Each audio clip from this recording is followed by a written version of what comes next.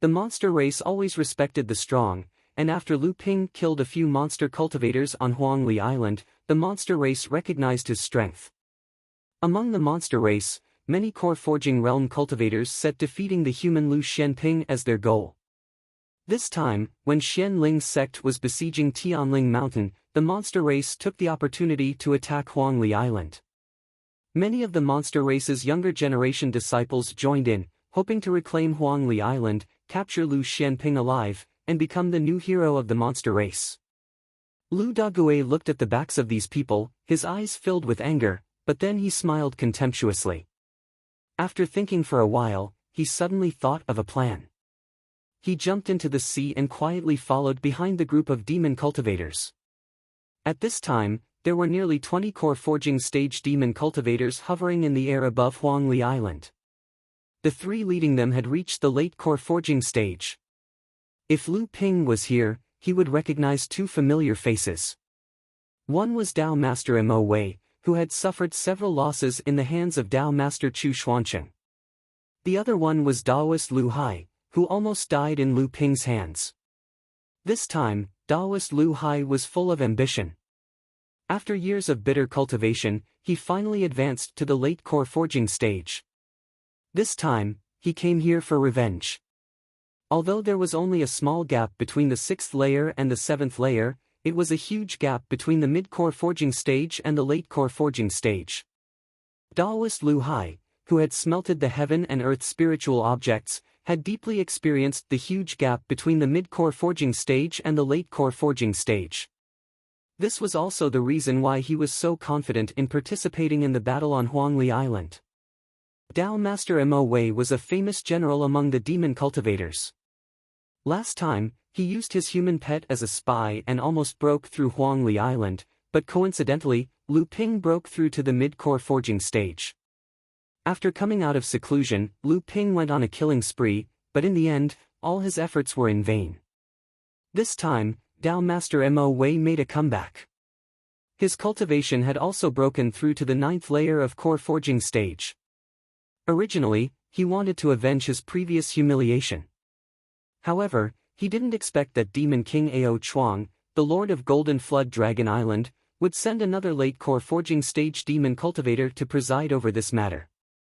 Moreover, he strictly ordered Dao Master Mo Wei to assist this person. Dao Master Mo Wei looked at the spiritual master of the primordial giant crocodile clan, who had reached the 7th layer of core forging stage, and shook his head helplessly. This spiritual master Ao Lai was said to be Demon King Ao Chuang's brother. This time, he was obviously here to reap the benefits. However, Dao Master Mo Wei had no choice but to do his best to assist. Not to mention the primordial giant crocodile clan's influence in the North Sea Demon clan, Dao Master Mo Wei was only the leader of a small clan. The achievements he had today were all due to his own unremitting efforts. How could he go against the will of the Demon King? At the end of the day, his own strength was still insufficient.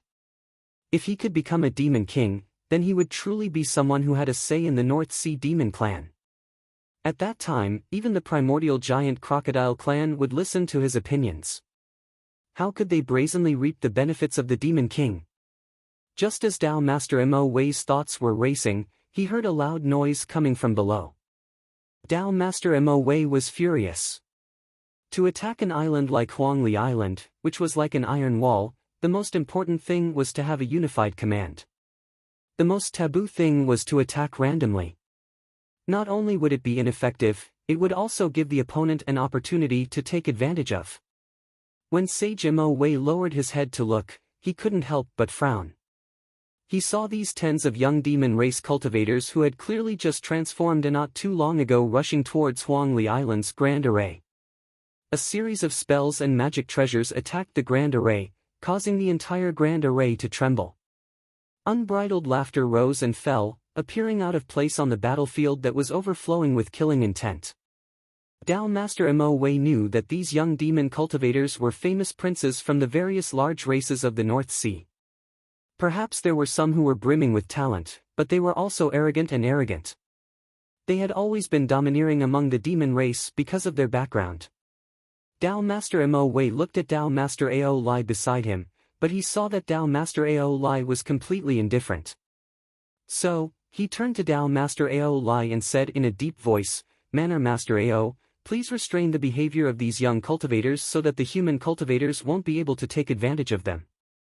Tao Master Ao Lai's appearance was not as majestic as Demon King Ao Chuang, short and thick. He smiled and said, "It's not a big deal. We, the demon race, should be like these children, have a fearless heart. In this attack on Huangli Island, our strength has greatly surpassed the human cultivators on Huangli Island. Now that Xianling's sect has surrounded Tianling Mountain, Jinling can't even take care of himself. It's time for us to take down Huangli Island and make a name for ourselves." Tao Master Mo Wei's heart skipped a beat and he hurriedly said, "Manner Master Ao, you mustn't be so careless. These young cultivators are the hope of our demon race.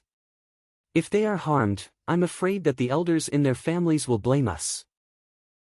Tao Master Ao Lai let out a long laugh and pointed at the cultivators who were leading the group, saying, "We, the primordial giant crocodile clan, will take the lead. What can others say? From what I see, Mo Wei Manor's previous setbacks have worn away all of his lofty aspirations, and now he doesn't even have the slightest bit of boldness." Tao Master Mo Wei was furious, but he didn't dare to turn against Tao Master Ao Lai. Just as he was about to persuade Tao Master Ao Lai patiently, Tao Master Ao Lai waved his hand and said, "You don't have to worry about this anymore. That Chu Xuancheng might have already arrived at Huangli Island. Once he makes a move, you and I will stop him. By then, Lu Hai will be able to command the demon army to slaughter Huangli Island, and the credit will be ours." Tao Master Mo Wei cursed in his heart. "The credit will naturally go to you, but once these young cultivators are harmed, the clan forces behind them will not find trouble with you, but the blame will fall on me and Lu Hai, who was rubbing his palms together." Tao Master Ao Lai turned to look at the silent Tao Master Mo Wei and thought for a moment, "This time, after we reclaim Huangli Island, we will still need Manor Master Mo Wei's help. After we succeed, I will definitely report to cousin and repay you."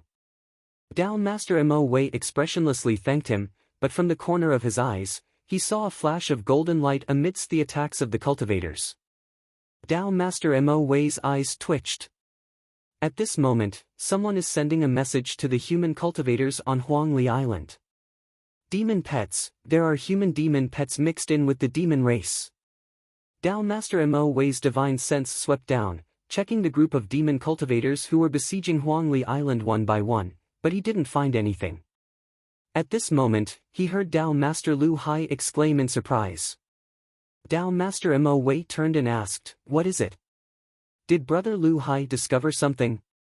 Tao Master Lu Hai smiled and said, "I did find an interesting turtle cultivator. The last time I saw him, he was very obedient, so I brought him back as a mount to the demon domain. Later on, when we besieged Huangli Island, he also attacked the island. But after the Jinling counterattack, there was no more news of this mount.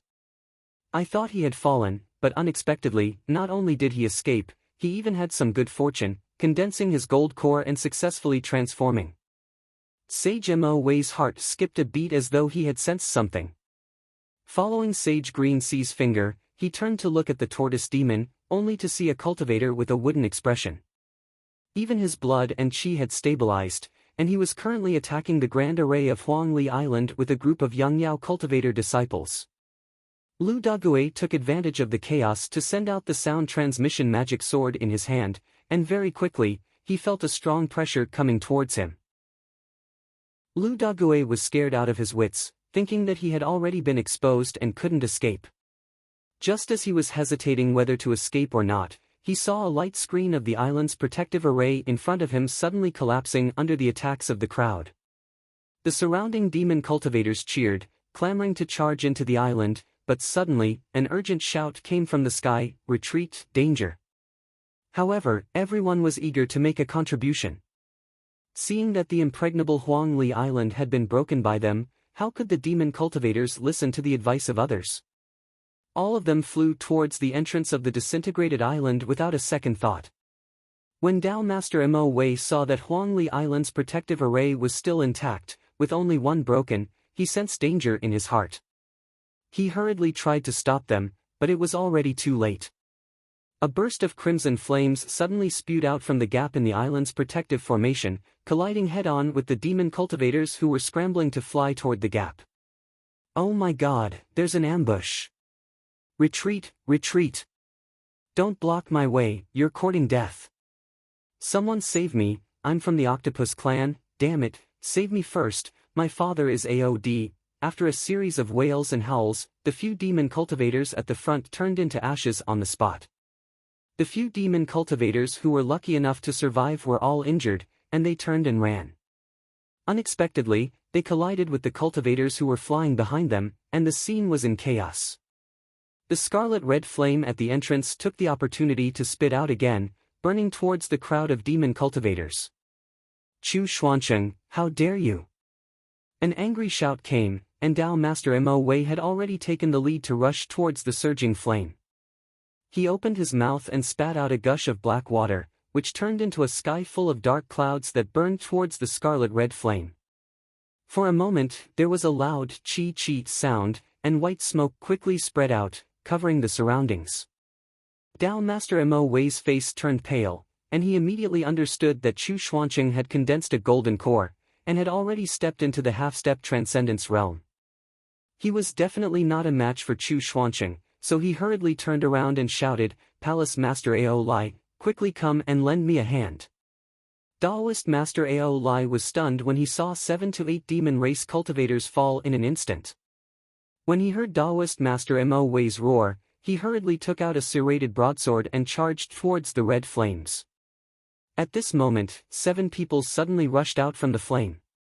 The 2 young cultivators in the lead were at the 4th level of core forging, and the other 5 were at the 3rd level of core forging. The 7 of them directly rushed towards the chaotic Crown Prince Hall. The 2 of them each attacked, and 2 first-level core forging demon cultivators died. The 2 of them had great teamwork, and after killing the 2 first-level core forging demon cultivators, they combined their strength and attacked a 3rd-level core forging demon cultivator with heavy injuries, and it was obvious that he would not be able to survive. At this moment, Dao Master Lu Hai had already arrived. "Thieves, how dare you!" However, the 7 of them were very slippery. Seeing that Dao Master Lu Hai was coming, the 7 of them turned around and retreated into the fire cloud. The fire cloud then expanded, and temporarily repelled Dao Master Mo Wei and Dao Master Ao Lai, but then quickly retreated back into the array. At this moment, the white fog had already dissipated, and there was no longer any gap in the array. Dao Master Ao Lai was so angry that his whole body trembled. Dao Master Mo Wei spread out his divine sense, and did not find any traces of the tortoise demon among the young demon cultivators who luckily survived, and there was no corpse left on the sea. Dao Master Mo Wei's expression did not change, and he silently stood behind Dao Master Ao Lai. The battle on Tianling Mountain was still in full swing, and did not stop because of the appearance of Yuanguang Laozu from the Crystal Palace. Yuanguang Laozu raised his head to look at the sky a few times, a very dissatisfied expression on his face, as if feeling that his appearance did not achieve the shocking effect that he had expected. Hearing Dao Master Guoxuanshan's reprimand, he was instantly enraged. He was the Crystal Palace's Laozu, a mid-Dharma adept.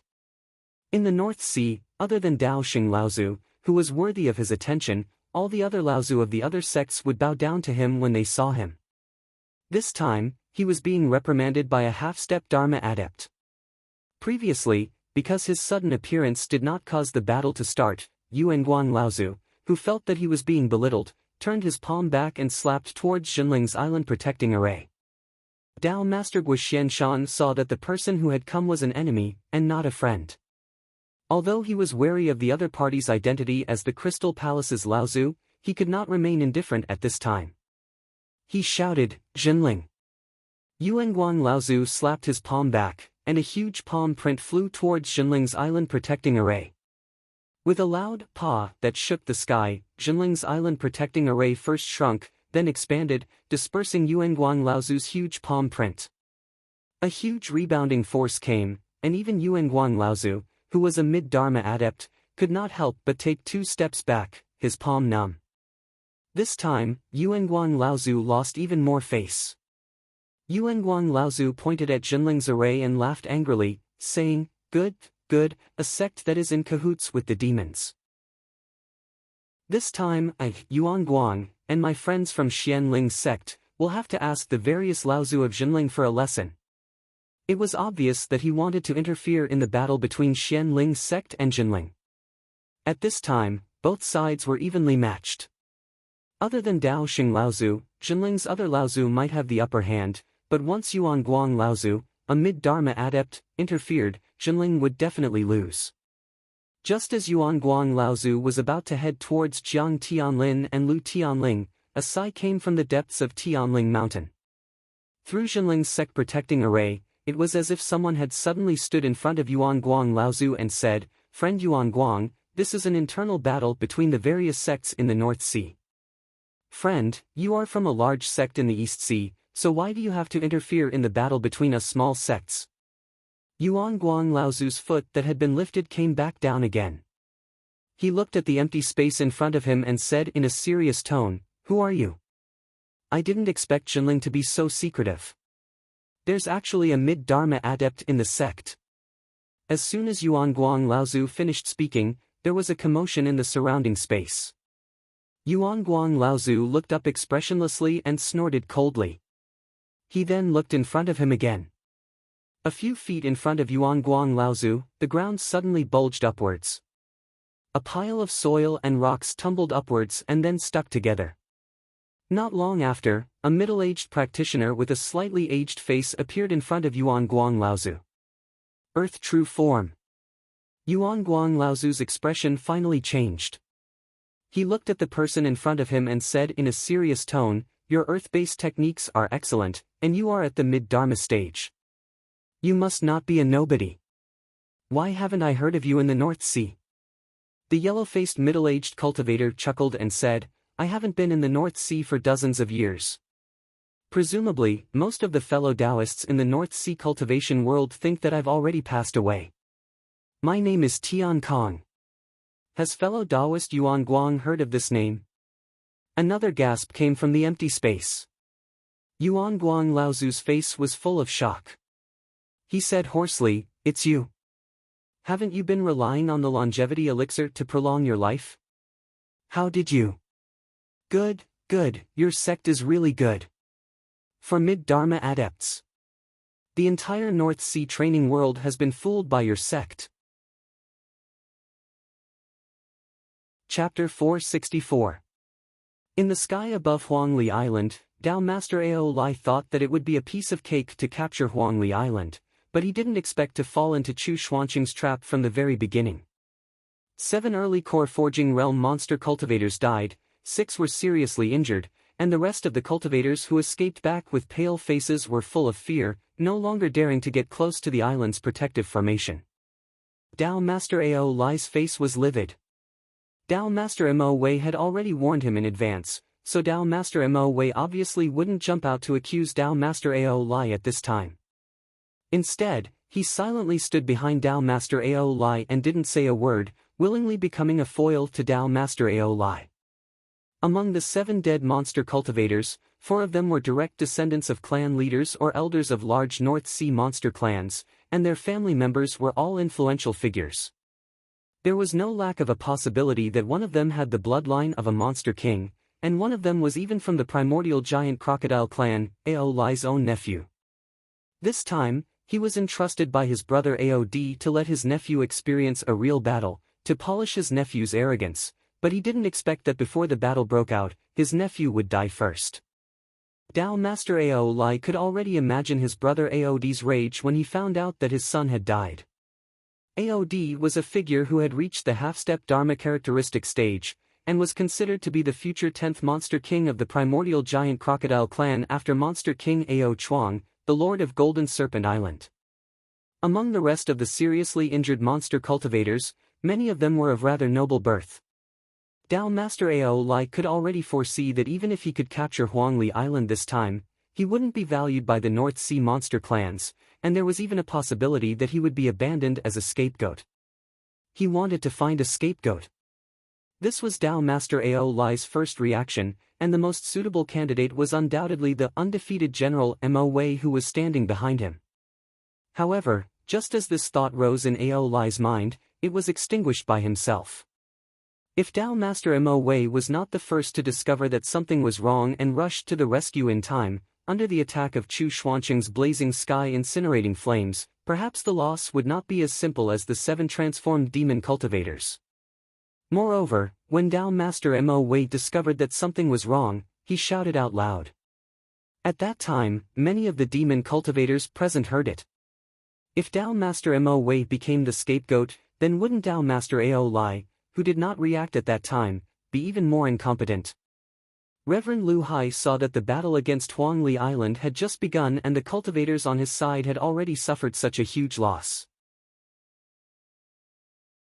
Instead, more than 20 core forging stage monster cultivators arranged a simple demon soldier formation in the sky, ready to break the array with the formation. Soon, the entire Huangli Island was drowned by the sound of explosions, and the protective array of Huangli Island began to tremble violently. This time, the monster race no longer concentrated on attacking one point of the array. This was because the Jinling experts on the island were not like the previous time, but more than 10 core forging stage monster cultivators had gathered together. Among them, there were veteran core forging stage monster cultivators like Chu Xuanqing, as well as the 2 core forging stage monster cultivators like Fang Kai and a group of core forging stage monster cultivators at the early core forging stage. If they continued to attack like the previous time, they would only be adding food to the island's Jinling cultivators. Listening to the core forging stage monster cultivators outside the island attacking the island's protective array, Daoist Master Chu Xuanqing frowned and scolded, "This group of beasts has learned to be smart. They have made up their minds. Even if it takes a long time, they will wait for the array to completely collapse before attacking together." Chu Xuanqing looked at Yin Xianchu behind him with some worry. Ever since the news of Daoist Master Mysterious Yin's death came, Yin Xianchu became more and more silent, but the chill on his body grew stronger day by day. Ji Xianxian said with a smile, "Martial uncle, don't worry. I just received that little turtle and brought it in, and senior sister who has already brought the things he brought into senior brother Lu's cultivation room. I believe that senior brother Lu will return to Huangli Island in a short moment. Wouldn't that mean that we've gained another great combat strength?" However, Daoist Master Chu Xuanqing was not so optimistic. He said, "I have already seen the situation outside when we attacked just now. This time, not only Mo Wei, Lu Hai has also advanced to the late core forging stage, and there is also a primordial giant crocodile in the late core forging stage.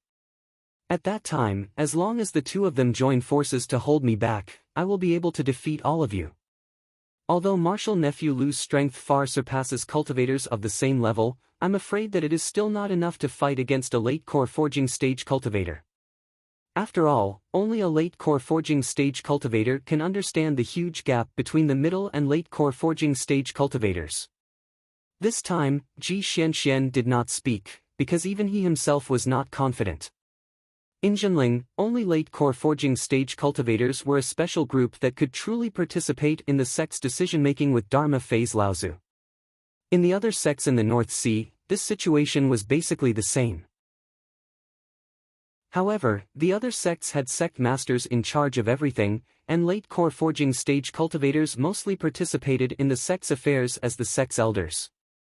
From this, one could see the status of late core forging stage cultivators in the North Sea's cultivation world. Status itself was often fought for by strength. Therefore, late core forging stage cultivators had always formed their own group in the cultivation world, and were separated from early and middle core forging stage cultivators. Yao Yong, who was at the side, thought for a moment and said, "Why don't we ask for help from Di Kun Island?" Martial Uncle Xian Chang, who is guarding Di Kun Island, is also a late core forging stage cultivator, and the strength of Di Kun Island is much stronger than Huangli Island. Before Yao Yong could finish his words, he saw Shi Lingling, who was at the side, roll her eyes at him. Yao Yong knew that he had probably made a stupid suggestion, so he immediately chuckled and did not speak. Spiritual Master Chu Xuanqing looked at his disciple helplessly. He was too lazy to be angry with him. Shi Lingling said directly, since the demon race came to besiege Huangli Island, then the demon race must have left behind some forces to restrain Dikun Island, which is quite close to here. Martial Uncle Xian Chang will not take the risk for Huangli Island. Spiritual Master Chu nodded and said, the leader of the demon race on Dikun Island is called Ao Li. He is a late core forging stage expert of the primordial giant crocodile clan. Hearing that it was a late core forging stage primordial giant crocodile, everyone fell silent. As a top-tier demon beast, the primordial giant crocodile's innate strength was often superior to other cultivators of the same level. Spiritual Master Xuancheng was only at the 8th layer of core forging stage. Ao Li was also a very famous demon beast in the North Sea cultivation world, but Spiritual Master Xuancheng could only rely on Dikun Island's defensive formation to fight against Ao Li. At this time, Chen Lian also said, how about we continue to maintain the island's defensive formation so that it does not collapse? The demon race will not be besieging Huangli Island for too long. Once the siege on Tianling Mountain is lifted, our sect will be free, and the demon race cultivators will definitely retreat. Zhong Jian asked with some hesitation, can they hold on for that long? How many high-grade spirit stones would it take to make up for the loss of the spirit vein? I just don't know how the battle on Tianling Mountain is going. If Huangli Island falls, then Xianling's sect will be the demon race's accomplice. Spiritual Master Chu said without hesitation, Xianling's sect will not be able to gain any advantage. Tianling Mountain will not be besieged for too long. However, blindly defending is not a solution. We must fight with the demon race cultivators and make them feel pain and fear. Only then can Huangli Island stand firm in the outer endless sea. At this time, in Lu Ping's cultivation room, Hu Lili finally confirmed the location of the teleportation formation that Lu Ping had set up in the deep-sea demon territory through the formation plate brought back by Lu Dague. After placing the formation plate in the teleportation formation, the deep-sea demon territory and Huangli Island were finally connected. A white light flashed in the cultivation room, gradually blinding everyone's eyes. After the white light flashed, Hu Lili blinked her eyes and saw Lu Ping standing in front of her with a grin. Hu Lili's eyes curved into a pair of crescent moons as she softly said, "You're back." Lu Ping nodded his head and said, "Thank you for your hard work." Hu Lili giggled and said, "What dangerous place did I get trapped in this time? Why did I need Dague's help to use the teleportation formation to return?" When Lu Ping saw that Hu Lili was about to erase the formation on the ground, Lu Ping stopped her and said, "Just remove the formation plate. This formation may be useful in the future." Chapter 465. Tian Kong Laozu's unexpected appearance was like a bolt from the blue. Not only did it stun Yuan Guang Laozu, who was standing in front of Tianling Mountain, but even the Xianling Laozu, who was fighting in the void above Tianling Mountain, panicked. At this moment, Zhenling Laozu was also unwilling to continue fighting. Both sides seemed to have a tacit understanding, and each of them clashed head-on in the void. The dull sound caused the entire North Sea to shake. After that, the Laozu from the two sects in the sky also slowly descended. Dao Xing Laozu, who was originally fighting against Tian Shui and Tian Fan, was calm and composed. However, after descending, he saw that Tian Kong Laozu did not look like he was about to die. Not only that, this mid-Dharma stage cultivation was like a sharp sword that pierced Dao Xing Laozu's eyes. The moment he saw Tian Kong Laozu, Dao Xing Laozu no longer had the calm and composed demeanor he had before. Finally, his expression became unusually ugly. Zhenling 4 Mid-Dharma Stage Laozu. Ever since Fei Ling's sect was annihilated 4,000 years ago, the North Sea cultivation world had a short period of prosperity for 1,000 years. However, after this 1,000 years, including Xianling's sect, the various sects in the North Sea had not had a grand occasion of having 4 mid-Dharma stage Laozu in one sect for almost 3,000 years. Compared to Dao Xing Laozu, Tian Fan and Tian Shui Laozu's expressions were much worse. Tian Kong Laozu greeted his two seniors. Both of them smiled bitterly. Tian Fan Laozu said, "Originally, I wanted to keep junior brother hidden for a period of time. I didn't expect that this secret would be exposed so soon. Upon hearing this, the Xianling sect almost had the urge to kill someone. Feng Shutao's face was flushed. He was still immersed in the intense battle he just had with Tianjiang Laozu. Even though the battle ended in a draw, Feng Shutao was hundreds of years behind Tianjiang Laozu, which gave Feng Shutao the confidence to cultivate. Among all the Laozu present, the one with the worst expression was Dao Yen Laozu. In this battle, Dao Yen Laozu didn't have the slightest advantage. On the contrary, Jiang Tianlin and Lu Tianling had the upper hand. However, what made him the most furious was that Tian Kong Laozu was actually standing in front of him unscathed. Back then, the defeated opponent that he had forced to use a divine ability that consumed his life and was on the verge of death was now a mid-stage Laozu who was on the same level as him. How could this be? How could this be? Dao Yen knew all too well about the injuries that Tian Kong Laozu had sustained in the past. There was no way for him to recover. What method did Jinling use, and what price did he pay, to not only heal Tian Kong Laozu's injuries, but also advance to the mid-stage Dharma stage? At this moment, besides Jinling and the other Laozu, this was the biggest question in the minds of all the North Sea sect's Laozu, who was watching the battle from the surrounding void. All these questions were focused on the various longevity pills that Jinling had collected in the North Sea. However, among all the Laozu present, the one who was the most disheveled was not Dao Yen Laozu, but Dao Li Laozu, whose clothes had been burned with a few holes. At this moment, Dao Li Laozu's reaction to Tian Kong Laozu's appearance was the least intense. He stared fixedly at the sky cauldron opposite him and the three-legged cauldron in Laozu's hand. Jinling also had his own magic elixir cauldron, and from the looks of it, its quality was even higher than Xianling sect's sea-boiling cauldron. From now on, Xianling sect was not the only sect in the North Sea to have a magic elixir cauldron. Because of this magic elixir cauldron, Xianling sect had once gained all the advantages in the North Sea training world. When many Laozu cultivated Dharma elixirs, because of the value of these elixirs, in order to increase the success rate, these Laozu had no choice but to seek help from Xianling sect's sea-boiling cauldron. Xianling sect had always agreed readily, and at the same time, the treasures that Laozu from the various sects had been especially painful for them. Now that Jinling also had a magic elixir cauldron, Xianling sect's advantage would undoubtedly be reduced once again. Jinling and Xianling sect stood side by side. Yuanguang Laozu hesitated for a while, but in the end, he did not openly stand on Xianling sect's side. He still had to act as a fair and just person in front of the North Sea training world, not interfering with the affairs of the North Sea training world, even though this image had been seen through by almost everyone when he attacked Jinling's sect protecting formation. I also have to congratulate Brother Tian Kong for passing the early Dharma stage and advancing to the mid-Dharma stage. From now on, the strength of the human race in the North Sea training world has increased once again. The first to speak was still Dao Xing Laozu.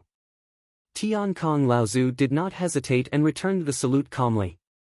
He said, "Senior brother Dao Sheng, you flatter me." Tian Kong merely escaped from death. After the two of them finished speaking, both sides fell silent again. Tian Fan Laozu suddenly said, "Disciple Xianyin tried to assassinate Dao Shi, but Disciple Xianyin has already fallen.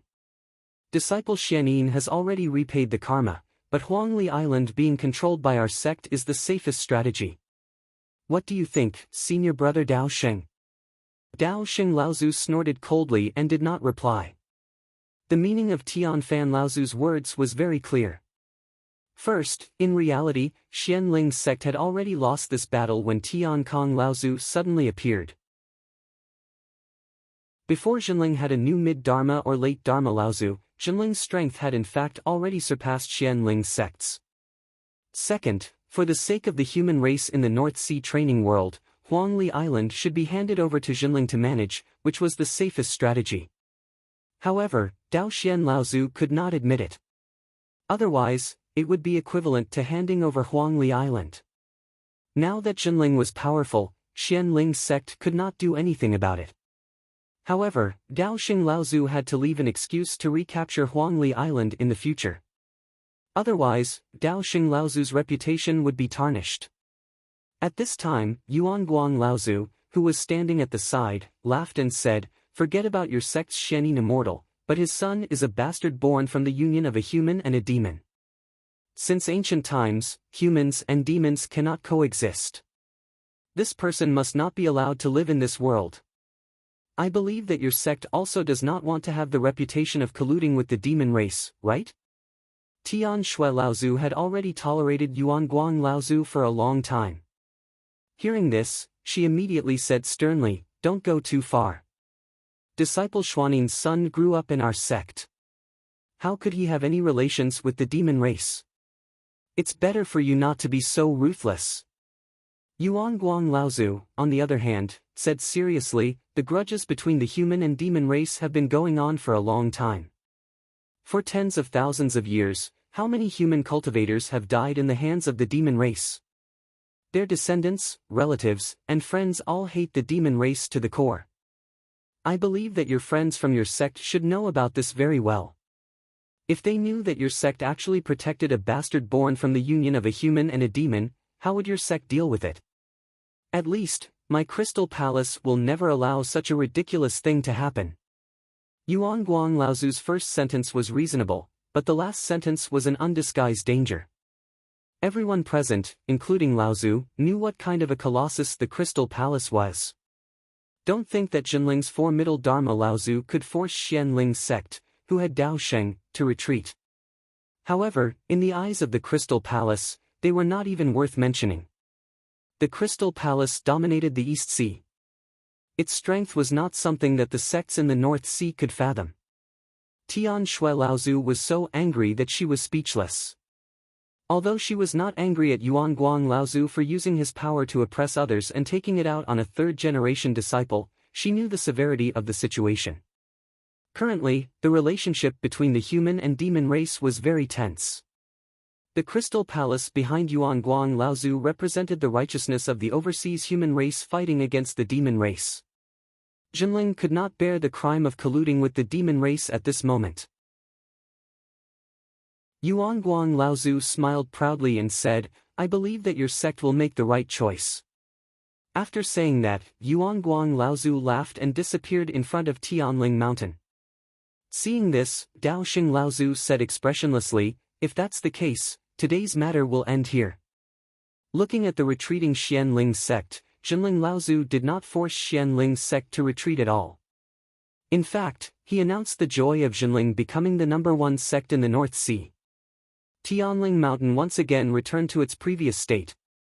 However, the cultivators in Jinling who had witnessed this battle were extremely excited. The four middle Dharma realm Laozu.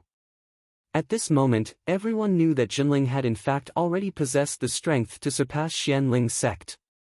The entire Tianling Mountain was filled with a kind of joy, vitality. This kind of atmosphere was rapidly spreading to the various islands under Jinling's jurisdiction through the teleportation array. However, in contrast to the enthusiastic atmosphere in Jinling, at this moment, in the Qimei Palace on the peak of Tianling Mountain, Jiang Tianlin and Lu Tianling were standing on the left and right of the palace gate, as if they were waiting for someone. At this moment, the two of them were deeply moved. The void in front of them rippled, and a youthful face and white hair Laozu had already appeared in front of the two of them. The two of them hurriedly bowed respectfully and said, "Greetings, Master Tsang Qiong of the Sea Fire sect. Master Tian Fan, Master Tianchua, and Master Tian Kong are already waiting in the palace. Please come in and have some tea." The youthful face and white hair of the Sea Fire sect, Tsang Qiong Laozu, laughed and said, "All right, then I'll have to trouble you for a while. At the same time, I also wish Brother Tiankong a blessing in disguise." Tsang Qiong Laozu slowly walked into the Qimei Palace, while Jiang Tianlin and Lu Tianling continued to stand at the gate as boys to welcome guests. Soon after, Jade Sword Laozu of the Jade Sword sect also cut through the void and descended on Tianling Mountain. This was also a mid-Dharma Laozu, so Jiang Tianlin and Lu Tianling did not dare to be negligent and still went forward to greet him. After a while, the mid-Dharma Laozu of the Shuiyan Pavilion, Chongming sect, and Songhai sect also rushed over, followed by the few large sects and independent family forces of the North Sea. They were all welcomed into the Qi Mei Palace by the two of them. Just when Jiang Tianlin and Lu Tianling thought that no one would come, the void in front of them flashed again, and another person appeared. Jiang Tianlin and Lu Tianling were surprised, but they did not say much. They raised their hands to greet the other party, then walked into the Qi Mei Palace together. On Huangli Island, just as Lu Ping returned through the teleportation portal, the entire island seemed to have experienced an earthquake. There was a violent tremor, followed by a sound that seemed to tear the entire sky apart. All kinds of earth-shattering battle cries accompanied by all kinds of strange beast roars and bird cries rang out. The rumbling of spells and the clashing of treasures and instruments resounded throughout the universe. Hu Lili exclaimed, "Oh no, the protective array of Huangli Island has been breached by the demon clan." Chapter 466. Lu Ping left Lu Dagui in the cultivation room to consolidate his cultivation. After thinking about it, he also left Samling here to guard the cave residents and protect Lu Dagui's cultivation. Hu Lili asked hesitantly, "With Samling's current cultivation, he will be a great help to you. Why don't you let him fight?"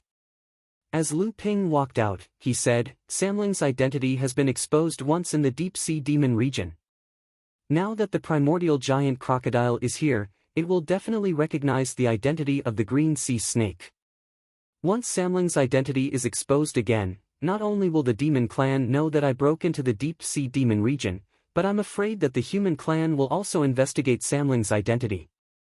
Hu Lili said worriedly, "Then what should we do? The identity of the three spirits will be revealed one day. Wouldn't it be worse if the Emerald Sea Spirit Snake clan interfered? The green sea snakes were like giants in the East Sea and the Crystal Palace. Even the primordial giant crocodile was no match for them."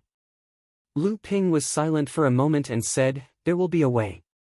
At this time, after the protective formation over Huangli Island was broken, the human clan practitioners and the demon clan practitioners were already fighting. In the sky, on the island, and in the sea, there were battlefields between the two clans. Most of the buildings on Huangli Island that Lu Ping had worked hard to manage had been destroyed. The so-called island guarding formation was not like a tortoise shell that could only be attacked by human enemies. On the contrary, it was like a city wall managed by mortals. When attacked by enemies, not only could it protect them, but the human cultivators protected by the formation could also use the protection of the formation to launch counterattacks against the demon clan outside the formation. But this time, the number of demon clan practitioners attacking Huangli Island was far more than before. In addition to the 3 late core forging realm cultivators leading the team, there were 8 mid-core forging realm cultivators and 13 early core forging realm cultivators. In addition, there were 7 or 8 Crown Prince's party members who were seriously injured by Chu Xuancheng and the others, and 5 or 6 unharmed Crown Prince's party members. It was just that they were frightened and did not participate in the attack on the protective formation until the protective formation was broken. Seeing that the demon clan had gained the upper hand, they joined forces to kill a few blood condensation realm human cultivators and became arrogant again. When Lu Ping and Hu Lili arrived, they saw Jing Jia being beaten up by a group of Crown Prince's party members. She was vomiting blood and falling from the sky. A core forging realm second layer demon clan cultivator roared excitedly and rushed towards Jing Jia, who had fallen to the ground. Jing Jia was Hu Lili's best friend. Seeing her friend in trouble, Hu Lili quickly flew towards the place where Jing Jia fell, but it was already too late. Seeing that Jing Jia was about to die, Hu Lili suddenly heard a sharp whistling sound behind her. A long whip that looked like flowing water cut through the void. Before the whistling sound reached the demon clan's ears, the water whip had already lashed the demon clan cultivator into 2. Paw! The crisp sound of the demon clan cultivator's flesh and blood splattered everywhere. At the same time, it also startled the 5 or 6 demon clan cultivators who had just taken human form. The confidence that they had built up from slaughtering low-level human cultivators suddenly collapsed. Lu Ping's core forging realm pressure spread out. These 5 or 6 demon clan cultivators who looked like debauches suddenly shouted and retreated far away from Huangli Island. Lu Ping naturally wouldn't waste his time on these cowards. Hu Lili had already flown over and rescued Jing Jie.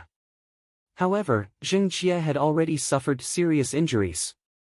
From the looks of it, it would be impossible for her to fully recover without 2 to 3 years of recuperation. Lu Ping saw Hu Lili hurriedly take out a bottle of healing pills, so he handed a water-refined healing pill to Hu Lili and said, "Water-refined pills have a miraculous effect on healing injuries. You take good care of her. If anyone comes, use the amethyst wasp formation to greet them. I'll go to another place to fight for a while." Hu Lili nodded and said, "You be careful. I'm now a core forging realm cultivator. With the amethyst wasp formation, it won't be easy for a mid-stage core forging realm cultivator to kill me." Hu Lili majored in formations. Only in her hands could the amethyst wasp formation display a greater power. The human cultivators on Huangli Island were now clearly at a disadvantage. Although Lu Ping's group of good friends unintentionally came to Huangli Island because of him, there were only 12 to 13 people including Taoist Master Chu Xuancheng. Also, because Huangli Island had become more and more important these years, there were already core forging realm cultivators coming and going on the island. When the war broke out, there were a few core forging realm cultivators on the island. They originally planned to go out to explore a dangerous place, but now they just happened to become a great helper in resisting the demon race's invasion. In the sky, Taoist Master Chu Xuancheng had already been jointly blocked by Taoist Master Mo Wei and Taoist Master Ao Lai. Although Taoist Master Ao Lai was only at the 7th stage of core forging realm, because he was from the primordial giant crocodile clan, his strength was enough to fight against an 8th stage core forging realm cultivator. Ji Xian and Yin Xian Chu had a tacit understanding with each other. Their cultivations had both broken through to the middle stage of core forging realm. Before Lu Ping returned, the two of them were originally the highest battle power apart from Taoist Master Chu Xuancheng. However, because the two of them had gone out of the island for a surprise attack, they had consecutively killed 3 early-stage core forging realm cultivators of the demon race. Although the two of them were confident that they could fight against a 6th-stage core forging realm cultivator, how could they be a match for a new late-stage core forging realm cultivator like Taoist Master Chu Xuancheng? Fortunately, there was a 5th-stage core forging realm cultivator called Taoist Master Xian Su who took the initiative to join hands with the two of them. They were barely able to resist Taoist Master Chu Xuancheng's attack. However, they were only struggling at death's door. Taoist Master Xian Su had long been seriously injured and vomited blood. 2 of Ji Xian's puppet warriors had been destroyed. Yin Xian Chu could only rely on his ghostly escape technique to barely hold on. Lu Ping's divine sense swept out and quickly grasped the situation on Huangli Island. At the same time, Lu Ping's divine sense also exposed his location. Immediately, 2 middle-stage core forging realm demon cultivators rushed towards him. Lu Ping coldly snorted and a blue light flashed under his feet. He avoided the two's attack and flew towards the other side. The 2 demon cultivators thought that Lu Ping was afraid to fight and chased after Lu Ping while laughing and cursing. At this moment, Chen Lian was working together with a Jinling early-stage core forging realm cultivator to fight against a middle-stage core forging realm demon cultivator. This Jinling early-stage core forging realm cultivator was also from the tool refining hall. Normally, he admired Chen Lian's tool refining skills and had many dealings with Chen Lian. This time, he went out to sea to search for a rare spiritual material. Unexpectedly, he encountered such a situation and could only join hands with Chen Lian to fight with his back to the wall. This time, there were already 8 middle-stage core forging realm demon cultivators. Helpless, Chen Lian, Ma Yu, Zhong Jian, Yao Yong, Du Feng, and the others, although they had not broken through to the middle-stage core forging realm, chose to challenge the demon cultivators who were a higher realm than them. Although they weren't a match for the demon cultivators, they tried their best to hold them back. As a result, the early-stage core forging realm demon cultivators no longer had any opponents and began to slaughter the blood condensation realm cultivators on Huangli Island. Fortunately, the 2000 blood condensation realm cultivators on the island weren't easy targets. Some of the late-stage blood condensation realm cultivators joined hands and formed a Jinling 3 Talents 5 Elements Dao soldier formation to resist the attacks of the early-stage core forging realm demon cultivators. 8 black pills emitted a strong fragrance and landed beside the late blood condensation realm demonic beast. Feng Wei, who was standing beside Tianyu, took 2 deep breaths and his stomach growled. Feng Xia and Wang Qi did the same. Feng Xia's face turned red. She turned around and glared at Tianyu. What kind of pills are these? What are you doing? Before Feng Xia could finish her sentence, a chaotic roar sounded in front of them. Feng Xia and the others, who often went out to sea to hunt demonic beasts, knew that this was the cry of a demonic beast before its death. The 3 of them looked over and saw 8 mid and early blood condensation realm demonic beasts rushing towards the late blood condensation realm demonic beast. The late blood condensation realm demonic beast was enraged and knocked 3 demonic beasts away. However, the other demonic beasts were still rushing towards it. The late blood condensation realm demonic beast was enraged and immediately attacked. It tore apart 2 demonic beasts that were charging at it. This time, the other demonic beasts seemed to have come to an agreement. They roared and charged at the late blood condensation realm demonic beast together. 8 to 9 demonic beasts clashed, and Feng Wei and the others were dumbfounded. Wang Qi turned to Tianyu and asked, "What's going on?" "It's the pills you scattered just now, right?" Feng Wei and Feng Xia were also shocked. Tianyu smiled proudly and said, "This is called the starving swallowing pill. I exchanged hundreds of century-old spiritual herbs from immortal Master Feng for the recipe. It's the most effective for mid and early blood condensation realm demonic beasts. It can make them feel the most primitive hunger and lose their minds. However, these pills are useless against late blood condensation realm demonic beasts." Wang Qi looked at Tianyu in shock and said, "You can actually concoct pills? What grade is the starving swallowing pill? How come I've never heard of it?" Tianyu chuckled and said, "I'm still an apprentice alchemist. The starving swallowing pill is the only late blood condensation realm pill I've successfully concocted. The starving swallowing pill is a special pill, but I didn't expect it to have such an effect." Feng Wei and Feng Xia looked at each other. They didn't know when their father obtained this pill recipe. However, when they thought about how their father was entrusted by enlightened Master Lu Xianping to help enlightened Master who managed Huangli Island's market, it was normal for him to have some strange items. Feng Wei seemed to have thought of something and said in shock, "You need a cauldron to concoct pills, right? You even have a cauldron?" A cauldron was like a Debao shell to a blood condensation realm cultivator. It was like a cauldron to a grandmaster alchemist. Jinling wanted to train alchemists, but apprentices weren't qualified to own a cauldron. If they wanted to practice, they had to go to the pill pavilion and use the sect's cauldron. There were many restrictions.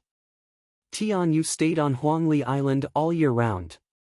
Everyone knew that Tianyu had never been to Tianling Mountain. Tianyu didn't dare to go out to sea to hunt demonic beasts. He only relied on the spiritual fields on the island to earn spirit stones. It was extremely difficult for him to buy a cauldron. Tianyu scratched his head embarrassedly and said, "I rented the cauldron from Senior Feng Tao. It's a low-grade cauldron. The rental fee is very high. Senior Feng Tao charged half of the pills I concoct." Feng Xia snorted and said, "Be content. Since it's rented to you, you must have it with you and can use it at any time. It's no different from owning a cauldron.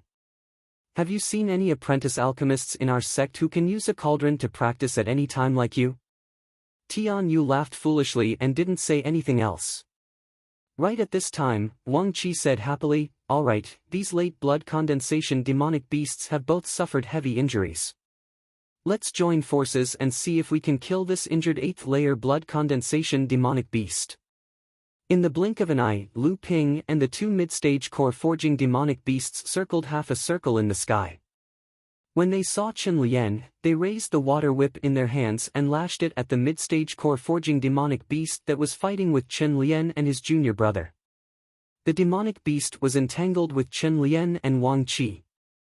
By the time they realized that they couldn't dodge Lu Ping's sneak attack, they could only try their best to avoid being hit in their vitals and dodge to the side.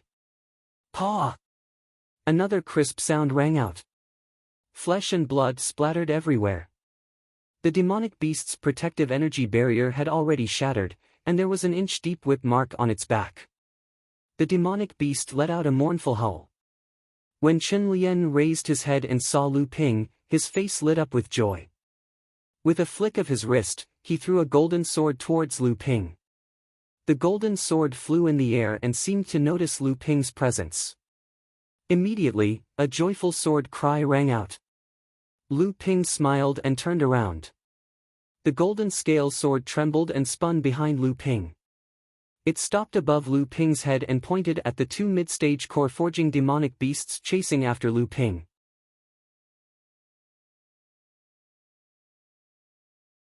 Chapter 467. Chen Lian had taken the golden scale sword to Sage Enigma Flame to refine the fifth psychic barrier. After returning to Huangli Island, Lu Ping learned from Hu Lili that the golden scale sword had been upgraded. However, to Lu Ping's surprise, Sage Enigma Flame had been helping his master, Tian Ling Laozu, guard the spirit mine on Frost Island. At the same time, he was in charge of discovering the rich spiritual materials under Frost Island. That was why he had never been in the artifact refining hall. Chen Lian had no choice but to beg the other martial uncles of the artifact refining hall. Unexpectedly, Tian Jiang Laozu happened to run into him. When he heard that it was Lu Ping's magic treasure, Tian Jiang Laozu took the golden scale sword and successfully refined the fifth psychic barrier in no time. As his divine sense swept across the golden scale sword, Lu Ping could clearly sense that the first two ordinary barriers were clearly different from the last three. These were the barriers that Lu Ping had obtained when he obtained the golden scale sword. They were the methods of the Yao clan's artifact refiners. The third ordinary barrier was much more immature. It was refined with Chen Lian's help. The traces of the fourth psychic barrier were very heavy. Under the perception of Lu Ping's divine sense, the flickering psychic barrier perfectly integrated with Lu Ping's divine sense, allowing Lu Ping to inject more true essence into the golden scale sword and display more powerful swordsmanship. However, compared to the newly refined fifth psychic barrier, the fourth barrier was like the bright moon meeting the blazing sun. If the fourth psychic barrier seemed to have a life of its own and could automatically absorb the true essence that Lu Ping had injected into the golden scale sword, the fifth psychic barrier was like a taotai. Before Lu Ping could display his swordsmanship, it let out a hungry roar as if it could not wait to devour Lu Ping's true essence and fight to its heart's content. The means of a Grandmaster artifact refiner were truly extraordinary. Lu Ping's first move was a torrent of swordsmanship that rushed towards the two mid-core forging realm demonic cultivators. The expressions of the two demon cultivators who had thought that Lu Ping was afraid to fight instantly changed drastically. With their cultivation bases, how could they not see the absolute power contained in Lu Ping's sword technique? The two demon cultivators couldn't care less about anything else. They wielded their respective magic treasures and attacked the torrent of sword techniques together, intending to completely break it. However, the power of the golden scale sword, which had condensed the fifth psychic restriction, had greatly increased. Although the two demon cultivators had joined hands to barely break the torrent of sword techniques unleashed by Lu Ping, they were pushed back hundreds of feet in midair by the tremendous force. The two Yao cultivators' faces were pale with fear.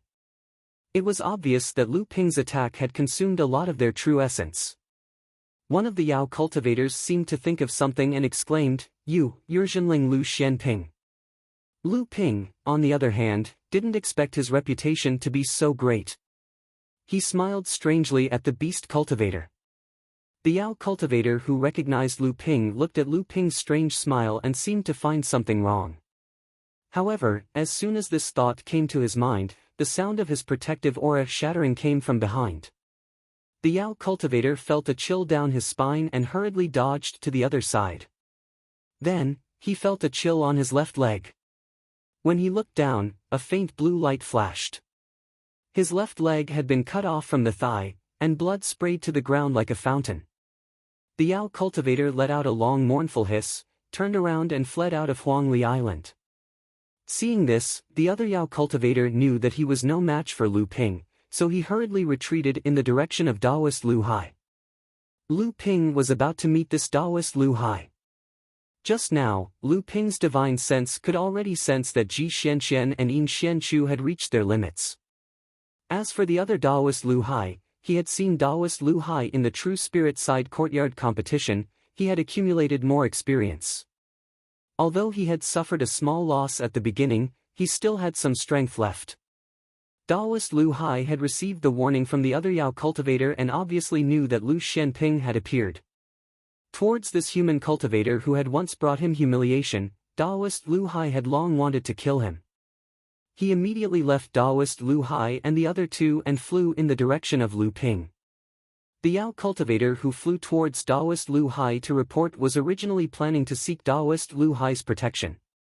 Unexpectedly, when Taoist Lu Hai discovered Lu Ping, he turned around and went to meet him. This caused the Yao cultivator, who had been exhausted by Lu Ping's torrent of sword technique, to be unable to catch up to Taoist Lu Hai's footsteps. Thus, Yin Xianchu and the other two, who were rescued by Lu Ping, surrounded the Yao cultivator. The desperate Yao cultivator struggled on his deathbed. While Taoist Lu Hai and Lu Ping were fighting, the Yao cultivator let out an unwilling wail and fell from the sky onto Huangli Island, dead. In every war, there was no lack of cunning cultivators. For example, Debaya was a late blood condensation realm demonic beast, but he had never fought a blood-refining realm demonic beast head-on. He had only participated in battles using some sneaky methods. This time was the same. For example, Etzeng Wu, who had received a favor from Lu Ping in the past, and his 5 mid-blood condensation companions worked together to kill a group of demonic beasts led by a late blood condensation realm demonic beast. That late blood condensation realm demonic beast was about to lead the other demonic beasts in a charge when it suddenly collided with an earthen wall that rose from the ground. After breaking through the earthen wall, the demonic beast suddenly felt its body becoming heavier, as if a weight several times its original weight was pressing down on it. The demonic beast naturally didn't care about this, but before it could take 2 steps, its feet suddenly sank, and half of its body was caught in a crack in the ground. The demonic beast struggled with all its might, and Seng Wu and his companions were overjoyed to see this. They took the opportunity to kill 6 or 7 mid-blood condensation demonic beasts along with the late blood condensation realm demonic beast. His companions then happily collected the spiritual materials from the demonic beast's body. However, when they were about to dissect the body of the late blood condensation realm demonic beast, they discovered that the demonic beast's heart had been dug out.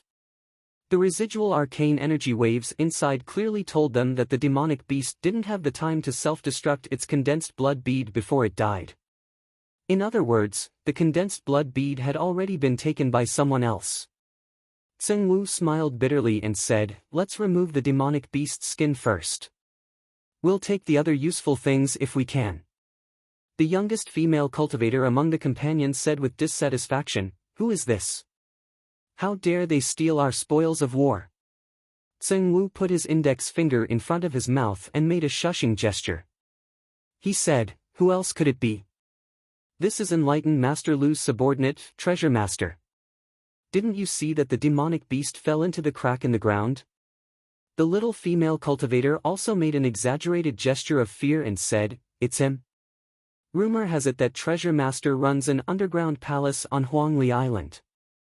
The palace is connected to all directions, and it is filled with treasures that Treasure Master has collected from enlightened Master Lu all these years. I wonder if it's true." Tseng Wu shook his head and said, "Why do you believe this too? It's just a rumor." In fact, Tseng Wu also believed this rumor. When he patrolled the island with Jinling's disciples, he had seen a few sneaky cultivators digging deep holes on Huangli Island, as if they were looking for something. On the other side of Huangli Island, Wang Qi and the others finally got their hands on the heavily injured 8th layer blood condensation demonic beast. Just as they were about to reap the spoils of war, they turned their heads and realized that 4 of the 8 mid-blood condensation demonic beasts that were killed by the late blood condensation demonic beast were missing. Wang Qi and the others looked at each other. Feng Xia unhappily shouted in a direction, "Treasure Master, aren't you being too disloyal? You didn't even do anything this time, so how can you take 4 demonic beast corpses?" Feng Xia's dissatisfaction seemed to make Treasure Master, who was hiding somewhere, feel ashamed. Not far away from the 4, the soil on the ground was flipped up, and a demonic beast corpse appeared in front of everyone. Feng Xia walked over and kept the demonic beast corpse. She said unwillingly, "3 is too many, Treasure Master, you are too greedy." Treasure Master, who was hiding somewhere, thought for a moment and seemed to feel that something was wrong. The soil was flipped up again, and another demonic beast corpse was released. This time, it appeared a few meters behind Feng Xia. Feng Xia was overjoyed, but she still pretended to be angry and said, "1, Treasure Master, for the sake of enlightened being Lu, you can only take 1. But this time, no matter what Feng Xia said, there was no more movement from the ground. Wang Qi saw that Feng Xia was still trying to reason with Treasure Master, who was hiding somewhere, so he smiled and said, "Forget it, Treasure Master is probably long gone. Everyone, take advantage of the fact that there are no demonic beasts coming, and quickly recover your energy." After the demonic cultivator who was fighting with Chen Lian and Lu Ping was seriously injured by Lu Ping's water whip, Chen Lian and Lu Ping finally seized the opportunity and completely suppressed it. At this time, the demonic cultivator who was about to retreat was blocked by Hu Lili, who rushed over with the purple crystal bee formation. The 3 of them worked together to seriously injure the demonic cultivator, and in the end, Chen Lian seized the opportunity to behead him. Chen Lian's junior brother, enlightened being Xian Tao, met Hu Lili under Chen Lian's introduction. He landed on the island and wanted to take the demonic cultivator's storage artifact as his spoils of war. Unexpectedly, when enlightened being Xian Tao landed on the ground, he made a sound of surprise and exclaimed, "Where did this person's storage artifact go? I clearly saw this person wearing a storage bracelet just now, why is it gone?" Chen Lian looked at Hu Lili helplessly. Hu Lili's face turned red, she stomped on the ground and scolded, "Debao, you lazy thing, quickly hand over the storage artifact." Enlightened being Xian Tao looked around, but he looked at Hu Lili inexplicably. He didn't know who she was talking to. Hu Lili's face became more and more embarrassed. At this time, a fat yellow-haired rat suddenly drilled out of the ground, startling enlightened being Xian Tao and almost attacked. Fortunately, Chen Lian had already expected it and stopped enlightened being Xian Tao in advance, explaining something to him. Enlightened being Xian Tao's face became more and more strange. After the fat rat drilled out, it immediately circled around Hu Lili a few times in a flattering manner, its mouth was squeaking something. Hu Lili's face sank and said, "No, quickly take it out." The fat rat had no choice but to raise its head. Only then did Chen Lian's junior brother see a storage pouch tied around the fat rat's neck. But because the rat was too fat, a large lump of meat was squeezed together, wrapping the storage pouch in its meat. The fat rat's little head moved, and a storage bracelet fell to the ground. Enlightened being Xian Tao recognized it as the storage artifact of the dead beast cultivator. Hu Lili stretched out her hand and said, "There's more." The fat rat squeaked again, like a big meatball, it circled around Hu Lili twice. No one knew what it was saying, but Hu Lili's face turned red. She spat and said, "Don't talk nonsense." Fat Rat had no choice but to take out a few more ornaments from the storage pouch hanging around his neck. Only then did Taoist Master Xian Tao realize that the ornaments that the dead demon cultivator had been wearing were long gone. Although they were all inconspicuous magic tools, they were still valuable items in the eyes of blood condensation cultivators. Enlightened being Xian Tao was speechless. This method was obviously the 1 meter higher sky. Compared to this beast, he was too unprofessional. Unexpectedly, Hu Lili looked at the anxious fat rat on the ground, and didn't retract her hand. "What else is there?" Enlightened being Xian Tao turned to look at his senior brother, then at the corpse on the ground. After a while, he patted his head, and the magic tool in the beast cultivator's hand disappeared. The fat rat seemed to be really anxious this time. It squeaked very loudly, and Hu Lily's face turned red. It seemed that the fat rat said something that made Hu Lily feel very embarrassed. Chen Lian's junior brother was a little embarrassed this time. He quickly said, "Since this is senior sister's Dao companion, senior brother Lu's spirit pet, then it's only right that he gets some spoils of war. Senior sister, don't make things difficult for him." When junior brother Chen Lian said senior sister's Taoist partner, senior brother Lu, Hu Lily's already red face became even hotter. Fat Rat suddenly became excited and squealed twice, as if to agree with immortal Xian Tao's words. Chen Lian seemed to have guessed something. He laughed and scolded the fat rat, "All right, stop acting like a good boy. Hurry up and scram. If you don't leave, then other people will take all the treasures elsewhere." The fat rat suddenly thought of something. It hurriedly lifted its big fat butt, and its little head plunged down. Immediately, it disappeared into the ground. Enlightened being Xian Tao laughed and said, "Senior brother Lu's spirit pet is very spiritual." Hu Lily was embarrassed by Debao's words just now. She didn't want to stay here any longer, so she said, "The situation on the island is still dangerous, I'll have to trouble junior brother to continue helping." Enlightened being Xian Tao quickly said, "We're from the same sect, of course." Hu Lily nodded at Chen Lian and hurriedly commanded the purple crystal bee demon soldier formation to fly elsewhere. Her footsteps seemed a little dazed. Suddenly, there was a piercing sound in the sky. The flying sword in Chen Lian's hand suddenly trembled. Chen Lian's face was a little serious as he looked in the direction of the piercing sound. Enlightened being Xian Tao seemed a little uncertain. He asked Chen Lian, "Senior brother, this is?" Chen Lian nodded and said in a deep voice, "Great sword technique. I'm afraid junior brother Lu is fighting with the late-stage core-forging demon cultivator, Green Sea Sage."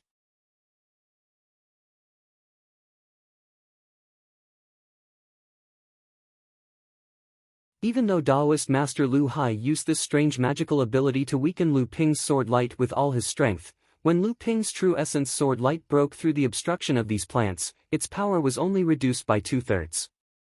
Enlightened Master Lu Hai didn't expect Lu Ping's swordsmanship to be so powerful. He immediately cast out an ebony shield and blocked the weakened true essence sword strike. Lu Ping also didn't expect Daoist Green Sea's magical ability to be so strange. It could absorb the true essence contained in their attacks. While weakening the opponent's attack, it could also turn this magical ability to deal with the opponent. After Daoist Green Sea blocked Lu Ping's true essence sword light, countless umbrella-shaped plants rushed towards Lu Ping. At the same time, the roots of each umbrella-shaped plant extended countless roots, seemingly wanting to pierce into the depths of Lu Ping's skin. Lu Ping's expression changed slightly. He held a small flag in his hand and waved it in all directions. Black light curtains descended from the sky and shrouded Lu Ping in the middle of the light curtains. However, when these plants extended their roots towards these light curtains, Lu Ping immediately felt that the true essence injected into the water control flag was suddenly flowing away at a faster rate. Lu Ping coldly snorted. His protective aura chi suddenly expanded from his body. 6 layers of aura chi combined into one, passing through the black light curtains of the water control flag. Even the umbrella-shaped plants attached to the light curtains were shaken off. However, even more umbrella-shaped plants landed on the expanded aura chi. Their roots pierced into the aura chi. Lu Ping felt like he was a deflating balloon. However, Lu Ping immediately discovered that the umbrella-shaped plants attached to the aura chi seemed to have become dispirited and listless. Lu Ping's mind raced, and the 6 layers of aura chi were retracted by Lu Ping. Finally, only the golden myriad meteoric aura was left. At this time, the umbrella-shaped plants that were attached to the aura chi were suddenly corroded by the myriad meteoric aura and turned into flying ashes. Daoist Lu Ping's complexion changed, but Lu Ping was actually happy. A golden water droplet was wrapped in Lu Ping's true essence in his hands. He clasped his hands together, and the golden water droplet suddenly turned into a golden mist. Under the control of Lu Ping, it diffused towards the umbrella-shaped plants that were floating all around. countless umbrella-shaped plants withered one after another. After Taoist Lu Ping advanced to the late stage of core forging, the colorful fallen petals, great magical ability that he had painstakingly cultivated, was easily broken by Lu Ping's myriad meteoric aura chi. However, Taoist Lu Ping had painstakingly cultivated for several years, so how could he only have a few tricks up his sleeve? Seeing that Lu Ping had broken his magical ability, Taoist Lu Hai's originally green complexion turned pale. Then, a gentle breeze blew in the sky, and countless fine needles that were invisible to ordinary eyes followed the breeze and flew towards Lu Ping's body. However, after Lu Ping had witnessed Taoist Lu Hai's previous magical ability, he had already realized that every late-stage core forging cultivator had their own unique skills. Even if Lu Ping really had the strength to contend against a late-stage core forging cultivator, if he was careless, even a slight advantage could cause Lu Ping to suffer a crushing defeat. Not to mention that Lu Ping's 3 pure true pupils had already discovered the fine needles that Taoist Lu Hai had hidden in the breeze. Therefore, how could Lu Ping give Taoist Lu Hai the opportunity to make the first move? Just as Taoist Lu Hai used the breeze to blow the fine needles towards Lu Ping's body, Lu Ping's golden scale sword had already issued a heaven-shaking sword cry. With the golden scale sword as the center, countless sword lights formed a huge sword formation with the golden scale sword as the center. A huge sword whirlpool appeared once again, rolling and churning towards Taoist Lu Hai to kill him. Countless densely packed crisp sounds could be heard. Taoist Master Green Sea's breezy fine needles were admittedly an excellent method for a sneak attack, but how could such a head-on confrontation be a match for the great divine ability of swordsmanship? They were instantly crushed into pieces by the enormous sword vortex. Lu Ping's 100 rivers into the sea sword formation continued to roll towards Taoist Lu Hai. This time, Taoist Lu Hai's complexion really changed. With the ebony shield in front of his body, Taoist Lu Hai released a circular ring in the air, creating arcs of light in the air, striking down the rolling sword lights again and again. At the same time, his figure rapidly retreated in an attempt to escape from the encirclement of Lu Ping's powerful sword formation. After several fierce confrontations, Taoist Lu Hai finally relied on his 7th-layer core forging cultivation to escape from the strangulation of Lu Ping's 100 rivers into the sea sword formation. However, at this moment, he was already in an extremely difficult situation. The ebony shield above his head had already been crushed into pieces by the sword formation. The jade bracelet was still in Taoist Lu Hai's hand. This was his life-bonded magic treasure, but it was already covered with cracks from the incessant collisions with the sword light. Although this jade bracelet was a psychic magic treasure condensed with 6 treasure restrictions, there were 2 ordinary treasure restrictions condensed with the same type of treasure restriction. Similarly, there was also a psychic treasure restriction that was condensed twice. In fact, only 4 treasure restrictions were used. Therefore, its power was at most equivalent to the golden scale sword, which condensed 5 different treasure restrictions. However, the attack of a flying sword was originally the most tyrannical technique in the cultivation world. Therefore, in the process of continuously colliding with the golden scale sword, Taoist Lu Hai's life-bonded magic treasure was extremely seriously damaged. After escaping from the strangulation of Lu Ping's great sword formation, Taoist Lu Hai didn't even have time to take a breath.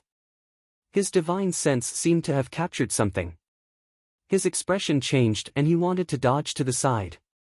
A faint blue sword light flashed and cut a hole on his protective aura. However, this was only the beginning of Lu Ping's series of attacks. Just as Taoist Lu Hai dodged the attack of the invisible nether aqua sword, a huge silver seal came whistling down from above his head. Unable to dodge in time, Taoist Lu Hai raised his hand towards the sky. The landslide seal was immediately fixed in midair, and Taoist Lu Hai's body was also pressed down by a few meters. Lu Ping sighed inwardly. The landslide seal art, that didn't have the psychic treasure seal art, was becoming less and less useful in battles against mid and late core forging cultivators. Although Lu Ping sighed in his heart, his hands didn't slow down at all.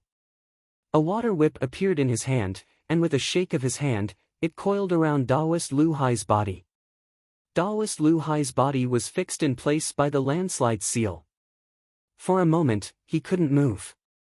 Just as the water whip was about to imprison him, Taoist Lu Hai's body suddenly exploded, turning into countless umbrella-shaped floating plants that fled in all directions. Having lost its support, the landslide seal fell onto the sea outside of Huangli Island, smashing a few blood condensation demon beasts hiding inside it into pieces. Just as Taoist Lu Hai turned into countless umbrella-shaped plants and fled, a clump of spirit fire appeared in Lu Ping's hands. The two clumps of spirit fire turned into two huge fire serpents, burning towards the center from both sides. Countless umbrella-shaped plants were burned to ashes, and at the same time, they let out shrill screams. Lu Ping's eyes emitted a dazzling green light as he carefully searched for something among the umbrella-shaped plants that filled the sky. Suddenly, the green light in Lu Ping's eyes dissipated, and a sneer appeared on his face. A ball of myriad poison liquid that was even bigger than the previous one appeared in Lu Ping's hand. It turned back into a golden mist and surrounded Lu Ping.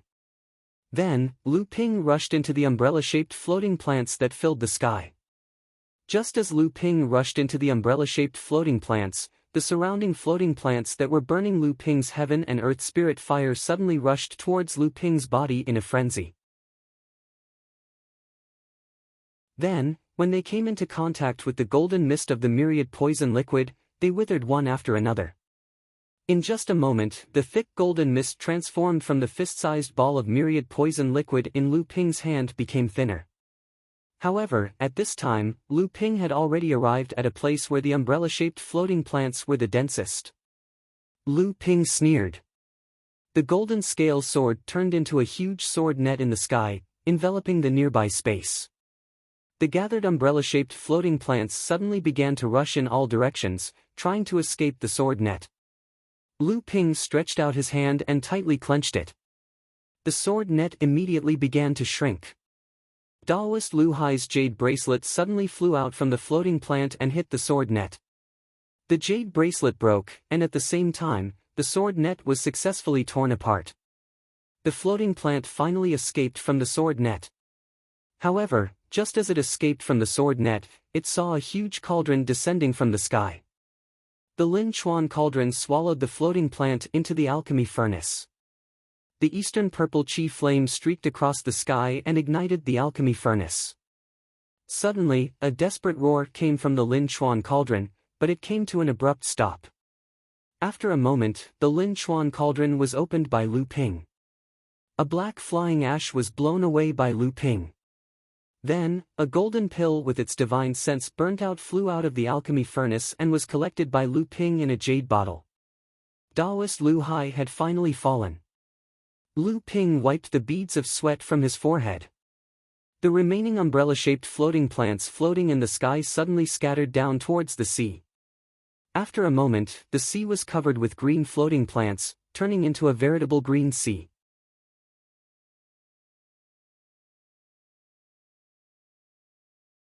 Chapter 469. In the battle with Taoist Lu Hai, Lu Ping consumed most of the qi in his body. However, Lu Ping still defeated this demon cultivator who had just advanced to the late stage of core forging realm. After Lu Ping swallowed Taoist Lu Hai's golden core into the Linchuan cauldron and refined the divine sense in it, both sides of the human race who had been watching the battle between the two had a look of disbelief. Lu Ping let out a long sigh of relief. After Taoist Ao Lai and Taoist Mo Wei trapped Taoist Chu Xuanqing, the demon race's biggest source of confidence in occupying Huangli Island was Taoist Lu Hai. This 7th-level core forging realm cultivator was enough to defeat all the human cultivators who dared to stop the demon race from reclaiming Huangli Island. However, the demon race's most confident existence was killed by Lu Ping. This was a heavy blow to the demon race's morale. If there were no accidents, with him killing Taoist Lu Hai as a deterrent, the demon race would have no hope of occupying Huangli Island and would quickly retreat. Lu Ping's whole body relaxed.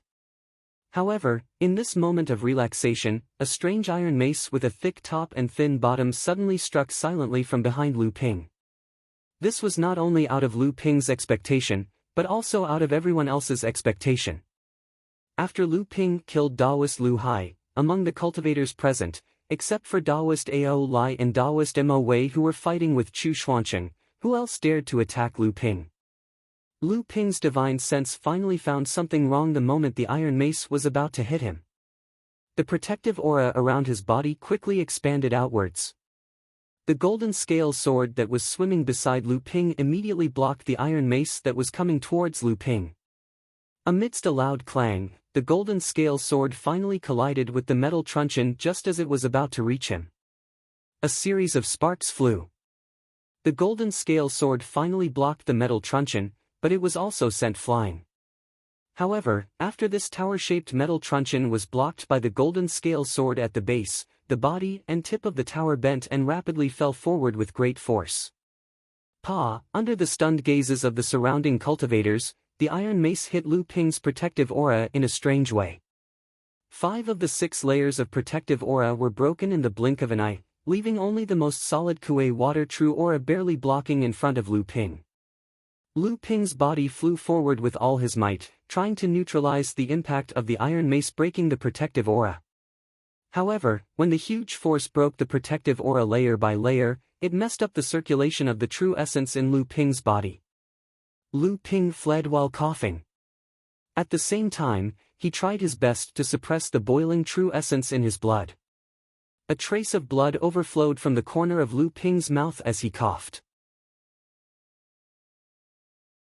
If Lu Ping hadn't consumed too much true essence in the battle with Daoist Lu Hai, the same attack would not have forced Lu Ping into such a passive position.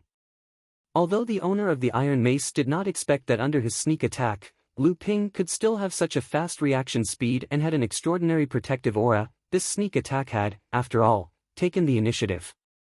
The iron mace turned in the air, letting the golden scale sword in front of him continue to hit behind Lu Ping. The speed of the lightning made Lu Ping unable to turn around to face the enemy, and the sneak attacker obviously did not want to give Lu Ping a fair chance to compete. However, the sneak attacker had miscalculated, or it could be said that the sneak attacker thought that Lu Ping had made a mistake. After escaping the initial sneak attack, Lu Ping did not escape again. Instead, he suddenly turned around and faced the sneak attacker behind him. The sneak attacker was immediately overjoyed. In the instant that Lu Ping turned around, the strange iron mace had once again hit toward Lu Ping.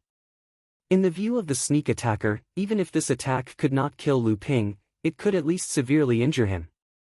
Lu Ping stared at Ao Jie's face with a pair of obsidian eyes that were like 2 sharp swords. He held a broken flag in his hand and waved it at the incoming iron mace. A black light barrier instantly appeared in front of Lu Ping, shielding him from the incoming attack. Ao Jia had seen the power of Lu Ping's little flag when he blocked Lu Ping's attack from Daoist Lu Hai. The little flag's defensive power was only comparable to a top-grade spirit channeling mystic treasure with 6 layers of seals. Ao Jia was the most outstanding monster cultivator among the 3rd generation of the primordial crocodile clan. His iron gen itself was a top-grade spirit channeling mystic treasure. It was made from the tail of the primordial crocodile clan, along with many rare spirit materials. The iron gen was also a top-grade spirit channeling mystic treasure. In a head-on confrontation, Ao Jia was confident that he could directly shatter the black light curtain cast by Lu Ping's little flag. However, Ao Jia soon found that the black light curtain cast by Lu Ping with the water-controlling flag was slightly different this time. From time to time, the shadows of White Lotus flashed in the black light curtain. Ao Jia had no time to think about the difference between these White Lotuses and the black curtain of light. The iron truncheon once again struck the black curtain of light. However, contrary to Ao Jia's expectations, the black curtain of light was like a stream of water, continuously sending White Lotuses over. The iron truncheon shattered one lotus but was blocked by another. In the end, it was unable to break through the black curtain of light. The golden scale sword flew back, ready to fight. The iron mace returned without any success, waiting for an opportunity. Lu Ping looked at the dark-skinned, burly, and hostile young man in front of him, frowned, and said, "Primitive giant crocodile? Do you have a name?" The dark-skinned young man smiled fiercely, and said, "I have always heard that you are strong, and today I see that you are indeed worthy of your reputation. However, although the 2 attacks just now did not take your life, I am afraid that you are not feeling good now. After fighting continuously, how much strength do you have to fight against me? Lu Ping smiled lightly, and said, you can try. Ao Jia could not see the depth of Lu Ping's face. The iron mace in his hand swayed and pointed at Lu Ping, but it was difficult to guess where he was going to attack. From the opponent's means just now, Lu Ping could already perceive that although this primitive giant crocodile's cultivation was only at the 6th level of core forging, its strength was not much weaker than Daoist Master Lu Hai. He was afraid that the person in front of him was the real trump card of the demon race in attacking Huangli Island, so he was also ready to fight. Just when the battle between the two was about to break out, the teleportation array guarded by the cultivators of Huangli Island suddenly emitted a dazzling white light. Amidst the deafening cheers of the cultivators of Huangli Island, Jinling reinforcements from Di Kun Island, led by Daoist Master Xian Chang, a total of 6 people appeared on Huangli Island. Daoist Master Xian Chang's divine sense instantly covered more than half of Huangli Island, and then he ordered Daoist Master Xian He and the others who followed behind him, expel the demon race from Huangli Island, and kill all those who resist. 5 mid-stage core forging cultivators quickly joined the battle, and this new force quickly changed the situation of the 2 races on Huangli Island. Daoist Master Xian Chang flew to join the battle above Huangli Island, followed by a series of earth-shattering explosions in the sky, and at the same time, Daoist Master Chu Xuanqing's hearty laughter could be heard. In the sky, 2 rays of light flew away, and Daoist Master Mo Wei's voice came from afar, boys of the demon race, the situation is hopeless, quickly retreat from Huangli Island. Ao Jia fiercely put away the iron mace, and said to Lu Ping, count yourself lucky, remember, Ao Jia, will take your life next time. Lu Ping smiled contemptuously, next time. Do you think I will give you another chance? Ao Jia snorted coldly, turned around, and fled out of Huangli Island. Lu Ping didn't chase after him, but he didn't dare to be careless again, fearing that he would repeat the same mistake as before. He quickly swallowed a healing pill refined with spirit water, and began to fight with the cultivators of Di Kun Island who came to help, killing those demons who hadn't retreated in time. Since the cultivators of Di Kun Island came to help, it meant that Xianling's sect's siege on Tianling Mountain had been broken, and Jinling had freed up his hands to fight against the demons who were taking advantage of the situation. The demons who were restraining Daoist Master Xian Chang on Di Kun Island must have found out about this and quickly retreated. Therefore, Daoist Master Xian Chang led the cultivators to reinforce Huangli Island. With the help of Daoist Master Xian Chang and the others, the demon cultivators who invaded Huangli Island were quickly wiped out. Hu Lili led her junior martial sisters and disciples to quickly repair the broken formation plates on Huangli Island and restore the island's protective array formation. In this battle, the demons returned in defeat, but Jinling's side also paid an extremely heavy price. On Jinling's side, including Lu Ping's companions and Daoist Master Xian Su's group who came to Huangli Island to prepare to go out to sea, a total of 18 core forging realm cultivators fought against more than 20 core forging realm experts led by 3 late core forging realm demon cultivators. Although the cultivators on Jinling's side were at a disadvantage in terms of cultivation, Yin Xianchu, Ji Xianxian, Yao Yong, Du Feng, and the others were Jinling's most outstanding third-generation disciples. Although they were no match for the mid-core forging realm demon cultivators, they were still able to hold off the mid-core forging realm demon cultivators for a while. Especially after Lu Ping appeared in time. First, he severely injured a mid-core forging realm demon cultivator who was fighting against Chen Lian and Daoist Master Xian Tao. Then, he seriously injured another mid-core forging realm demon cultivator and forced him to escape. Then, when Yao Yong killed Lu Hai, Yin Xianchu and the others took the opportunity to kill another mid-core forging realm demon cultivator. At this time, Jinling's disadvantage in the battle between core forging realm experts was suddenly reversed. Even so, on Jinling's side, 3 outer core forging realm cultivators who followed Daoist Master Xian Su to Huangli Island died. Jing Jia was seriously injured and in a coma. Whether she could break through to the mid-core forging realm in the future was a problem. Yao Yong encountered the primordial giant crocodile Ao Jia, who later attacked Lu Ping and was seriously injured. At this time, Daoist Master Chu Xuancheng was furious. Fortunately, after Lu Ping examined Yao Yong, he found that although Yao Yong's injuries were serious, they did not damage his foundation. However, he was afraid that it would be difficult for him to recover without a few years of recuperation. Zhong Jian, Ma Yu, and his wife, as well as Du Feng, Yin Xianchu, Ji Xianxian, and Daoist Master Xian Su, the 6 people who fought against the mid-core forging realm demon cultivators, were also seriously injured.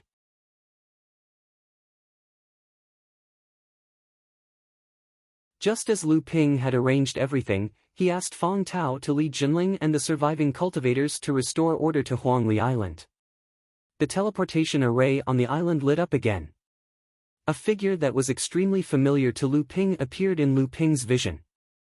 Lu Ping's face lit up. He quickly walked forward and said, "Master Immortal Lu, why are you here? Does Martial Uncle Gua have any instructions for me?" Master Immortal Lu also walked over quickly.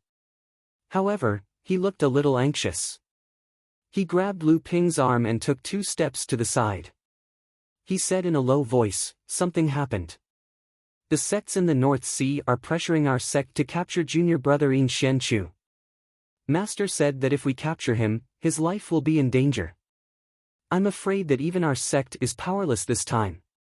You must be prepared." Lu Ping's heart skipped a beat. Although he had already expected this situation to happen and had made preparations in advance, when it really happened, Lu Ping couldn't help but feel disappointed. In the end, the sect still couldn't withstand the pressure and protect its own disciple.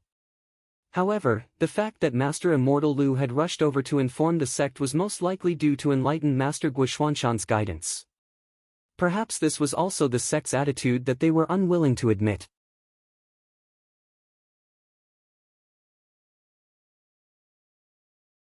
Chapter 470. Master Immortal Lu Ziyuan was known as Enlightened Master Lu Shenyuan after advancing to the core forging realm. He was Enlightened Master Guoxuanshan's 5th direct disciple. Enlightened Master Guoxuanshan's eldest disciple died in a demonic beast's attack before advancing to the core forging realm.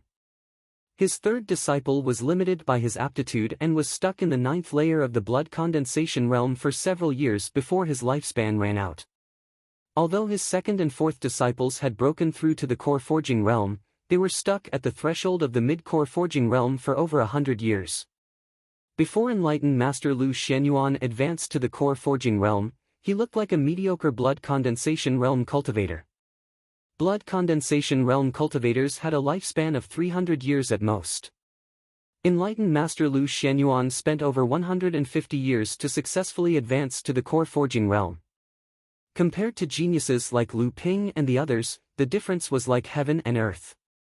However, Enlightened Master Lu Shenyuan was a person of innate talent. His aptitude wasn't outstanding, but he had great perseverance and wisdom. He was willing to sacrifice his cultivation speed and spend over 100 years polishing his cultivation base, laying down a solid foundation and accumulating a rich foundation. It wasn't until the North Sea opened up the buffer zone that Enlightened Master Lu Shenyuan made a name for himself at the late blood condensation realm and was listed as one of the North Sea's 18 generals. After that, Daoist Master Lu Shenyuan successfully advanced to the core forging stage. Due to the accumulation he had accumulated in his early years, his progress was unstoppable.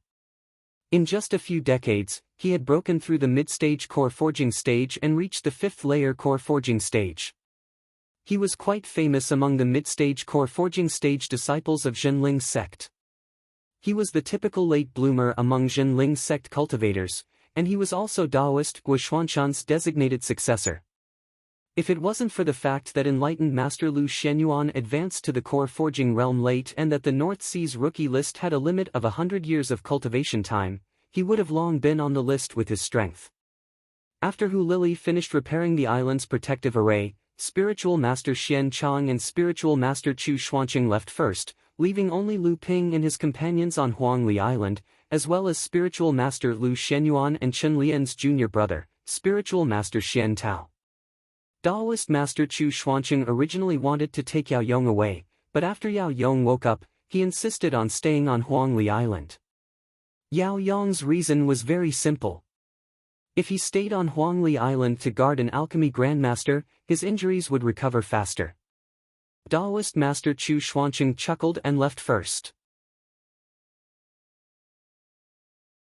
After listening to spiritual master Lu Xuanyuan's brief account of the battle on Tianling Mountain, and hearing that Dao Xing Laozu wanted all the islands within 1,000 miles of Huangli Island, everyone cursed loudly.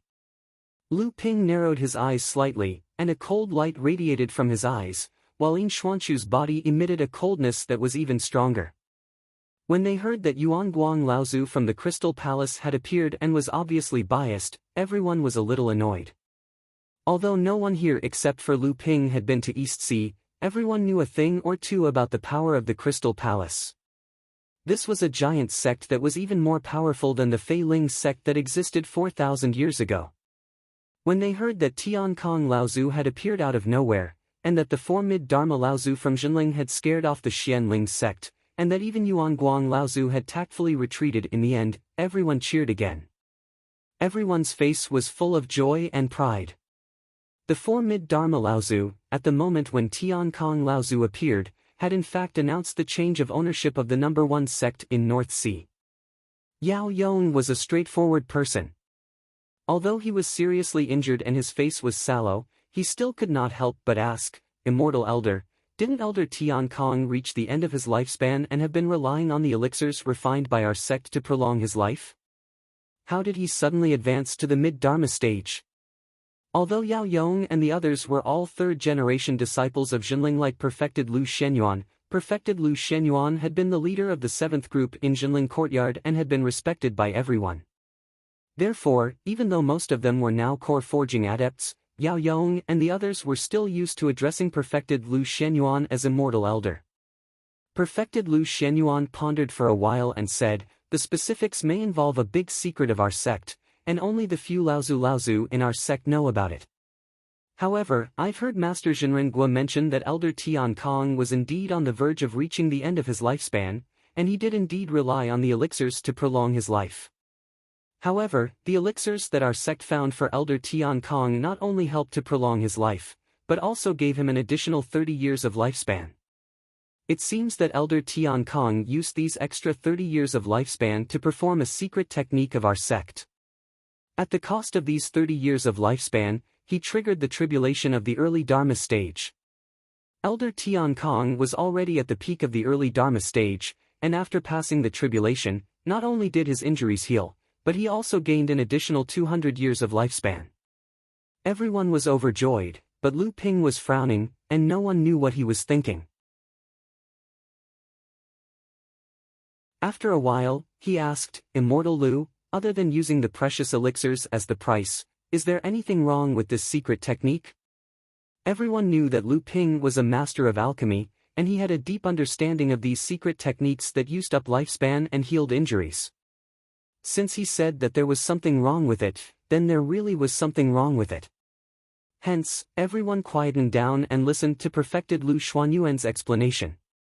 Enlightened Master Lu Shenyuan looked at Lu Ping in surprise and said, "Junior brother Lu, you are indeed an alchemy master. Teacher once said that this secret skill is a death trap. If it wasn't for martial uncle Tian Kong who was already at the last step to enter the mid-Dharma stage before he was injured, it would have been extremely difficult for him to survive." At this point, Perfected Lu Shenyuan paused, as if recalling what Perfected Gua had said before, and then said, "There is indeed something wrong with this secret technique, but Master did not explain it clearly. It seems that although Elder Tian Kong had advanced to the mid-Dharma stage, his actual lifespan was not as long as other mid-Dharma adepts like Laozu." Lu Ping nodded and said, "That's right, this secret technique was used when Elder Tian Kang's lifespan was about to run out. At the moment when Elder Tian Kong advanced to the mid-Dharma stage, he was actually equivalent to a 1,000-year-old adept. His actual lifespan was only the 200 years that a mid-Dharma adept would have compared to an early Dharma adept." "What?" Shi Lingling exclaimed, somewhat losing her composure. "That's impossible. Grandfather has only cultivated for 700 years now. According to the lifespan of a mid-Dharma adept, which is close to 1,200 years, grandfather should have at least 400 years left to live. How could it only be 200 years?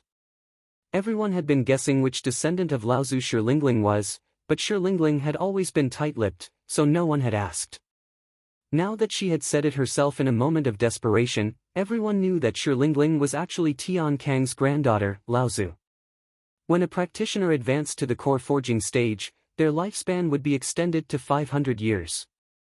After advancing to the mid-core forging stage, the practitioner's lifespan would be extended to another 100 years.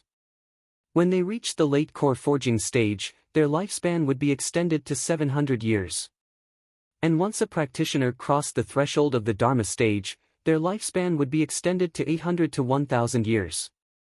While a mid-Dharma adept like Laozu could live for 1200 years, when he reached the late Dharma stage, his lifespan would be extended to a terrifying 1500 years. Lu Ping sighed and said, "Although I don't know the contents of the secret technique, my guess is most likely correct. It's just that I didn't expect Sister Shi Lingling to be the descendant of Elder Tian Kang. But there's nothing we can do about it. Elder Tian Kang's lifespan was depleted because he used the secret technique all those years ago. If he didn't use this technique to fight for his life, I'm afraid he would have died by now. Although this technique reduced Elder Tian Kang's lifespan as a mid-Dharma adept by more than 200 years, he still came back to life in the end. Furthermore, he's no longer in a state where he was heavily injured and on the brink of death. Instead, he's now a true mid-Dharma adept."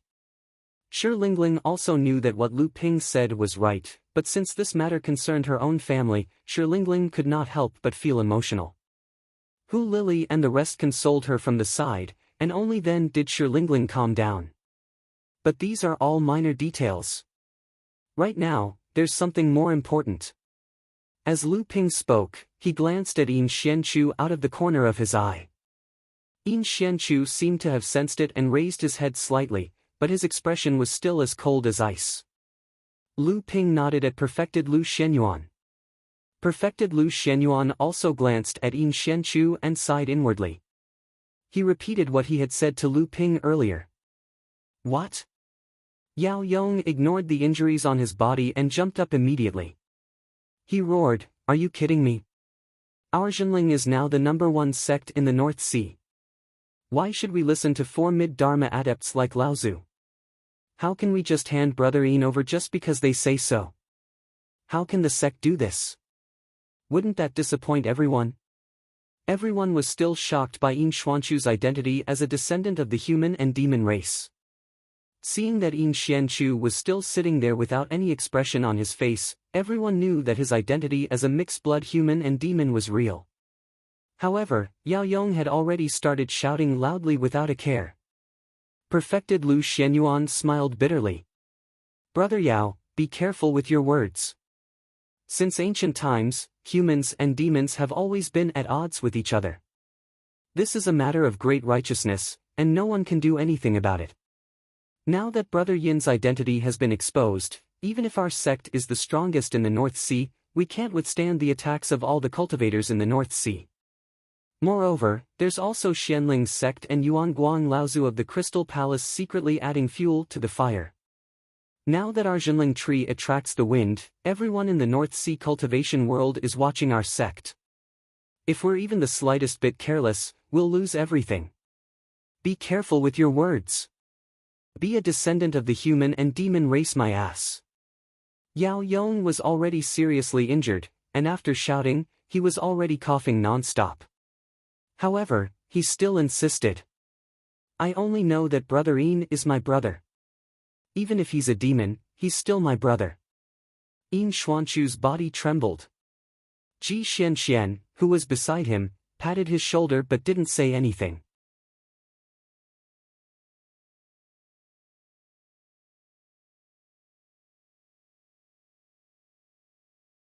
Chapter 471.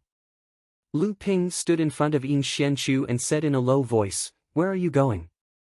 Yin Xianchu was stunned. After a long while, he finally said, "Run." Lu Ping nodded and said, "Not bad. At least you haven't lost your mind and fought with Xianling's sect." But let me ask you, where can you escape to? Yin Xianchu raised his head to look at Lu Ping. Only now did he realize that if the sects of the North Sea had forced Jinling to do so, there would be no place for Yin Xianchu in the North Sea cultivation world. Wherever he went, there would be calls for him to be beaten up. When Yin Xianchu stood up earlier, he had indeed held his breath and wanted to fight with Xianling's sect.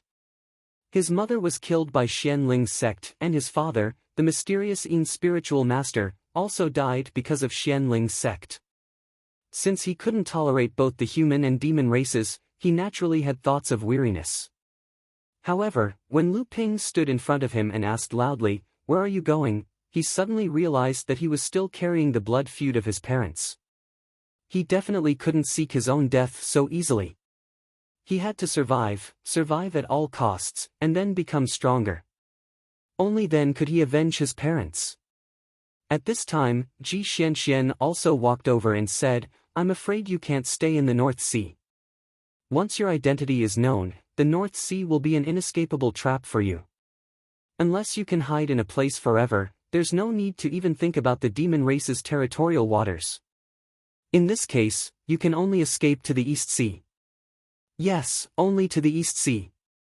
At this time, Shi Lingling also spoke, "But how can I escape to the East Sea? You should know that the transportation array between the North Sea and the East Sea is controlled by the various sections. Junior brother Yin, going there now is like a sheep walking into a tiger's mouth." Everyone looked at Lu Ping. Lu Ping shook his head and said, "It was by chance that I was able to reach the East Sea back then. That transportation array has long been destroyed by me." Everyone let out a sigh of relief. However, they heard Lu Ping say, "For now, there is actually another transportation formation that leads to the North Sea, and that is Universe Island."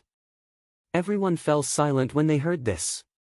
Universe Island was where the headquarters of the North Sea's Human Cultivation World Alliance was located. The North Sea's 10 great sects, as well as several renowned sects and clans, had set up branches on Universe Island. As a result, there were as many experts as there were clouds in the sky on Universe Island. The security there was so tight that it was not inferior to the bases of the North Sea's 10 great sects. Yao Yong was very anxious and wanted to say something. However, he was seriously injured and couldn't help in this matter. Therefore, he didn't say anything in the end. Right at this moment, another person hurriedly ran into Lu Ping's cave. When he raised his head and saw that there were many people here, he didn't have time to be surprised. When he saw that Yin Xianchu was here, he said, "I received news that the sect wants to capture senior brother Yin." The person who came was Zhang Xuancheng. After he advanced to the core forging stage, he had been helping True Spirit Side Courtyard's Master Profound Miao take care of the Side Courtyard's affairs. Therefore, this time, Lu Ping didn't ask for his help. Zhang Xuancheng hurriedly came to report the news, but when he saw that everyone in the cave was indifferent, he couldn't help but ask anxiously, "Why aren't you saying anything?" Yao Yong said in a bad mood, "We already knew that the sect wants to capture junior brother Yin. Master Immortal Lu has already arrived." Only then did Zhang Xuancheng see that Master Immortal Lu was also in the cave. However, Zhang Xuancheng didn't have time to greet Master Lu Shenyuan. He hurriedly said, "No, when I arrived, the news had already spread throughout Heaven's Spirit Mountain. It said that senior brother Yin is a human and demon." Zhang Xuancheng looked at Yin Xianchu and directly skipped the rest of the sentence. He said, "All the major sects have sent people to our sect, saying that they want to supervise our sect's cleansing. Now, our sect's Master Profound Shu has already brought cultivators from various sects to Huangli Island." Bullshit! Yao Yong immediately flew into a rage. "What do you mean by cleansing?" Yin Xuanchu's entire body trembled. Although he tried his best to suppress it, the coldness in his heart immediately turned into boundless killing intent. The temperature in the cave dropped rapidly. It was obvious that Yin Xianchu could no longer control his emotions. Lu Ping patted Yin Xuanchu's shoulder. A faint blue light flashed, and Yin Xuanchu's aura gradually stabilized. They came so quickly. We also need to quickly come up with a plan. If this goes on, we can only wait here for Martial Uncle Xian Shu to come and capture us, Ji Xianxian said anxiously. He had always been quite quick-witted.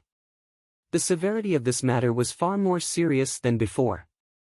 Even he was at a loss for what to do. At this moment, Zhang Xuanqing smiled somewhat complacently.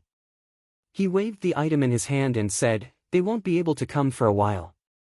After receiving the news, I immediately rushed over. At the same time, I conveniently took this item from the teleportation formation. If they want to use the teleportation formation, they have to first go to Earth Island, and then from there, teleport to Huangli Island. Everyone looked at the item in Zhang Xuanqing's hand. It was something that could choose the direction of the teleportation. In an important region like Tianling Mountain, it was bound to be connected to many other regions' teleportation formations. Naturally, Jinling couldn't build a new teleportation formation every time it was connected to another region. Instead, it would connect all the teleportation formations to the same teleportation formation. In this way, it was necessary to install this kind of compass on the teleportation formation. When cultivators needed to teleport, they could choose the region through the compass.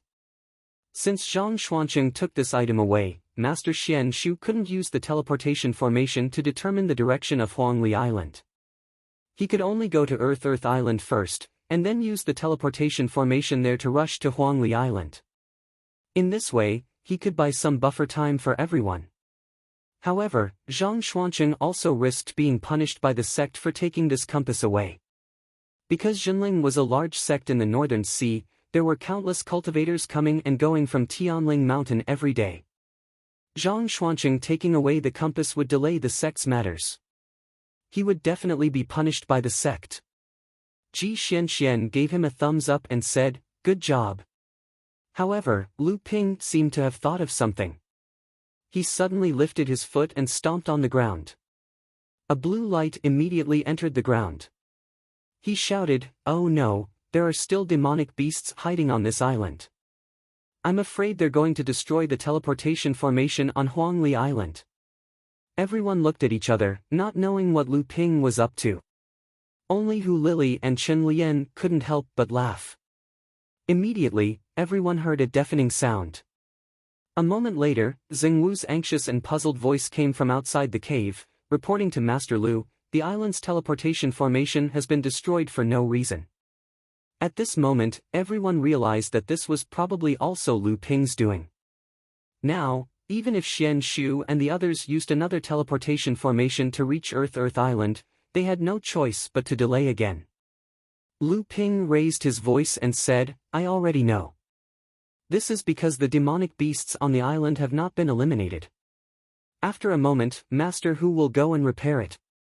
All of you just have to carry out your duties." After saying that, Lu Ping patted Zhang Xuanqing's shoulder and asked in a deep voice, "Junior brother Zhang, when you arrived, were Master Xian Shu and the others already waiting at the teleportation formation? How many people did they have? What are their cultivations? How many cultivators from our sect are there?" Zhang Xuanqing also said with a solemn expression, "The other 9 great sects each sent a mid-core forging cultivator to be a witness. Some of the bigger sects and clans also sent people. These people are led by our sect's martial uncle Xian Shu, as well as senior brother Yuan Cheng and senior brother Xian Xiang." Lu Ping frowned. Whether it was Master Xian Shu, Yuan Cheng, or Xian Xiang, these people had all schemed against Lu Ping before. Among them, Yuan Cheng was his mortal enemy. Lu Ping thought about it and said, "There's no time to lose. We'll go to Huanyu Island right now. I believe the news has not reached Huanyu Island yet, so we still have a chance to use the teleportation formation." Shi Lingling was a little worried and said, "Using the teleportation formation on Huanyu Island requires the approval of all the sections. If we go just like this, I'm afraid it might not work." Lu Ping said fiercely, "Even if it doesn't work, it has to work. As long as we can send junior brother Yin to the East Sea, anything is fine. This matter is not going to be settled peacefully anyway. At worst, we'll just force our way in." Yin Xianchu grabbed Lu Ping and said anxiously, Senior Brother Lu, you can't. This will implicate everyone. What if the sect blames us?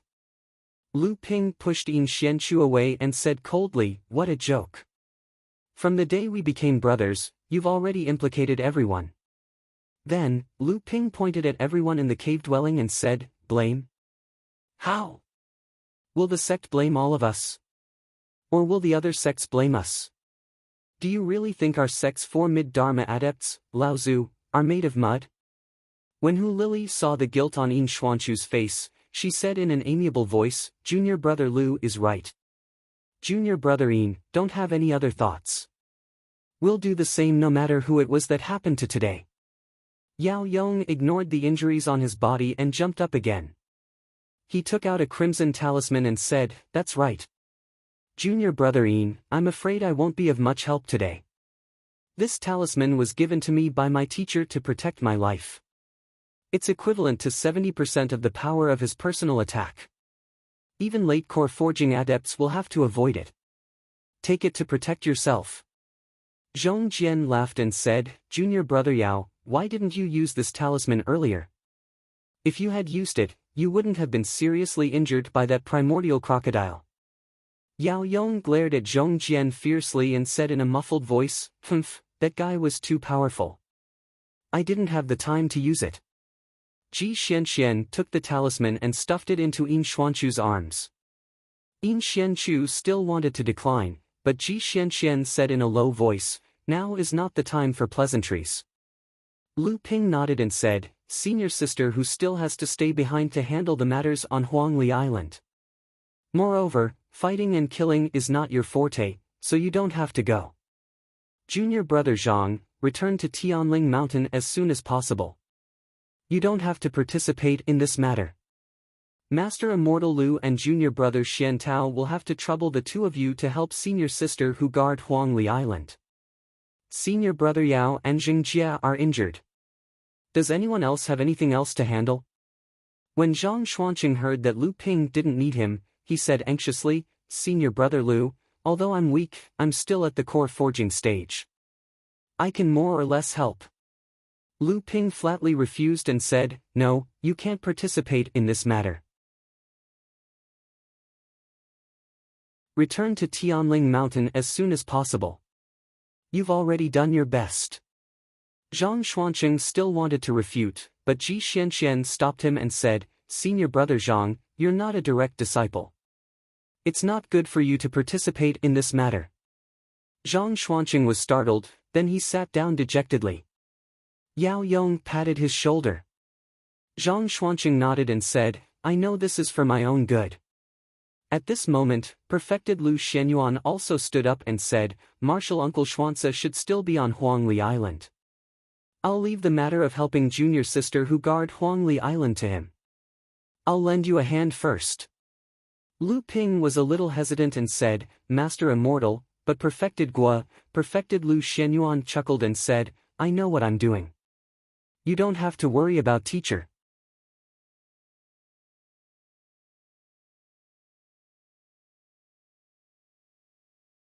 Chapter 472. In fact, Lu Ping already had plans for Yin Xianchu. At the very least, Lu Ping could secretly place Yin Xianchu in the House of Gold without anyone knowing. That way, no one would find out. However, Lu Ping was not willing to do that. He did not mind revealing the secret of the House of Gold to his good friend, but the key thing was that Yin Xianchu was different from Luan Yu. Luan Yu had always been someone who stood aloof from worldly affairs. Even though the Woodluan race's situation in the cultivation world was not much better than that of a mixed-blood human like Yin Xianchu, Luan Yu did not have any thoughts of fighting for himself. He only wanted to live a peaceful and secluded life in the House of Gold. Yin Xianchu was different. He carried the blood feud of his parents on his back, and he had the ambition to excel. If Lu Ping asked him to live a secluded life in the House of Gold, putting aside whether Yin Xianchu would be able to endure such a confinement, Lu Ping himself did not think that such a secluded life could make a cultivator stronger. If Yin Xianchu wanted to take revenge in the future and establish himself in the cultivation world, he would need to be strong enough. In order to accumulate enough strength, he could not leave the cultivation world. As such, the second path that Lu Ping prepared for Yin Xianchu was the teleportation formation that led directly to the central plains from the clear stream abode that had already been submerged by seawater. However, the significance of this teleportation formation in the North Sea was probably even more important than the House of Gold that Lu Ping possessed. This was something that could cause a huge uproar in the North Sea. After all, the North Sea had been separated from the Central Plains for 4,000 years. Ever since Fei Ling's sect was destroyed, the North Sea no longer had a super long-distance teleportation formation that was directly connected to the Central Plains. If the cultivators of the North Sea wanted to travel to the Central Plains, they would have to borrow the super long-distance teleportation formations of the East Sea's 5 major sections. However, such a long-distance teleportation formation could not be built casually. It often required the cooperation of all the sects, and the location of the teleportation formation in the Central Plains had to be recognized and protected by the major sections. The various sects in the North Sea clearly did not have this ability. The so-called 10 major sects in the North Sea were only equivalent to 10 medium-sized sects in the entire cultivation world. The only difference was that Xian Ling's sect and Jinling's sect were only considered the stronger ones among the medium-sized sections. The other 6 major sects, excluding Ha Yen's sect and Shui Yen Pavilion, were only the weakest of the medium-sized sections. According to the practice of the world of practitioners, a large sect would need at least 2 late Dharma adepts to hold the fort, and it had to form a more benign cycle of Dharma adepts. To put it bluntly, there had to be elites to lead the sect in every generation, so that they could fill the gap left by the previous generation of Dharma adepts at any time and maintain the sect's position in the world of practitioners. Take Xianling's sect for example. After Patriarch Dao Xing's lifespan ran out and he passed away, the leader of the second generation, Feng Shudao, might not even be able to advance to the mid-Dharma stage. If this happened in a large sect in the world of practitioners, it would mean the decline of the sect. In the past, the only large sect in the North Sea that could be considered a large sect in the cultivation world was the Fei Ling sect from 4,000 years ago. It had 3 late Dharma adepts in charge and 18 Dharma adepts in the sect. It was a famous sect in the Central Plains, but it was a pity that it had turned to dust in the end. Lu Ping did not know how this Laozu, who looked like a lone practitioner, had the ability to build a long-distance teleportation formation that led directly to the Central Plains, but Lu Ping knew that before he had enough ability, it was best not to reveal this teleportation formation in front of others. Therefore, on Huangli Island, Lu Ping did not hesitate to lie to his companions to forcibly break through the teleportation formation on Huanyu Island and send Yin Xianchu to the East Sea. In fact, his plan was to secretly send Yin Xianchu to the Central Plains along the way. With Yin Xuanchu's ability and potential, Lu Ping believed that as long as his identity as a mixed demon was not exposed and he did not die along the way, there would definitely be a place for him in the cultivation world in the future. As for how to split up the companions who were escorting Yin Xianchu along the way, this was not a problem. The reason why everyone was escorting Yin Xianchu was because they had made up their minds to stop the cultivators from the various sects who were coming to capture Yin Xianchu. When the time came, they would naturally have time to escape. Sage Xianchu was very dissatisfied with the task that the sect had given him. Ever since he knew that this task had fallen onto his head, his expression had not been good.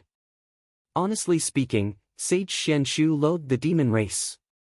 In the past, he had also tried his best to stop Reverend Li Xianyin from marrying Yin Fei. Once the other Laozus learned of this, they had tried to interfere.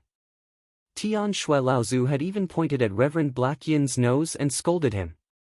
The other Laozus had also tried to persuade him with kind words, but Reverend Black Yin had already made up his mind to be with the demonic girl Ice Dragon.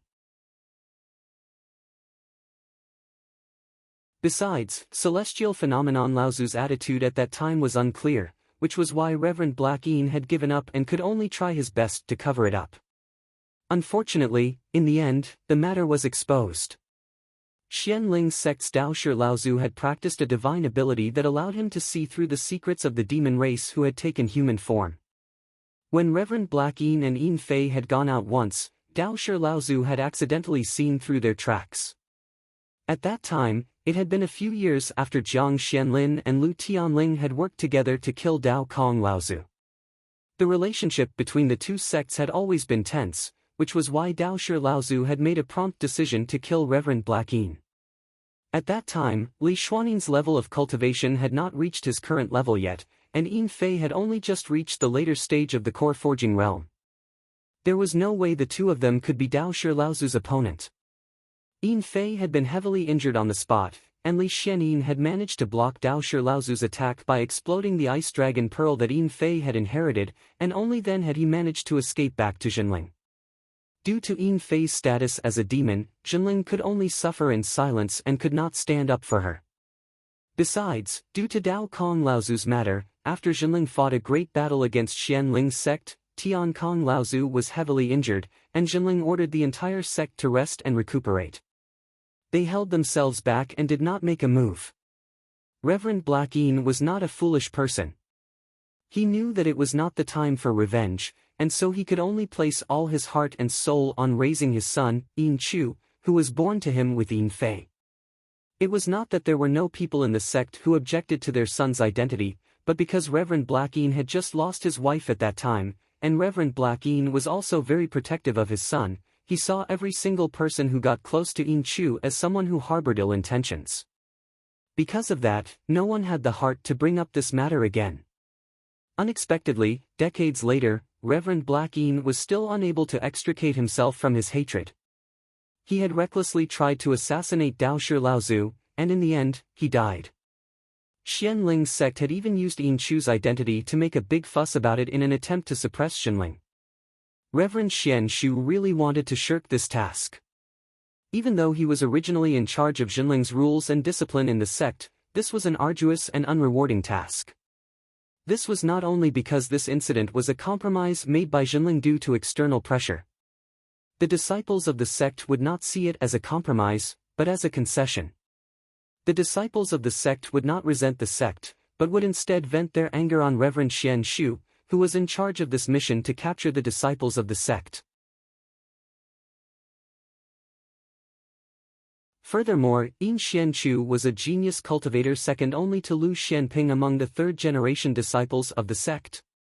He was being groomed as a future Dharma adept of Jinling.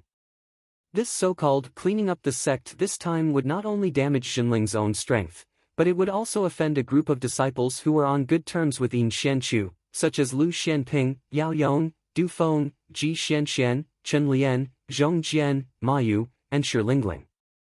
When these disciples grew up in the future, what would Reverend Xian Shu do?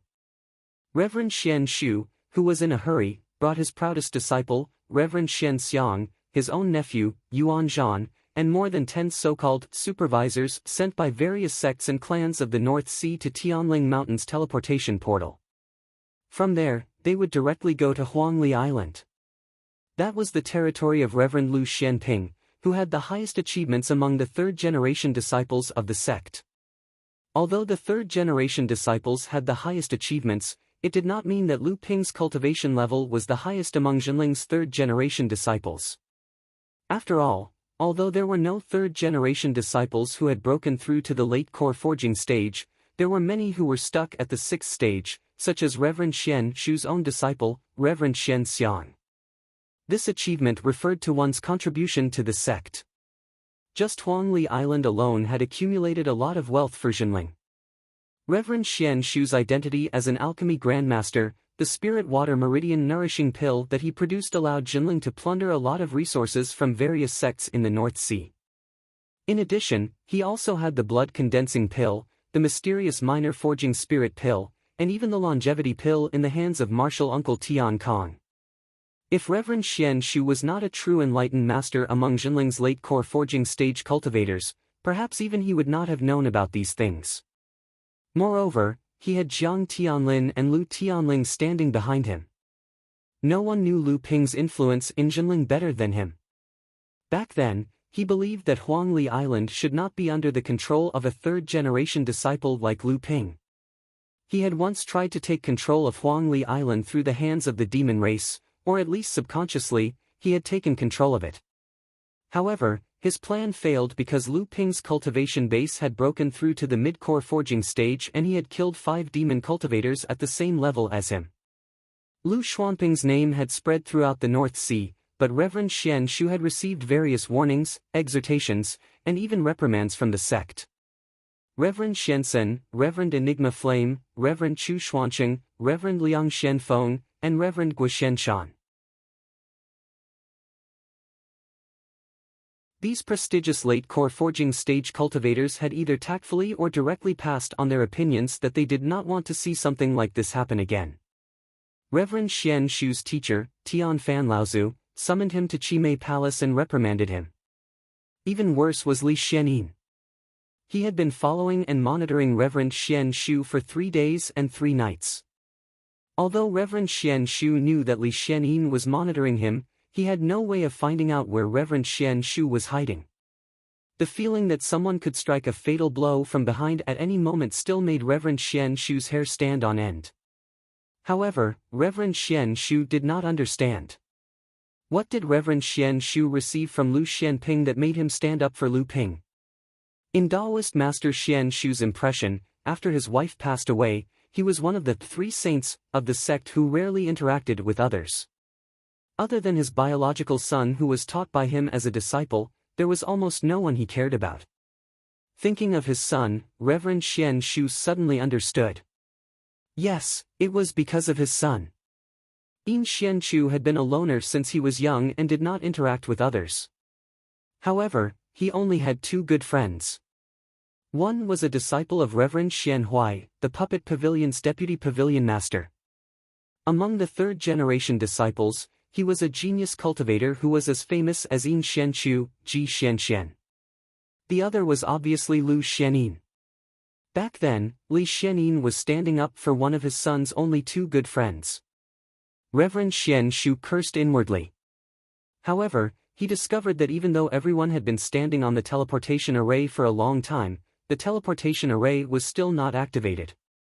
Reverend Xian Shu's disciple, Xian Xiang, walked down from the teleportation array to check. Then, he walked up to Reverend Xian Shu and said strangely, "Teacher, the teleportation array's compass has disappeared for some reason." Without waiting for Reverend Xian Shu to speak, Yuan Zhan, who was at the side, said thoughtfully, "This is definitely intentional." Reverend Xian Shu suddenly smiled and said meaningfully, "I'm afraid this attack has just begun."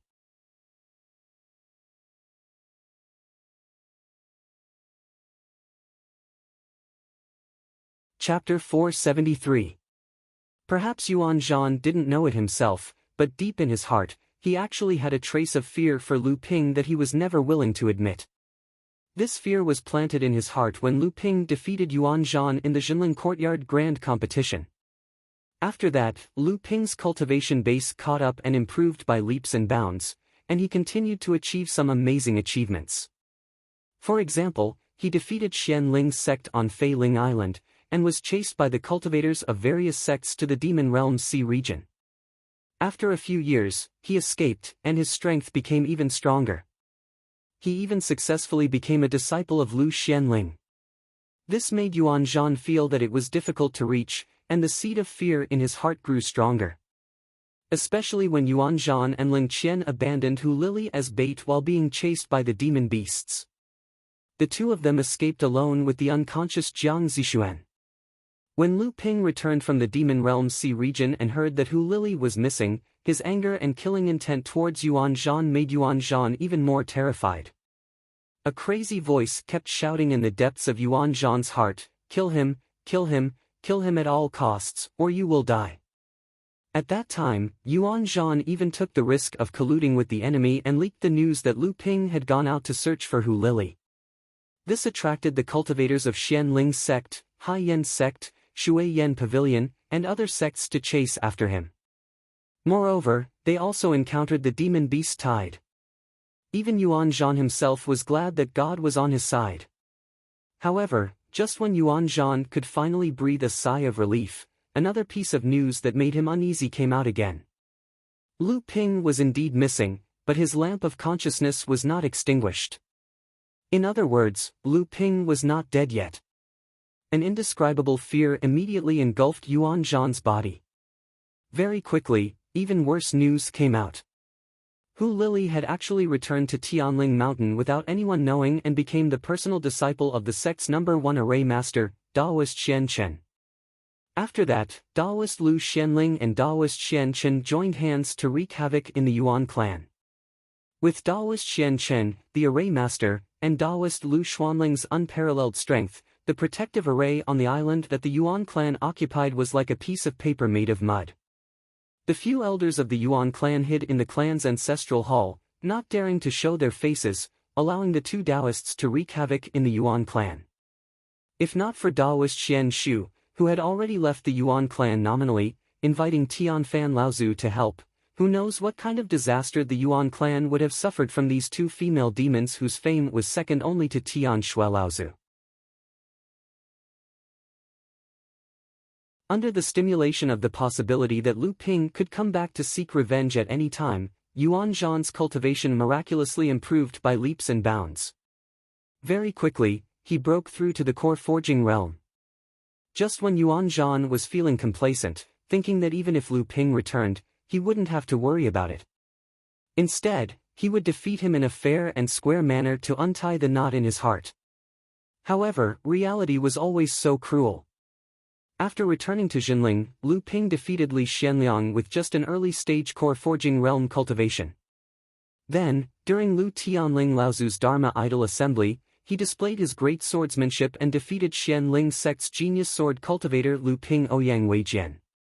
Only then did Yuan Zhan realize that the gap between him and Lu Ping had not shrunk, but had instead widened. Of course, Yuan Zhan had never given up on plotting against Lu Ping. However, as Lu Ping's status grew higher and higher, it became more difficult to plot against him. With Yuan Zhan's help, even his uncle, Daoist Master Xian Shu, had to suffer when plotting against Lu Ping's Huangli Island, let alone Yuan Zhan. As Lu Ping's fame grew, his achievements grew, and his position in the sect became more and more important. Yuan Zhan finally returned to the feeling of being on guard against Lu Ping's revenge day and night. Strangely, the revenge that Yuan Zhan had imagined never came, and Lu Ping seemed to have forgotten about it. However, Yuan Zhan did not feel lucky because of this. On the contrary, he felt that he had been greatly insulted. He thought that Lu Ping was looking down on him. He thought that in Lu Ping's eyes, Yuan Zhan had lost the qualifications to be an opponent. Yuan Zhan was eager to prove himself. With the help of his uncle, Jinling sect's enlightened master Xian Shu, Yuan Zhan's cultivation finally reached the threshold of the mid-core forging realm. However, just when he thought that he finally had a chance to prove himself by challenging the cultivators of the same level as him from the 5 great sects of the Eastern Sea, Yuan Zhan once again suffered an unforgettable defeat. That kind of defeat was not at the hands of the disciples of the Eastern Sea's Purple Talisman Pavilion, but at the hands of a pair of swords that he had never seen before. When the golden flying sword, which looked like a flying immortal, defeated the cultivators of the Crystal Palace in a shocking way, it also shattered Yuan Zhan's last hope of surpassing Lu Ping in cultivation. However, this did not mean that Lu Ping was invincible. At least this time, it was a great opportunity to strike Lu Ping. Therefore, regardless of Daoist Master Xian Shu's advice, Yuan Zhan insisted on accompanying his uncle to capture Yin Xianchu, the bastard of a human and a demon. At least, he wanted to see the pain and helplessness of Lu Ping when he captured his best friend. The more powerless Lu Ping was, the happier Yuan Zhan felt. Of course, Yuan Zhan, who had schemed against Lu Ping several times, had his own shrewdness. Naturally, he would not show that he wanted to see Lu Ping make a fool of himself. Instead, he had his own set of high-sounding reasons to cover it up. Even though Daoist Master Xian Shu had seen through Yuan Zhan's thoughts, he did not expose him in the end. Daoist Master Xian Shu had his own selfish ambitions. He had the ability and vision, but he also had a strong desire for power. The reason why he left the Yuan family was because he saw that the Yuan family would eventually become the biggest obstacle for him to control Jinling, which would eventually become the #1 sect in the North Sea. Jinling would never hand over the power of a sect to a cultivator who had the support of a very strong external family, no matter how outstanding the cultivator was. Daoist Master Xian Shu wanted to become a master in the North Sea's cultivation world. In order to control Jinling, he was willing to give up his family. However, Yuan Zhan was different from him. Yuan Zhan also had a desire for power. However, his dream was to strengthen his family by absorbing the resources of Jinling. He wanted the Yuan family to be a parasite on Jinling, and in order to strengthen his family, he would not hesitate to sacrifice Jinling. It could be said that the starting points of the two were completely different. However, the sad thing was that Yuan Zhan did not see this point clearly, while Daoist Master Xian Shu had long seen that this possibility could not be realized. This was also the reason why he left the Yuan family. Jinling had been passed down for tens of thousands of years, and there was a reason for its existence. Jinling had never belonged to one person, not even the Grand Ginseng Laozu from 6,000 years ago. You could use Jinling to achieve great glory in the cultivation world, but all these achievements could not exist independently of Jinling, unless you had the power to suppress the entire sect. Thus, when Yuan Zhan insisted on going to Huangli Island with him, Daoist Master Xian Shu did not explain the importance of this matter to him just because Yuan Zhan was his nephew. On the contrary, he hoped to use this opportunity to once again weaken the power of the Yuan family through Jinling. Daoist Gua Xian Shan was about to advance to the Dharma stage, and he would no longer be the deacon of the sect. Chu Xuancheng and Liang Xianfeng were both unwilling to manage the sect, so the next deacon of Jinling would most likely be Daoist Master Xian Shu, who no longer had the power of the family to hold him back. Just as Daoist Master Xian Shu and the witnesses from the various sects and families of the North Sea had finished setting up the teleportation portal compass with the help of Jinling's array master and had also determined the direction of Huangli Island, Yuan Zhan also rushed excitedly to Daoist Master Xian Shu's side. He said in a low voice, "Uncle, I've already asked around. The person who used the teleportation portal before us was Zhang Xuancheng, who assisted Uncle Master Xian Miao in managing Jinling's courtyard. This person was heading towards Huangli Island, and he is a good friend of Lu Ping and the others. This teleportation portal compass must have been taken by him to inform Yin Xianchu and the others, and at the same time, to buy time for Yin Xianchu to escape." Daoist Master Xian Shu said lightly, "Oh, that doesn't mean anything. After all, no one saw Zhang Xuancheng take away the teleportation portal compass." Yuan Zhan was stunned for a moment, then he said, "That's true, but this Zhang Xuancheng is the most suspicious. There's no time to lose. We must hurry to Huangli Island as soon as possible to prevent Yin Xianchu from escaping." Daoist Master Xian Xiang, who was standing to the side, also felt that it was somewhat irritating. He couldn't help but say in a low voice, "Junior Marshal Brother Yuan, no matter what, Yin Xianchu is still a disciple of our sect. The cultivators from the other sects haven't spoken yet, so there's no need for us to say anything." At this time, the cultivator in charge of activating the teleportation portal suddenly said, "Huh? This is strange. The teleportation portal on Huangli Island can't be connected. It seems that there's a problem with the teleportation portal on Huangli Island." Daoist Master Xian Shu seemed to have already expected this situation. He said, "Then let's go to Dikuan Island. Through Dikuan Island, we can go to Xian Qi Island, then we can fly there." At this time, Xian Ling's sect's witness, a mid-stage core forging cultivator named Su Weihong, finally couldn't help but say sarcastically, "Your sect is clearly trying to evade responsibility. I'm afraid that by the time we get to Huangli Island, Yin Xianchu will have already escaped. Who knows, that vile spawn might have already surrendered to the demon race. In any case, your sect and the demon race have such a deep relationship, so I'm sure you won't mistreat him." Daoist Master Xian Xiang couldn't help but curse, "Su Weihong, shut your fucking mouth. I'm telling you, before my master personally announces to Junior Marshal Brother Yin Xianchu that he is expelled from the sect, he is still my disciple, regardless of his identity. If you continue to spout nonsense like this, Xian Xiang will be the first to not forgive you." Su Weihong said fiercely, "You?" Although Su Weihong still had a mocking expression on his face, this was still Jinling's sect's territory. In the end, Su Weihong had no choice but to give in and stop talking. He only looked at Daoist Xian Xiang with a mocking gaze. Daoist Master Xian Shu glanced at Su Weihong and spat out two words, "Noisy." Su Weihong was infuriated, but then he thought of something and sneered without saying another word. The group arrived at Di Kun Island through the teleportation array, and from there, rushed to Xianqi Island. Although Xianqi Island was a small island, its importance to Jinling couldn't be compared to Huangli Island. Therefore, Huangli Island had a teleportation array that led directly to Tianling Mountain, while Xianqi Island only had a short-distance teleportation array on Di Kun Island. Daoist Master Chu Xuanqing naturally knew about the matter of being expelled from the sect, but he was a true core member of the sect, and his status in Jinling was extremely high. Although he couldn't openly stop Daoist Master Xian Shu from arresting Yin Xuanqing, he still pretended to be asleep in his cave, ignoring the arrival of Daoist Master Xian Shu and the others to vent his dissatisfaction.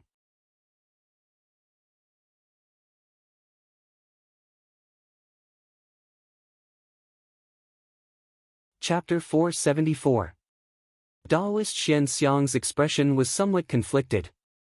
He knew that there would be resistance when he followed Daoist Xian Shu to capture Yin Xianchu, but he didn't expect that there would be so many obstacles and hostility from his fellow sect members.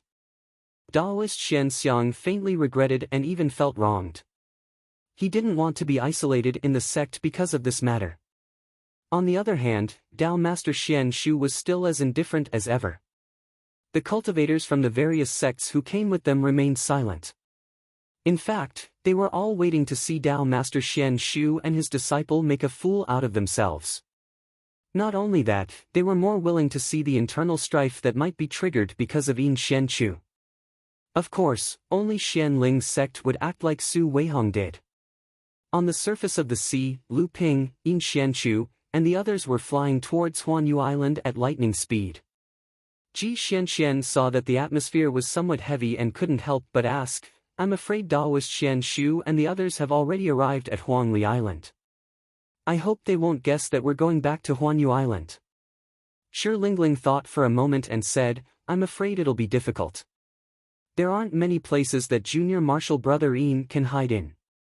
Daoist Xian Shu is also an exceptionally shrewd person. As long as he calms himself down, he will most likely be able to guess where we're going." Lu Ping touched the house of gold hanging on his chest and said, "I never intended to hide from them. Now, I can only hope that Senior Marshal's sister who can delay Daoist Xian Shu and the others on Huangli Island for a longer time." When Daoist Xian Shu and the others arrived at Huangli Island, only Hu Lili, Zhang Xuanqing, and Daoist Xian Su were left to greet them. As for Yao Yong and Jing Jia, they didn't come out to greet them due to their injuries. Daoist Xian Shu's group of 18 people, other than Daoist Xian Shu who was a late-core forging cultivator, the other 17 were all mid-core forging cultivators from various sects and clans. At this time, Huangli Island had just gone through a full-scale attack by the demon race. Although the island's protective array had been restored, the island still looked desolate and bleak. Su Weihong chuckled and said, "I've heard that water sword deity Lu Xianping runs Huangli Island very well, as if it's a treasure bowl for Jinling's sect. But now that I've seen it, it's nothing much." No one said anything. When Yuan Zhan arrived at Huangli Island, it was as if he saw Lu Ping everywhere. The hatred in his heart grew stronger and stronger. Without thinking, he said, "That's true. This Huangli Island has been run so badly by Lu Xianping, it's really disappointing." After Yuan Zhan finished speaking, he suddenly realized that Su Weihong had a sneer on his face. Hu Lili sneered at Yuan Zhan and didn't say anything. Daoist Xian Su and Zhang Xuanqing looked at Yuan Zhan with surprise and doubt in their eyes. Daoist Xian Xiang frowned and cautiously reminded Yuan Zhan, "Junior martial brother Yuan, please be careful with your words. The martial uncles on Huangli Island had just repelled the demon race's attack. The main culprit that caused the demon race to attack Huangli Island was Xianling's sect." Yuan Zhan smiled awkwardly and said bitterly, "Senior martial brother Xian Xiang, junior martial brother is just, Yuan Zhan said, but for a long time but still couldn't come up with a reason. Spiritual Master Xian Shu ignored Yuan Zhan. Seeing that there were only 3 people here, he glanced expressionlessly at Zhang Xuanqing, turned his head and nodded at Spiritual Master Xian Su, then asked Hu Lili, "Is Yin Xianchu on the island?" Daoist Xianshu's stare made Zhang Xuanqing's hair stand on end and cold sweat appeared on his back.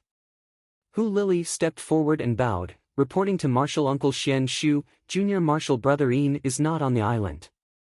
At this time, Xianling Sect's Su Weihong said in a strange tone, "I'm afraid you all still don't know that Yin Xianchu is a bastard from the union of a human and a demon.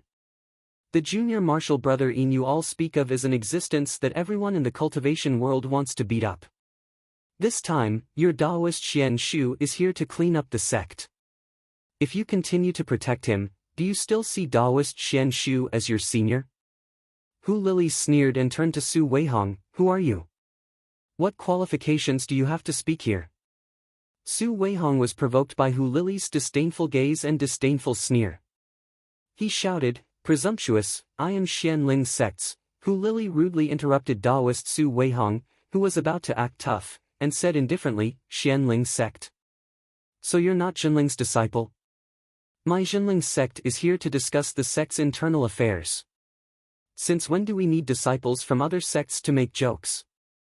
Can Martial Uncle Xianshu please teach me?" Su Weihong was furious. He looked at Hu Lili with a cold glint in his eyes, but then he looked at Reverend Xianshu. He smiled coldly, waiting to see how Reverend Xianshu would respond. He thought that he had succeeded in sowing discord, so he endured the ridicule of being looked down upon and watched the situation develop further. Daoist Xianshu looked at Hu Lili with narrowed eyes, while Daoist Xiansu smiled bitterly. This time, a gloating look appeared in Yuan Zhan's eyes. Unexpectedly, Daoist Xianshu nodded and said, "You're right. We are discussing our sect's internal affairs. Disciples from other sects are indeed not allowed to participate." This was out of Su Weihong and Yuan Zhan's expectation. Su Weihong said coldly, "Daoist Xianshu, we are here under the orders of our sect's Laozus. Your sect's words, are you not putting the other sect's Laozus in your eyes?" Daoist Xianshu replied bluntly, "Your sect's Laozus only asked you to come here as witnesses. When did he ask you to interfere in our sect's internal affairs? This Daoist doesn't know about this. When we return, I will definitely talk to my sect's Laozus and let my sect's Laozus communicate with your sect's Laozus. I believe that the other sect's Laozus are all righteous people. This order to interfere in my Jinling's matters must be someone deliberately distorting Fa Xiang Laozu's decree." Su Weihong's face turned pale, and a look of resentment appeared on his face. If Jinling's sect really held on to this point and refused to let go, he might end up like Yin Xianchu, becoming a sacrificial lamb for the sect. Yuan Zhan seemed to have found another opportunity and said, "Junior sister, since you said that Yin Xianchu is no longer on Huangli Island, can you allow us to search the island?" Hu Lili stretched out a finger and said, "First, you are a true spirit side courtyard disciple in the same batch as Lu Xianping, so please call me senior sister Hu, not junior sister. Second, who do you want to search?" Yuan Zhan stretched out his hand and drew a big circle. Then he thought of something and his fingers shrank in the air, pointing at Xuanqiang and himself. He said with a dry smile, "Of course, yes, of course it's only me and senior brother Xuanqiang." Hu Lili sneered and said, "You don't have the qualifications to give such an order. Daoist Master Lu Xianping is Jinling's alchemy grandmaster, a core member who participates in the major decisions of the sect. His position in the sect is not lower than Martial Uncle Xuanchu's. If you want to search Huangli Island, you must have our sect's Laozu or Daoist Gua Xuanshan's orders." Daoist Master Xianshu naturally came with Jinling Laozu's orders, but Hu Lili's words exploded in Yuan Zhan's ears. He looked back at Daoist Master Xianshu in disbelief, only to hear Daoist Master Xianshu say in a deep voice, "This Daoist Master indeed has our sect's Dharma idol Laozu's order to capture Yin Xianchu. Even if Martial Nephew Lu is here, he will not stop us." Yuan Zhan's ears were buzzing. He didn't expect Lu Ping to be standing so high up, to the point that he had to look up to him. For a moment, he was a little dazed. Hu Lili nodded with a straight face. Daoist Master Xianshu took the lead and walked into the island. Xian Xiang and Yuan Zhan, whose footsteps were a little heavy, chose to go in another direction. The other sect's cultivators were also about to search Huangli Island, but Taoist Master Xian Shu suddenly appeared in front of them. He said coldly, "You don't have the qualifications to search my Jinling's island. Please follow behind senior brother Xian Shu as a witness." This time, the other sect's Taoist masters didn't have any objections. Jinling was very accurate when it came to matters of right and wrong. He didn't give the other sect's Taoist masters any chance to take advantage of him. Other than Xianling's sect, no one was willing to risk offending Jinling to raise any objections. Most of the people chose to follow behind Taoist Master Xian Shu. There were also a few who leisurely followed behind Yuan Zhan and Xian Xiang. Su Weihong didn't even think about it and chased after Yuan Zhan. Hu Lili gave Zhang Xuanqing a look. Zhang Xuanqing understood and hurriedly followed behind Yuan Zhan and the others. Hu Lili then turned around and said, "I'll have to trouble Martial Uncle for today's matter. Please follow behind senior brother Xuanqiang and the others." Taoist Master Xian Shu smiled and said, "It's fine. Anyway, I also feel that today's matter is very inappropriate. I'll just follow them for a tour of Huangli Island." Then, he walked away. Hu Lili stood on the spot and let out a long sigh. Then, she chased after Taoist Master Xian Shu. Hu Lili walked in front of Taoist Master Xian Shu. Taoist Master Xian Shu looked at Hu Lili and asked, "Martial niece Hu, how long have they been gone?" Hu Lili already knew, but her expression didn't change. She said, "Martial Uncle, if you think they have already left, why are you still searching Huangli Island?" Taoist Master Xian Shu chuckled and didn't say anything. Everyone walked all the way to the center of Huangli Island. There were more and more cultivators here. Although the cultivators on Huangli Island were surprised to see so many core forging cultivators, they didn't show much surprise. Instead, when they saw Hu Lili among them, they enthusiastically greeted her. "Taoist Hu, Taoist Hu." They kept calling out to her. "I can see that you are very respected on Huangli Island. You are also very popular." Taoist Master Xian Shu casually chatted with Hu Lili. Hu Lili didn't know what Taoist Master Xian Shu meant, but she vaguely understood that Taoist Master Xian Shu didn't want to capture Yin Xian Shu. But she heard from Lu Ping that Taoist Master Xian Shu had schemed against Huangli Island, so Hu Lili was still very careful. Taoist Master Xian Shu saw that Hu Lili's eyes were still filled with vigilance, so he didn't say anything. At this moment, a sound-transmitting magic sword suddenly flew across the sky and fell into Hu Lili's hand. Hu Lili swept it with her divine sense and suddenly her face was filled with anger.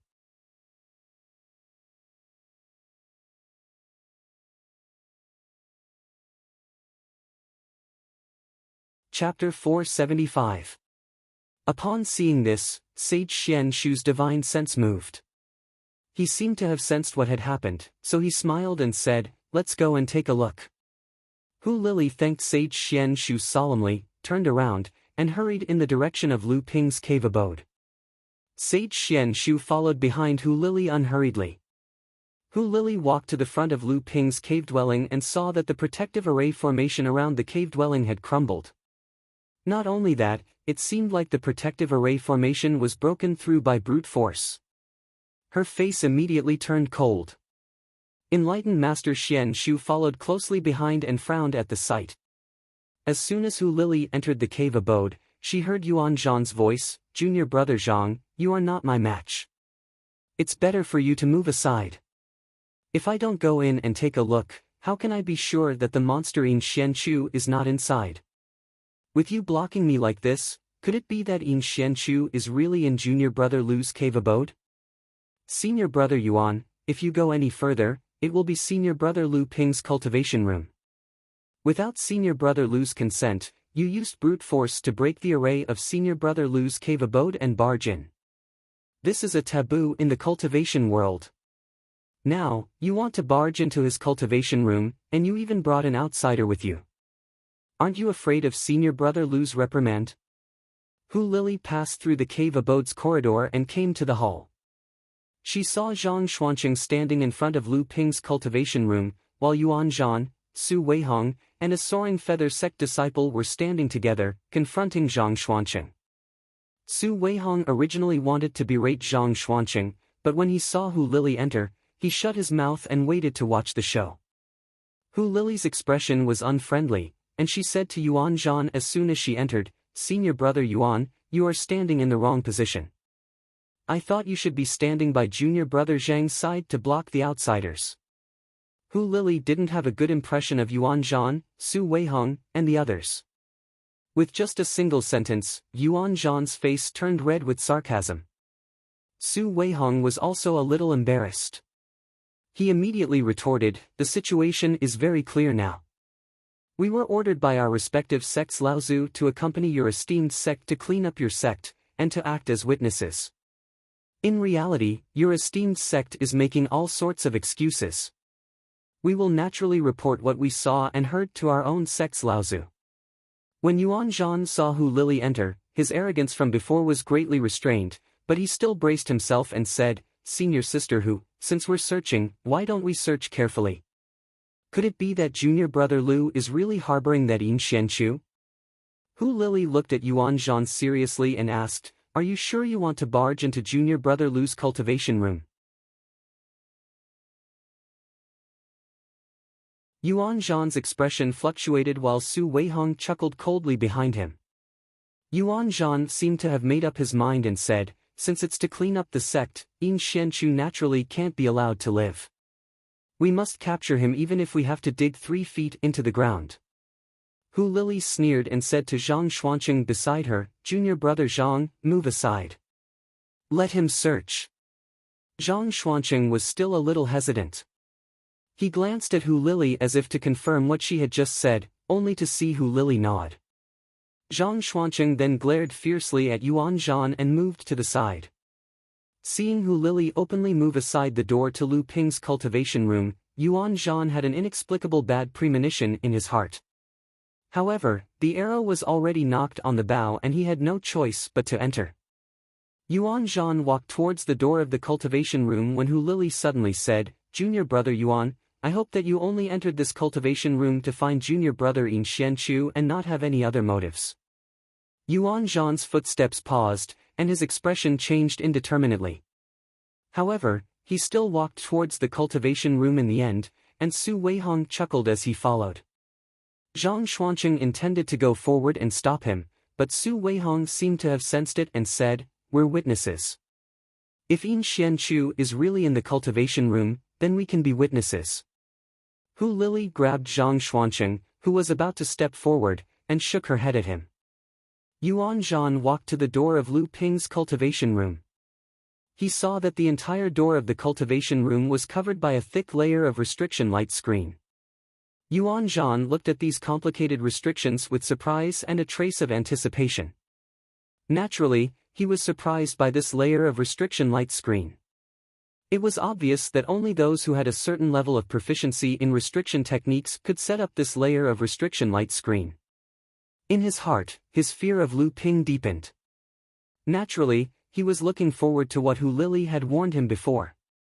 He naturally did not come in purely for the ridiculous reason of searching for Yin Xianchu. In fact, even he did not believe that Yin Xianchu would hide here and not escape as soon as possible. Seeing that Hu Lili was indifferent, Yuan Zhan could only look to Su Weihong for help. However, Su Weihong seemed to be playing dumb and asked, "Junior brother Yuan, is there anything I can do for you?" Hu Lili sneered at the side while Zhang Xuanqing had a look of disdain. Yuan Zhan's expression changed. He stared at Su Weihong's smiling face and said word by word, "I wonder if senior brother Su still has a restriction-breaking talisman on you." Su Weihong seemed as if he was suddenly enlightened, and he took out a talisman that flickered with golden light from within his sleeve. He said, "So junior brother Yuan wants this thing. Since little brother has it here, how could I be stingy?" He handed the restriction-breaking talisman to Yuan Zhan. Zhang Xuanqing whispered to Hu Lili, "Just now, the array outside the cave mansion was also broken by 2 formation-breaking talismans." Hu Lili nodded. She was an expert in array formations. Although she wasn't an expert in charms, she was still more knowledgeable than the others when it came to breaking array formations. Although Lu Ping's cave dwelling's defensive array formation wasn't of the best quality, Hu Lili had already guessed that Yuan Zhan and the others were able to break through the cave dwelling's defensive array formation without alerting the people on the island. However, she didn't expect Yuan Zhan to use Xian Ling's sect's array-breaking charms. In other words, Xian Ling's sect was well prepared for this. What was Xian Ling's sect trying to do? Naturally, Hu Lili did not think that Xian Ling's sect was just trying to sow discord between Jinling's disciples. Xian Ling's sect did not need to pay such a huge price for just one Yuan Zhan. Although Lu Ping was qualified, how could Yuan Zhan be worthy of being Lu Ping's opponent? While Hu Lili was still thinking, Yuan Zhan had already received Su Weihong's restriction-breaking talisman and placed it on the cultivation room's door. Layers of light flickered on the door, then disappeared bit by bit. The thick layer of restriction was getting thinner and thinner. However, when the restriction-breaking talisman burned out, there was only a thin layer of restriction left. Yuan Zhan's expression changed while Su Weihong sucked in a breath of cold air. He thought to himself, what a profound restriction. Then, Su Weihong looked at Yuan Zhan in front of him with an amused expression, waiting for him to speak again. At this point, there was no reason for Yuan Zhan to back down. Lu Xianping also would not bury the hatchet with Yuan Zhan just because Yuan Zhan had only used one restriction-breaking talisman but failed to break the cultivation room's restriction. However, it was not easy to make a restriction-breaking talisman and restriction-breaking talisman. Including the two restriction-breaking talismans at the cave entrance, even Su Weihong felt his heart ache. When Hu Lili saw Yuan Zhan take another restriction-breaking talisman from Su Weihong's hand, her eyes seemed to be deep in thought. A moment later, Hu Lili seemed to have thought of something. She looked left and right but found nothing. Where did spiritual master Xian Shu go? At this moment, Lu Ping, who was already flying towards Universe Island with Yin Xianchu, changed his expression the instant the cultivation room's restriction was broken. He immediately recovered. When Ji Xianxian saw this, he couldn't help but ask, "Senior brother Lu, is something wrong?" Lu Ping's speed didn't change as he said, "It's nothing. The people who captured junior brother Yin have already arrived at Huangli Island. It looks like senior sister who won't be able to hold on for much longer. With martial uncle Xian Shu's abilities, I think they'll soon discover where we're going. We need to speed up." Unfortunately, after the battle on Huangli Island, everyone was more or less injured. Immediately after, they went out to sea to escort Yin Xianchu. Even though they had the support of Lu Ping's superior recovery pills, which allowed them to temporarily recover from their injuries, the true essence in their bodies couldn't support them for a long period of time. Shi Lingling said, "We can't go on like this. I'm afraid that when the pursuers catch up, only junior brother Lu and you three will be able to put up a fight." Lu Ping thought for a moment, then said, "This is my negligence. Since it's like this, then we'll split into 3 groups. Senior sister Shi, senior sister Mayu, senior brother Zhongjian, the 3 of you will form a group and recover your true essence. If the pursuers behind us come, the 3 of you will just have to think of a way to obstruct them. You must not fight them to the death." Lu Ping thought for a moment, then said, "I'll leave the Azure Phoenix here as a helper. If things don't go well, you can just run. I think that as long as the 3 of you reveal your identities as disciples of the sect, Martial Uncle Xian Shu won't make things difficult for you. However, when you return to the sect, a punishment is unavoidable." Zhong Jian smiled and said, "That's nothing. Since we came out today, we've already been on the sect's punishment list. The sect has to give the other sects an impression. However, our sect has always been protective of our own. The matter with junior brother Yin was already forced by our sect, so there's no reason for us to make an example out of it. In the end, it's all bark and no bite." Lu Qiner transformed into a phoenix and descended onto a deserted island with the 3 of them. The 3 of them and the phoenix quickly recovered their true essence while quietly waiting for the pursuers behind them to arrive. After flying for a period of time, Chen Lian and the others also couldn't take it anymore. Lu Ping had Chen Lian, Du Feng, and spiritual master Xian Tao hide on a reef and left behind pills to recover true essence. Then, he continued flying towards Vast Universe Island with Yin Xianchu and Ji Xianxian. Ji Xianxian said hesitantly, "Senior brother Lu, are we really going to force our way into Vast Universe Island? With just the three of us?" Lu Ping said in a deep voice, "It's just a pretense. Actually, everyone has already thought of it. It's just that out of trust in me, no one exposed it. Currently, even though our sects Tian Shui Laozu and Xian Ling's sects Dao Yen Laozu aren't on Vast Universe Island, it's not like the other sects don't have Laozu overseeing them. How can the three of us charge in? Our target is a secret location in the outer seas of Vast Universe Island. You'll know once we get there." The restriction on Huangli Island's cultivation room was finally broken. A dense spiritual qi was like a mountain torrent that had been accumulating for a long time. In the instant the restriction was broken, it surged out from the cultivation room. Not only Yuan Zhan, Su Weihong, and the Soaring Feather sect's disciple, even Zhang Xuanqing, who was standing beside Hu Lili, revealed an astonished expression. This level of density of spiritual qi could only be achieved by at least half a mid-tier spiritual vein. Yuan Zhan revealed an expression of anticipation as he impatiently walked towards the cultivation room.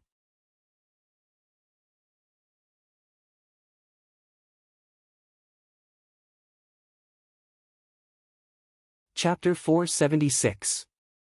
There's someone in the cultivation room.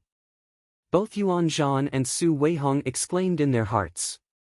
However, Yuan Zhan was pleasantly surprised that he had finally caught hold of Lu Ping's weakness.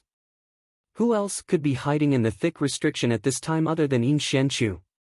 He was almost fooled by Lu Xuanping's trick. Fortunately, he withstood the pressure and persisted in breaking into the cultivation room. Su Weihong was surprised. He didn't believe that Yin Xianchu could be caught so easily. Moreover, it was in Lu Xuanping's own cultivation room. If someone took the opportunity to make things difficult for Lu Xianping, wouldn't Jinling have to punish his own family in the name of righteousness again? Yuan Zhan charged into the cultivation room, but he quickly retreated at a speed faster than when he entered. A golden halberd rushed out of the cultivation room with a fiery red explosion. Yuan Zhan's expression changed greatly. He took out a white jade shield and shouted, "Brother Su, help me." Su Weihong's expression was solemn. With a shake of his hand, a rainbow shot out. Unexpectedly, the halberd that shot out of the cultivation room seemed to be a bluff. With a fierce momentum, it made contact with the white jade shield and retreated on its own before Su Weihong's rainbow could reach it. An angry roar came from the cultivation room. Who the fuck dares to trespass into someone else's cave abode? Scram! Senior brother Yao Yong. Why are you here? Yuan Zhan was still in shock. He finally put away the white jade shield in his hand and asked in surprise. He moved his feet and wanted to continue walking in. The golden halberd rushed out again and pointed at Yuan Zhan, who was about to enter the cave abode. Yuan Zhan had no choice but to stop. Su Weihong's eyes narrowed. He stood behind Yuan Zhan without making a sound, but there was a flash of light in his eyes. He inadvertently looked into the cultivation room. Clearly, it was a kind of ability that cultivated the eyes. He felt that Yao Yong's golden halberd seemed powerful, but it was indeed strong in appearance. In addition, the halberd had retreated midway, which made it even more strange. Beside him, Hu Lili's eyes were also flickering with green light. She could see the divine light in Su Weihong's eyes. Yuan Zhan, what are you trying to do? I was severely injured in the battle with the demon clan, and it wasn't easy for me to beg junior brother Lu to seal the spiritual vein in his cultivation room to recuperate. Now, you've broken the seal of the cultivation room, almost causing me to suffer from qi deviation and my cultivation to be destroyed. Yuan Zhan, what are your intentions? Are you trying to kill me? Do you really think that I, Yao Yong, am a tiger that has fallen to the ground? I might have to ask my teacher, perfected Chu Xuancheng, to judge the situation. Also, who is that person behind you? How come we haven't seen him in our sect? Could it be that you, Yuan Zhan, have received orders from some sect to murder me? Are you even a disciple of Jinling? Yao Yong's series of reprimands and questions, coupled with the fact that he had colluded and schemed with Yao Yong, immediately made Yuan Zhan, who was already somewhat guilty, break out in cold sweat. For a moment, he stood at the door of the cultivation room, not knowing whether to retreat or enter. At this moment, perfected Xian Shu appeared in the cave dwelling. He glanced at the cultivation room and said, Yin Xianchu isn't here. All of you, leave. Yuan Zhan felt as if he had been granted amnesty and hurriedly left the cave dwelling. Su Weihong's face was full of resentment as he sighed inwardly at Yuan Zhan's incompetence. He also left. Hu Lili gave a few instructions to Yao Yong, who was in the cultivation room, before closing the stone door. The seal that had been broken by Su Weihong's restriction-breaking talisman began to slowly recover. When Hu Lili walked out of the cave dwelling, she discovered that perfected Xian Shu had already summoned perfected Xian Xiang and the others. Seeing Hu Lili walk out of the cave dwelling, perfected Xian Shu said indifferently, it seems that Yin Xianchu is definitely not on Huangli Island. The Northern Sea is already an inescapable trap for him. Unless he hides somewhere and doesn't show himself, he can only leave the Northern Sea. Martial niece Hu, is what the old man said right? Hu Lili smiled calmly and said, this is only martial uncle's guess. It is not convenient for me to comment. Alright, then we will make a trip to Huanyu Island. Perfected Xian Shu led the way out of Huangli Island. Yuan Zhan and the others had already figured something out. Their expressions changed as they followed perfected Xian Shu out of the island. Hu Lili's expression changed and she suddenly said, Martial uncle, please wait. Perfected Xian Shu turned his head and smiled, what? Is there any other way to stall for time? Hu Lili said sternly, reporting to Martial uncle, although the protective formation and the seal in the cultivation room aren't anything brilliant, it is the result of Junior Lu Xuanping's and my efforts. However, it was so easily destroyed by Junior Lu Xianping. If Martial uncle leaves without a care, it is inevitable that we will be dissatisfied. Without waiting for perfected Xian Shu to speak, Yuan Zhan flew into a rage out of humiliation and said, Senior Martial Sister Hu, don't push your luck. We are searching for Yin Xianchu under the orders of our sect's Laozu. Are you questioning our sect's Laozu? Hu Lili completely disregarded the threatening Yuan Zhan in front of her. She only looked at the expressionless perfected Xian Shu with a faint smile. Perfected Xian Shu suddenly smiled and said, Martial niece Hu, do you have any rules? Yuan Zhan seemed to be choked to death. His face flushed red as he looked at his uncle in front of him.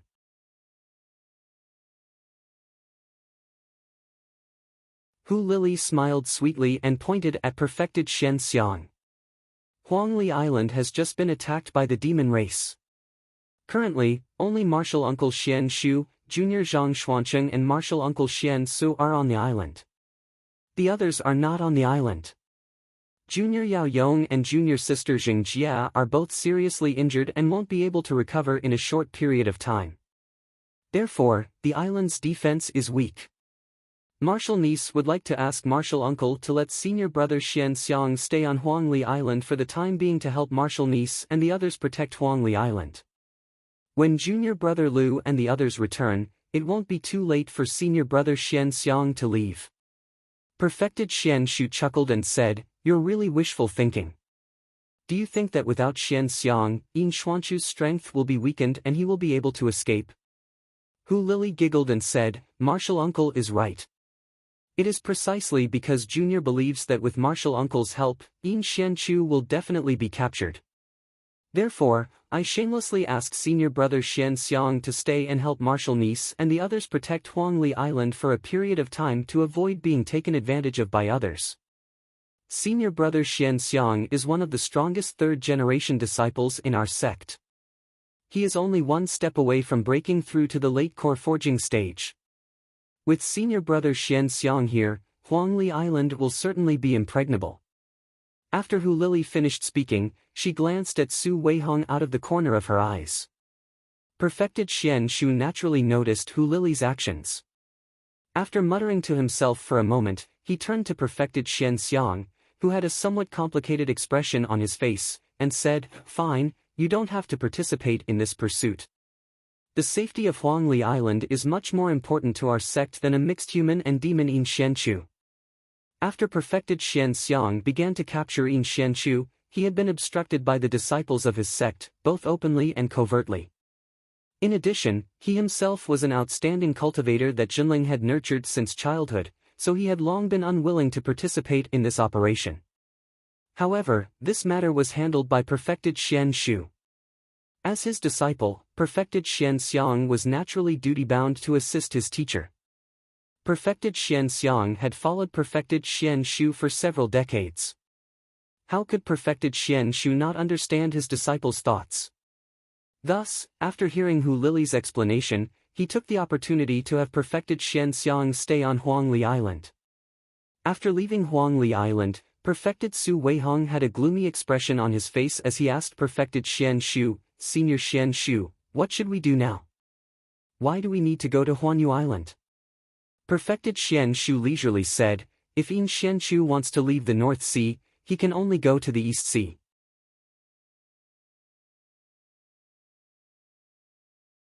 Now that he has been expelled from our sect's teleportation formation that leads to the East Sea will naturally not be open to him.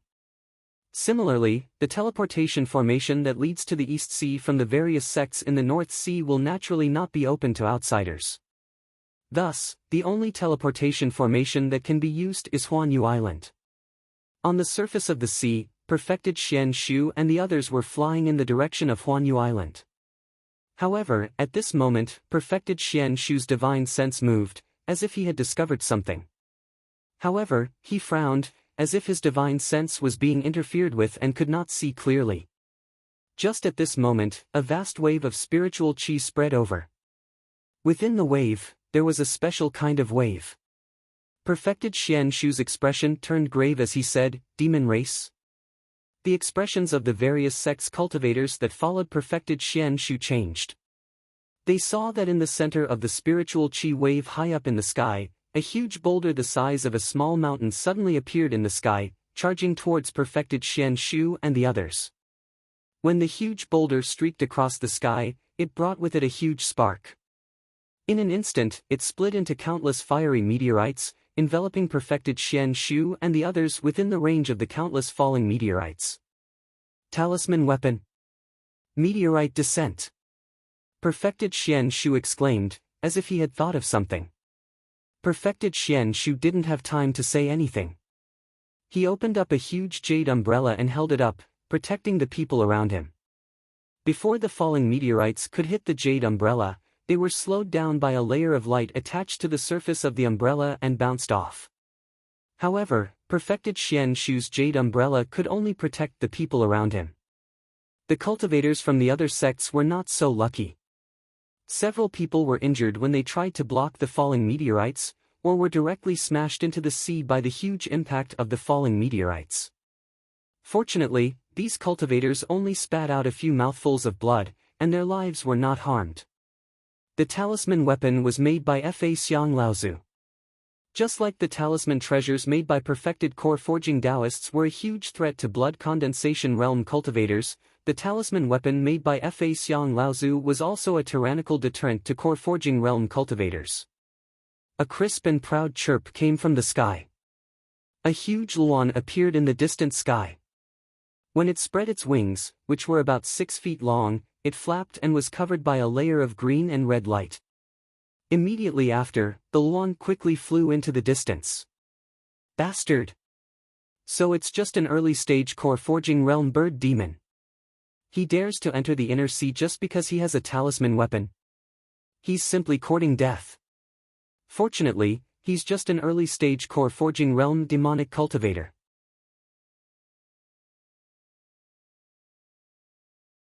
It's difficult for him to unleash the full power of the talisman weapon. Otherwise, a few people would have died this time. Kill this bird demon and take his talisman weapon. When the crowd saw that the one who sneak attacked them was actually an early-stage core forging realm demonic cultivator, 3 or 4 of the perfected masters who were panicking because of the talisman weapon immediately flew out and chased after the fleeing one. Talisman weapon. It was a life-saving item for core forging realm cultivators.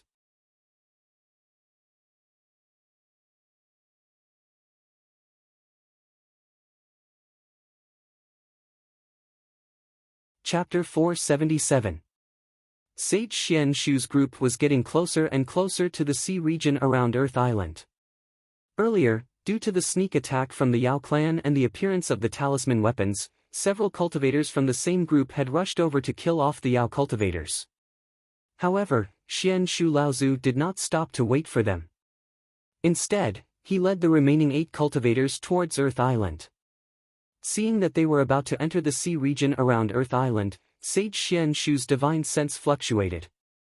Suddenly, he turned his head to look at the surface of the sea, which was several hundred zhang away.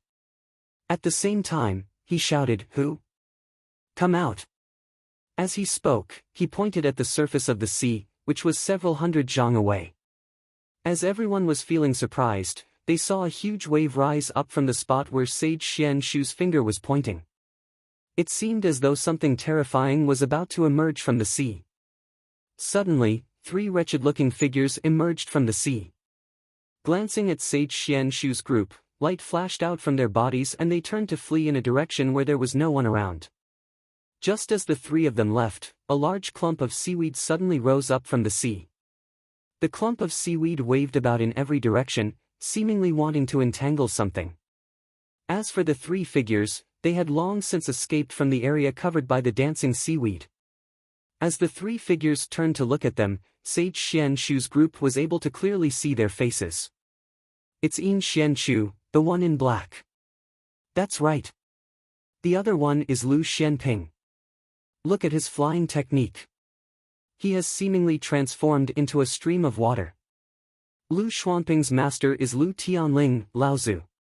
He learned a water-type magic technique. As for the one riding a flying puppet, he must be Ji Xianxian. That's right. It's them. What cunning youngsters. They hid here and made us think that they had gone to Earth Island. If not for Sage Xian-Shu, we would have been easily evaded by them. What are we waiting for? Chase them. Stop them and hand them over to Jinling's Sage Xian-Shu. Let them deal with them. Ha, ha! Seeing this, everyone became excited. With a shout, 8 mid-core forging cultivators from the various sects chased after the distressed trio. Although Yuan Zhan felt that it was inappropriate, in order to let Lu Ping experience the feeling of being chased, Yuan Zhan happily chased after them. Just as Su Weihong was about to chase after him, he saw Sage Xian-Shu frowning as though he was thinking about something. Su Weihong rolled his eyes and said, "What's wrong? Is Senior Xian-Shu going back on his word? These 3 from your esteemed sect are known as the strongest 3rd-generation disciples. If Senior Xian-Shu did not make a move, we might not be able to keep them here."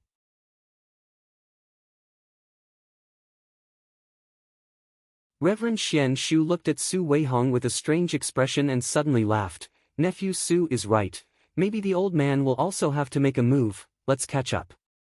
This time, it was Su Weihong's turn to be surprised. Although the 3 people in front of them were extremely fast, the sea was vast and there was nothing to hide them. Therefore, the 3 of them were unable to shake off the pursuit of the people behind them.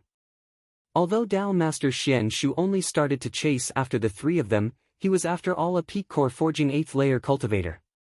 Very quickly, he caught up and closed the distance between him and the 3 of them. The closer Sage Xian-Shu got to the 3 fleeing people, the more he felt that something was wrong. Although the 3's speed was fast, their escape techniques were constantly supported by talismans and not their own escape techniques. Moreover, although the 3's aura fluctuated, making it difficult to grasp, but compared to Lu Xuanping's 5th layer core forging cultivator and Yin Xian-Chu and Ji Xianxian's 4th layer core forging cultivators, there was still a clear gap. Moreover, as the pursuit dragged on, the 3 fleeing people in front of them actually felt exhausted and their speed slowly decreased. The escape light under Sage Xian Shu's feet suddenly burst out with light. His figure flashed several times in the sky and appeared in front of the three fleeing people. The three fleeing people were startled and wanted to change direction, but it was already too late. Su Weihong, Yuan Zhan and the others had already surrounded them from both sides. Seeing that they could no longer escape, the three simply stopped in front of Sage Xian Shu. At this time, Su Weihong, Yuan Zhan and the others also felt that something was wrong. Yuan Zhan saw that although the three of them had the appearance of Lu Ping, Yin Xian Chu and Ji Xian Xian respectively, their height and build were wrong.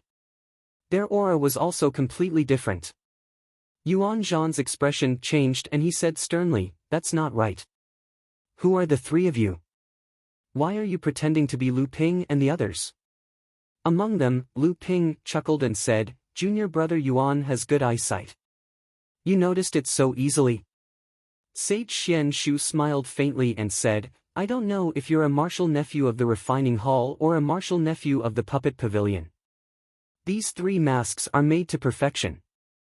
If you conceal your aura more tightly, I'm afraid that even the old man wouldn't be able to distinguish you." The three of them wiped their faces and immediately revealed their true appearances. The one pretending to be Lu Ping was Chen Lian, while Sage Xian Tao was wearing Ji Xian Xian's mask. As for Du Feng, who was not good with words like Yin Xian Chu, he was disguised as Lu Ping. Chen Lian smiled and said, "Martial Uncle Xian Shu's discerning eyes are like torches.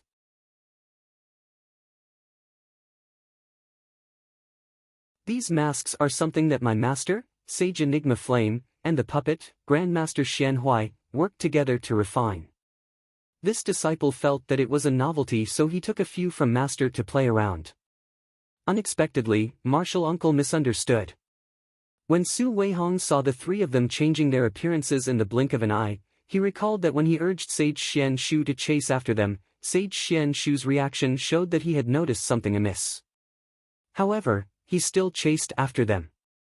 Clearly, he was also pretending to not know how to protect his own sect's disciples. However, at that time, Su Weihong was the one who urged Sage Xian Shu to chase after them. Sage Xian Shu had used the excuse of not discovering that the three of them were pretending to be Lu Ping. Naturally, Su Weihong had no choice but to viciously say, "These people are clearly not respecting your sect's Laozu's orders." Sage Xian Shu smiled gently and said, "These disciples are indeed naughty and mischievous. Although they did it out of their desire to protect their fellow sect members, they still violated the sect's laws. I, Zhenling, will naturally punish them. There's no need for martial nephew Su to worry about it." Su Weihong angrily remained silent. Sage Xian Shu's expression turned serious and he said, "The three of you will return to Heaven Spirit Mountain now and inform your respective masters of your mistakes. After that, you will become woodcutters at the back of Heaven Spirit Mountain for 3 years. You will chop 3 loads of firewood every day. You are not allowed to use your true essence or magic power. During these 3 years, you will not be allowed to enjoy the sect's benefits as punishment. Do you accept this?" Chen Lian and the other two looked at each other, then respectfully bowed to Sage Xian Shu and said, "Martial uncle, you enforce the law fairly. We accept this." Sage Xian Shu nodded and said, "In that case, the three of you may return to Heaven Spirit Mountain." After saying that, he turned to the other sect's disciples and said with a smile, "My sect's disciples are unfilial and have made a fool of themselves in front of all of you. Now that the Sea of Universe Island is close at hand, I'm afraid that Yin Xianchu will arrive on Universe Island soon. In order to prevent Yin Xianchu from escaping to the Eastern Sea through the transportation formation, the old man will need to go first. All of you can catch up later." At this moment, Su Weihong took a step forward and said, "Junior should go with Senior. Since I'm here to be a witness, I naturally need a legitimate reason. If there's another fake like this, I'll be able to give an explanation to the sect's elders." Sage Xian Shu looked displeased and said, "If martial nephew Su can keep up with the old man, then the old man will naturally have nothing to say."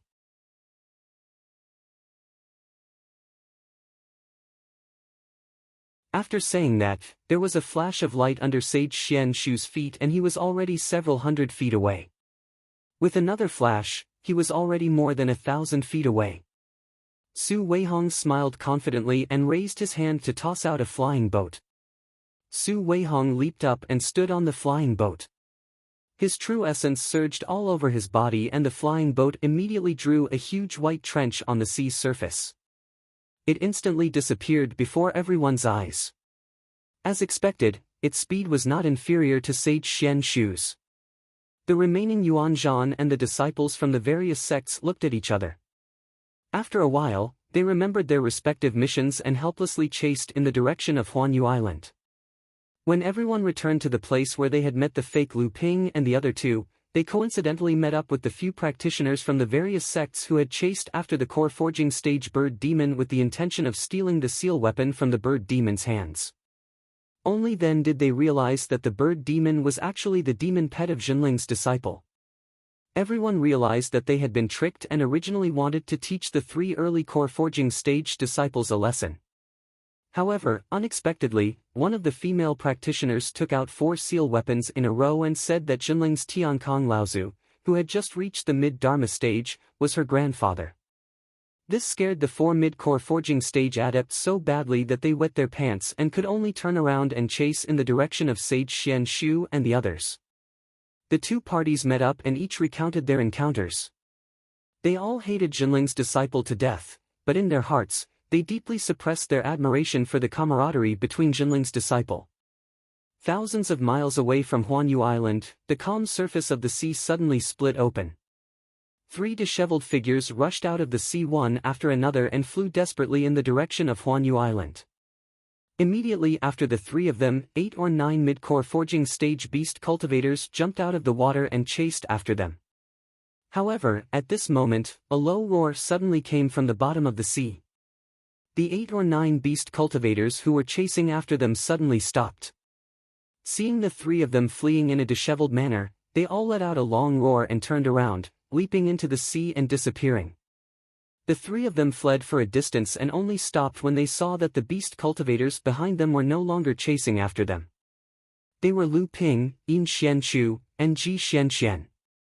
At this moment, the 3 of them had ugly expressions on their faces.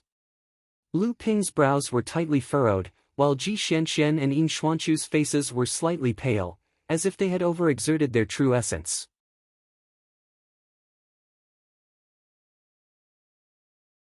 Ji Xianxian even revealed a hint of helplessness, while Yin Xuanchu's hint of coldness actually carried a hint of determination. Motherfucker, man proposes, but God disposes. Lu Ping finally fiercely cursed, and said, "There are actually so many core forging stage beast cultivators hiding here. We almost ran into them." Ji Xianxian received a water spirit pellet from Lu Ping.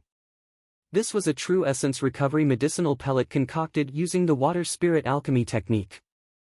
Although each pellet consumed a lot of true essence, its effects were 50% better than ordinary true essence recovery medicinal pellets.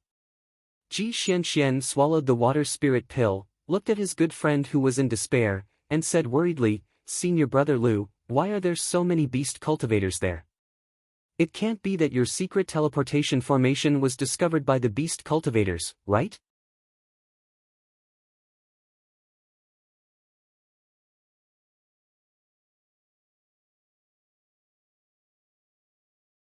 Chapter 478.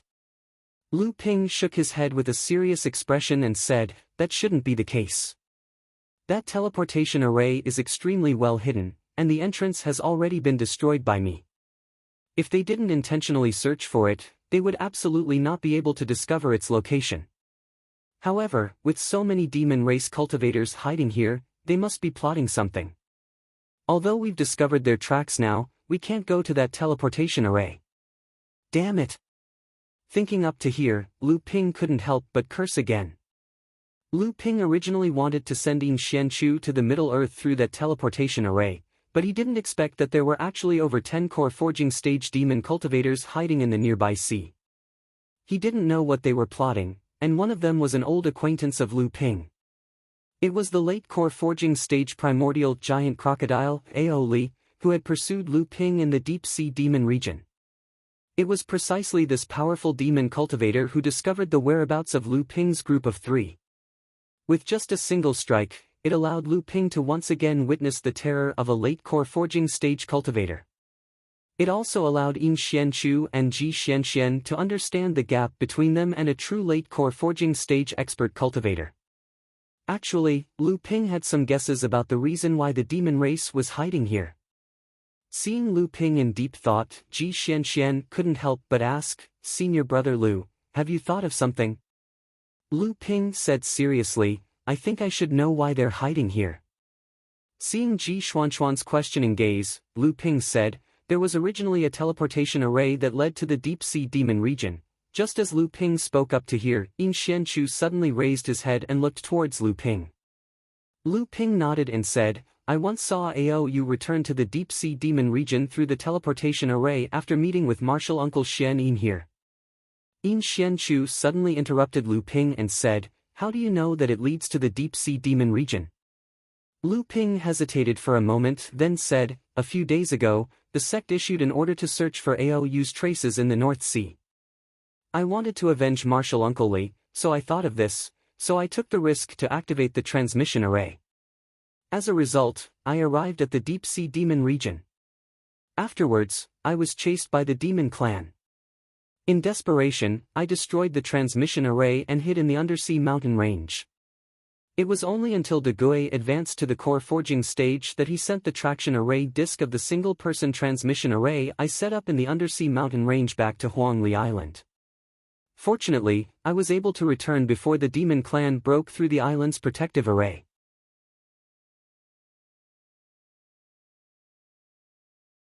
Lu Ping looked at Yin Xuanchu's slightly excited expression and continued, "I suspect that the demon clan is taking advantage of the confrontation between Zhenling and Xianling sect. Our sects Tian Shui Laozu and Xianling sects Dao Yen Laozu aren't on Huanyu Island to restore the transmission array here. This way, the demon clan will have another secret channel to launch attacks on the various sects in the North Sea. After all, the reason why we wanted to enter the Eastern Sea through the transmission array on Huanyu Island was because these two Laozu weren't on Huanyu Island." At this moment, Lu Ping and Ji Xianxian heard Yin Xianchu say in a low voice, "This transmission array was originally secretly constructed by Mother for the sake of meeting Father. Father knew of the existence of this transmission array, but Mother never told Father about it. Father also never had the idea of using this transmission array. Mother never betrayed the demon clan because of Father, and Father never betrayed the human clan because of Mother." Ji Xianxian patted Yin Xuanchu's shoulder and didn't say anything else. As the three of them spoke, the hazy silhouette of Huanyu Island had already appeared on the surface of the sea. Lu Ping let out a long sigh of relief and said, "I didn't think that we would still have to charge into Huanyu Island. I only hope that there won't be any slip-ups this time." Ji Xianxian and Yin Xianchu both knew that the secret transmission array discovered by Lu Ping just so happened to be occupied by a group of demon clan. Although the secret of the transmission array wasn't exposed, Yin Xianchu couldn't use the transmission array to head to the Midlands. He could only prepare for the worst and place all his hopes on the transmission array that led to the Eastern Sea from Huanyu Island. However, just as the three of them were immersed in their thoughts, a long howl suddenly came from the surface of the sea behind them. Their expressions changed, and when they turned around to look, a green streak of light had already streaked across the sky. Before the howl dissipated, the streak of light had already landed in front of the three of them. Ji Xianxian and Yin Xianchu revealed vigilant expressions, but Lu Ping's expression didn't change. He bowed first and said, "Disciple greets martial uncle Xianchu." Ji Xianxian also bowed. Yin Xuanchu's expression fluctuated, but in the end, he still bowed towards Spiritual Master Xianchu. Spiritual Master Xianchu glanced at Yin Xianchu indifferently and said coldly, "When your father and mother got married back then, I already expected this outcome. However, I didn't think that I would be the one to carry out this matter today. Don't hold any resentment towards the sect. Our sect is also forced to do this." Yin Xianchu clenched his fists tightly. His lowered head hid the expression on his face.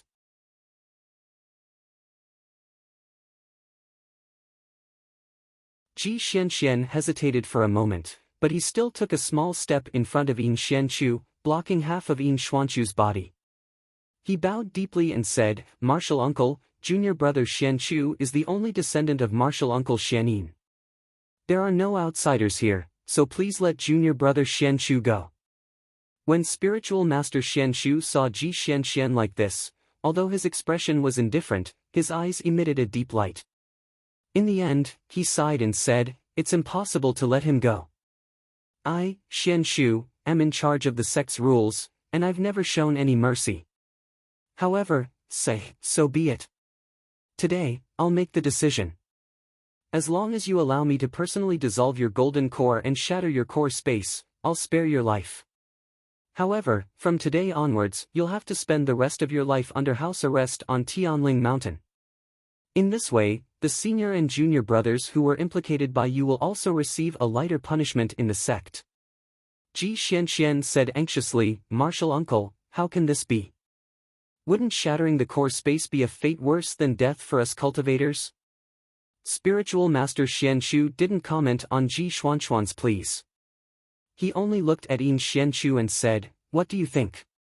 Yin Xuanchu's fists within his sleeves clenched even tighter, and a trace of green faintly appeared on his white knuckles. In the end, Yin Xianchu seemed to have made some sort of decision. His tensed body suddenly relaxed, and he said bitterly, "I'm willing, martial uncle Xianchu." Lu Ping suddenly took a step forward and interrupted Yin Xuanchu's words. He said, "Disciple has been comprehending swordsmanship in recent years and has gained some insights. Not long ago, I was lucky enough to kill a late-stage core-forging demon race cultivator. I've always heard that martial uncle's magic power is boundless, and that you're the #1 person in our sect's second-generation disciples below the 3 truths and 4 spirits. Disciple has overestimated his own abilities, and would like to ask martial uncle for advice on swordsmanship. I hope that martial uncle can grant my wish." Ji Xianxian stared at Lu Ping's back dumbfoundedly. Yin Xianchu suddenly raised his head and opened his mouth, but no sound came out. Spiritual Master Xianchu also seemed to have been stirred up by Lu Ping's presumptuous words. He looked at Lu Ping and asked in amusement and curiosity, "What did you say? This is simply preposterous." Buzz! The golden scale sword hovered above Lu Ping's head and pointed at spiritual master Xianchu from afar. He performed a sword salute of a junior and used his actions to once again verify what he had just said. Spiritual master Xianchu suddenly became furious, but he forcibly suppressed his anger. Instead, he laughed and said, "Good, good, good. As expected of senior sister Lu Tianling's good disciple. You're just as lawless as you are."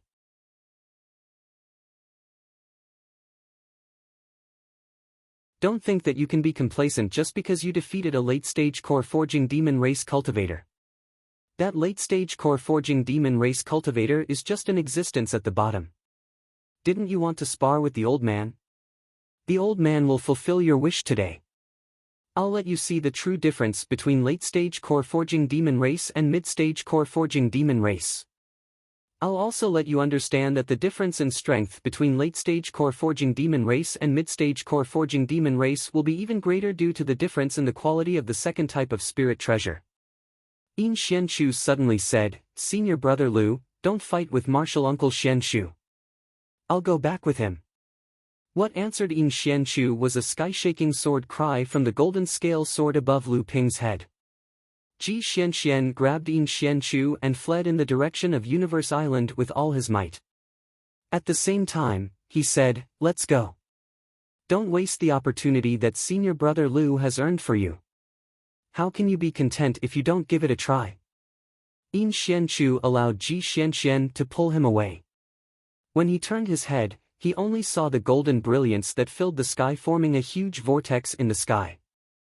The sword light within the vortex formed a huge sword formation in an orderly manner, covering half of the sky behind Yin Xianchu. At the same time, it also blocked spiritual master Xuanchu's path of pursuit. Yin Xianchu seemed to see Lu Ping's unwavering determination from his back. Lu Ping's first move was the limit of his current swordsmanship. The rotating sword formation, with the golden scale sword at the center, surged towards spiritual master Xianchu. Spiritual master Xianchu stood with his hands behind his back. He looked at the orderly sword formation that Lu Ping had mastered pressing towards him from all directions. Spiritual Master Xian Shu, who was forcibly suppressing his rage, couldn't help but have a trace of solemnity in his eyes. Lu Ping, a third-generation disciple of Jinling who had just advanced to the 5th layer of the core forging realm. Spiritual Master Xian Shu, a veteran late-stage core forging realm expert of Jinling who was at the peak of the 8th layer of the core forging realm. In the distance, where the sea and the sky met, a white mark suddenly appeared. The white mark quickly rushed towards the two sides of the battle. When it got close, it was Spiritual Master Su Weihong of Xian Ling's sect who had rushed over with Spiritual Master Xian Shu. Seeing that the sword light that filled the sky actually included him, Su Weihong was startled. Then, a look of joy appeared on his face. If Lu Xianping was here, then Yin Xianchu shouldn't be far away. The current situation was obviously because of Yin Xianchu. This Lu Xianping actually didn't hesitate to challenge a famous cultivator among the second-generation disciples of Jinling.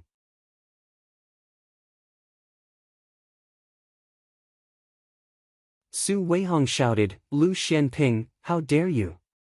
You actually dare to attack your own sect's senior." Su Weihong deliberately roared when he spoke. His voice spread in all directions, as if he wanted to let all the people of the North Sea know about this news. Su Weihong's eyes turned and he hurriedly stepped forward and said, "Martial Uncle Xian Shu, I'll temporarily block your sect's junior brother Lu Xianping. You first go after that vile spawn Yin Xianchu and clean up the sect." Scram! Scram! What answered him was Lu Ping and Spiritual Master Xuanchu's angry shouts. A powerful divine sense attack carried a huge pressure and rushed towards Su Weihong. Su Weihong's face suddenly turned deathly pale. Dang dang dang dang, he stepped on the small boat under his feet and took a few steps back. The silver boat seemed to have encountered a hurricane on the sea and was pushed back more than 100 feet in an instant.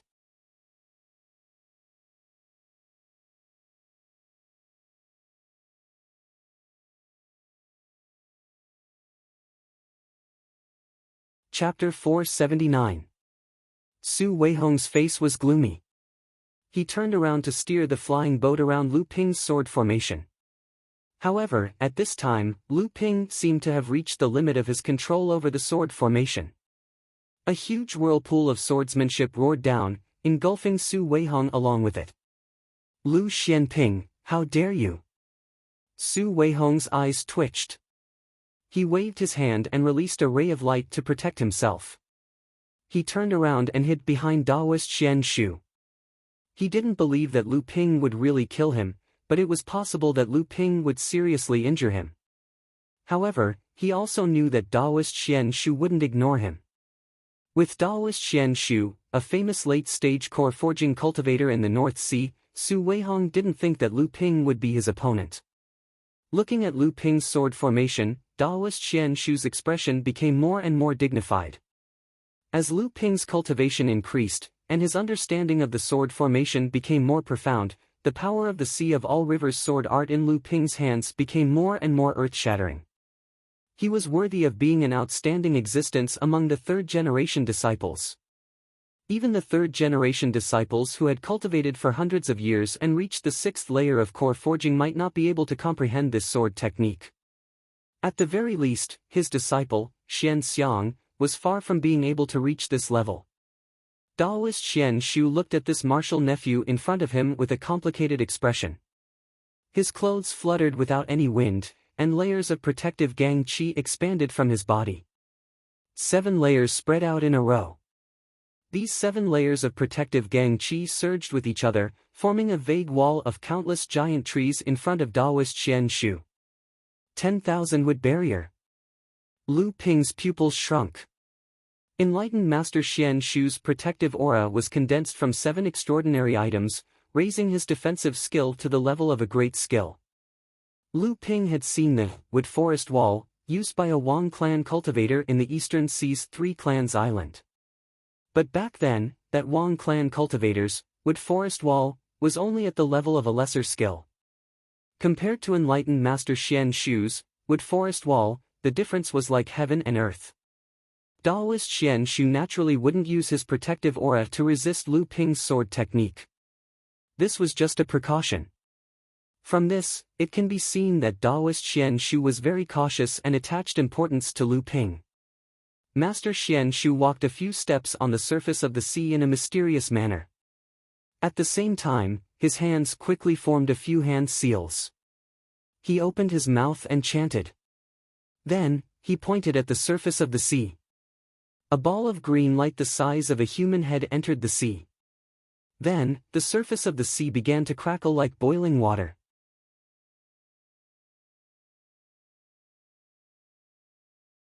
Lu Ping scanned the area with his divine sense and soon noticed the changes in the water. Countless sword rays suddenly changed their direction and pointed downward as Lu Ping made a series of hand seals. Daoist Xian Shu's face finally showed a trace of surprise.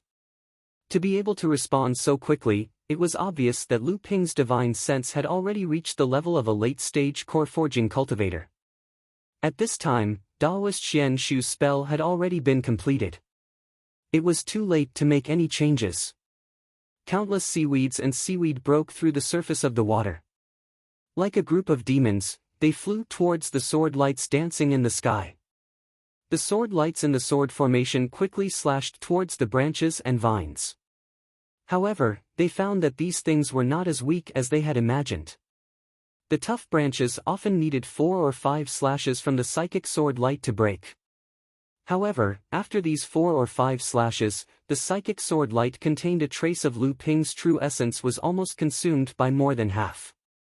Fortunately, Lu Ping had already made some changes to the sword formation. Countless sword lights crisscrossed in the sky. The entire 100 rivers into the sea sword formation simultaneously transformed into 18 small sword formations, each fighting independently. Although each small sword formation was dozens of times weaker than the big sword formation, it was much more flexible. The sword lights in each small sword formation struck the mutated seaweed and retreated. In the blink of an eye, Daoist Xian Shu's divine sense was crushed by Lu Ping's 18 sword formations. Then, the 18 sword formations clanged loudly, and the flying sword lights instantly formed a complete 100 rivers into the sea sword formation. Daoist Xian Shu smiled and said, "You can control the formation so skillfully. I forgot that as an alchemy grandmaster, you must have a divine sense that far surpasses cultivators of the same level. If I'm not wrong, your divine sense is not inferior to a cultivator in the 8th or 9th layer of the core forging realm." Lu Ping smiled indifferently and said, "You flatter me, martial uncle. Please enlighten me." Daoist Xian Shu laughed and said, "Your strength is indeed not bad among cultivators of the same level. Perhaps you really killed Daoist Master Lu Hai in a head-on battle. However, if you want to challenge me with just that, then you're still far from it. Ever since you advanced to the core forging realm and returned to the North Sea, everything has been too smooth. You almost never suffered any setbacks. Fine, today I'll teach you a lesson on behalf of senior sister Lu Tianling. It's better than being arrogant in the future and falling into someone else's trap." Lu Ping didn't say anything. The 100 rivers into the sea sword formation slowly descended and surrounded Daoist Xian Shu from all directions. A slingshot suddenly appeared in Daoist Xian Shu's hand.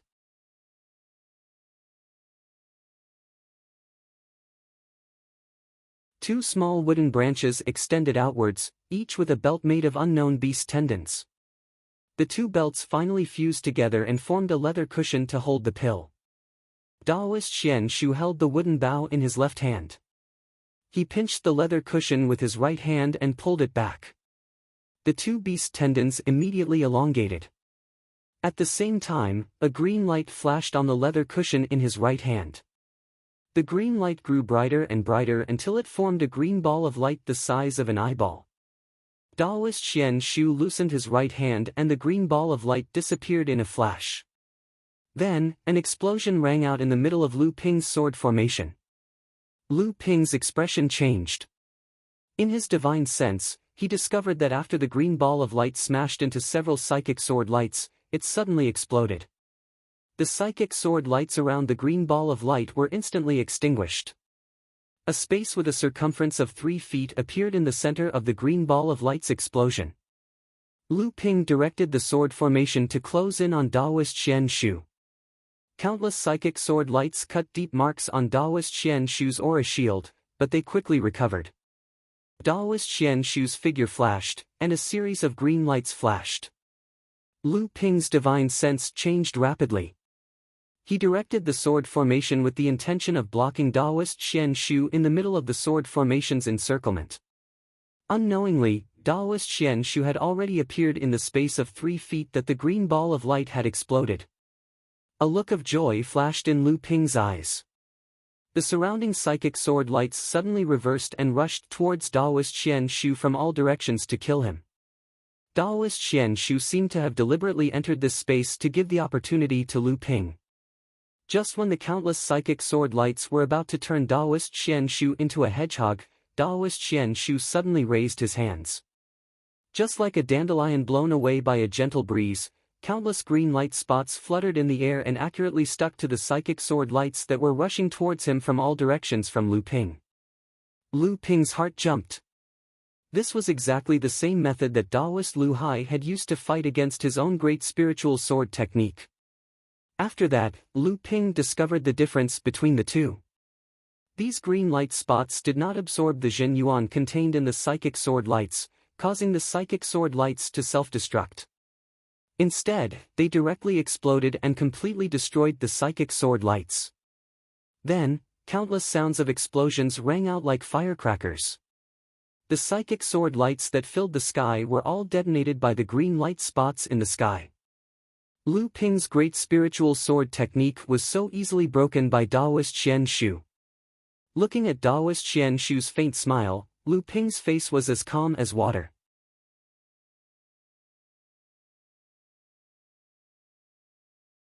The golden scale sword whimpered and retreated, circling around Lu Ping like a little kid who had been greatly wronged. Although the great spiritual sword formation is exquisite and powerful, but in your hands, it is only a so-so. Daoist Xian Shu faintly said. Then, he frowned. His body still stood still. Suddenly, the 10,000 woods wall in front of him grew countless branches and weaved them into a vine shield. Then, with a pooh sound, the vine shield was pierced through, and a dark blue sword light flashed in front of the 10,000 woods wall. Shapeless sword art, I didn't expect you to practice this set of magic arts. Rumor has it that in order to refine this set of magic arts, not only do you need an invisible flying sword, you also need a strange natural wonder called shapeless water. It seems that your luck is not small, to be able to obtain this kind of natural treasure. Unfortunately, your sword art is incomplete and can only reach the minor spiritual level. Moreover, if your flying sword was a psychic magic treasure, it would be fine, but it is just an ordinary magic treasure.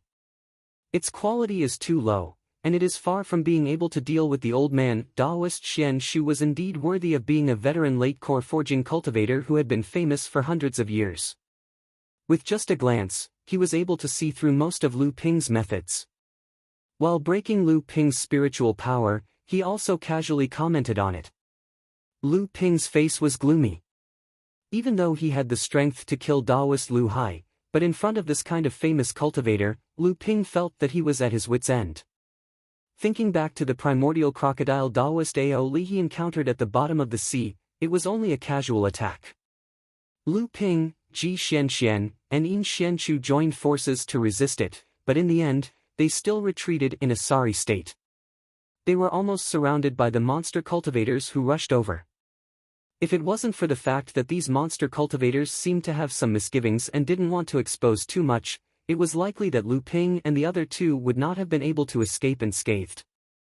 Daoist Xian Shu sneered and suddenly leaped up, saying, "Since it's an instruction, Martial Nephew Lu will also receive a move from the old man. In the future, Senior Martial Sister Lu will not blame the old man for not fulfilling his responsibility as a martial uncle." Daoist Xian Shu flew in the air and a peachwood longsword suddenly appeared in his hand. He pointed it towards the sky and a green lightning bolt as thick as a water bucket appeared out of thin air and landed on the peachwood longsword.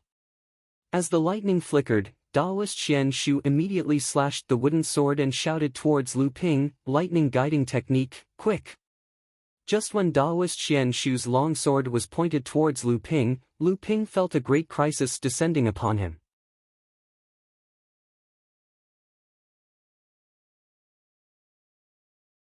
The Seven Treasures Thunder Calabash in his core space rapidly trembled, as if it was trying its best to break free from the shackles of the gold core.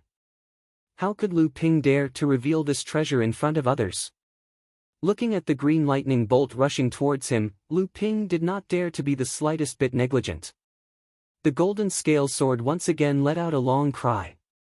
A white sword light that reached the sky seemed to want to cut open a door in this part of the world and slashed towards the green lightning bolt. At the same time, on the surface of the sea dozens of miles away in the direction that Ji Xianxian and Yin Xianchu had escaped to, a violent spiritual energy fluctuation suddenly rang out along with a deafening roar. This time, Lu Ping's expression finally changed drastically.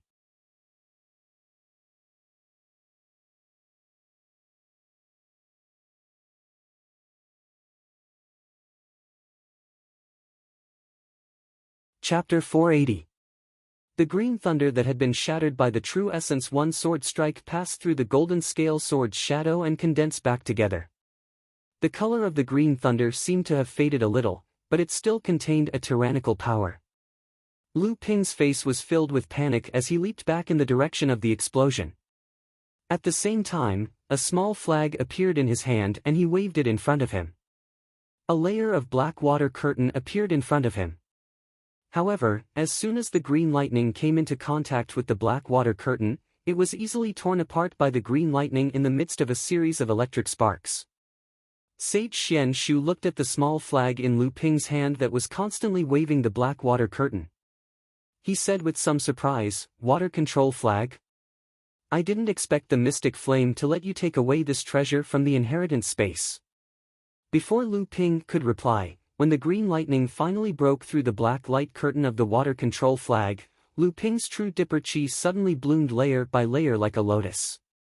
The transformation of the water curtain true Dipper Chi caused Lu Ping to be wrapped in a Tier 6 lotus flower. This time, the green lightning that broke through the black water curtain of the water control flag was no longer as powerful as before. It was firmly blocked by the blue Tier 6 lotus flower outside the true Dipper Chi protection. Sage Xian Shu looked at the lotus flower that Lu Ping's true Dipper Chi protection in amazement. He asked curiously, "The water curtain true Dipper Chi can have such a magical transformation?"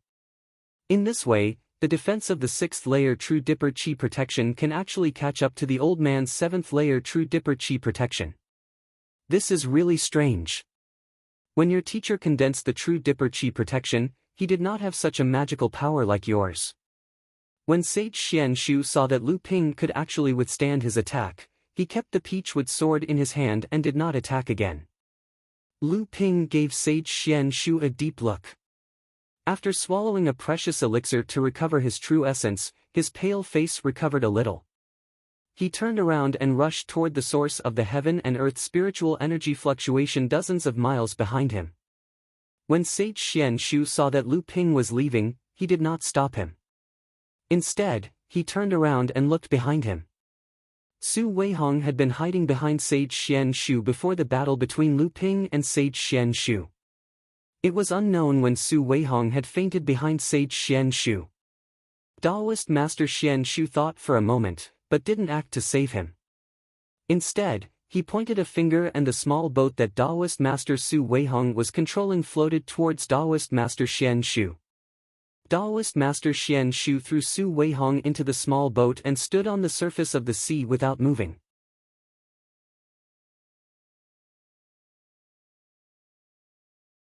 His eyes were looking towards a direction several dozen li away as he muttered, "As fellow disciples of the same sect, this old man has already done his best.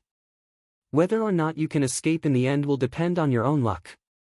In this way, even if you all die, the sect will not have to bear the reputation of killing their own disciples." Lu Ping immediately used his escape technique. His entire body seemed to have transformed into a puddle of water as he rapidly flew across the surface of the sea. At this moment, Lu Ping was no longer in the mood to be complacent about receiving Sage Xianshu's attack. He never thought that there would actually be someone who had predicted their destination and set up an ambush for Yin Xianshu and Ji Zixuan when they approached Huanyu Island. To Lu Ping, a distance of dozens of miles was nothing more than a moment's work. However, when Lu Ping was 7 or 8 miles away from the battlefield, he stopped using his escape technique. Lu Ping swept his divine sense outwards, and the scene that was several miles away was immediately reflected in his divine sense. Ouyang Weijian, you are a famous cultivator of the North Sea.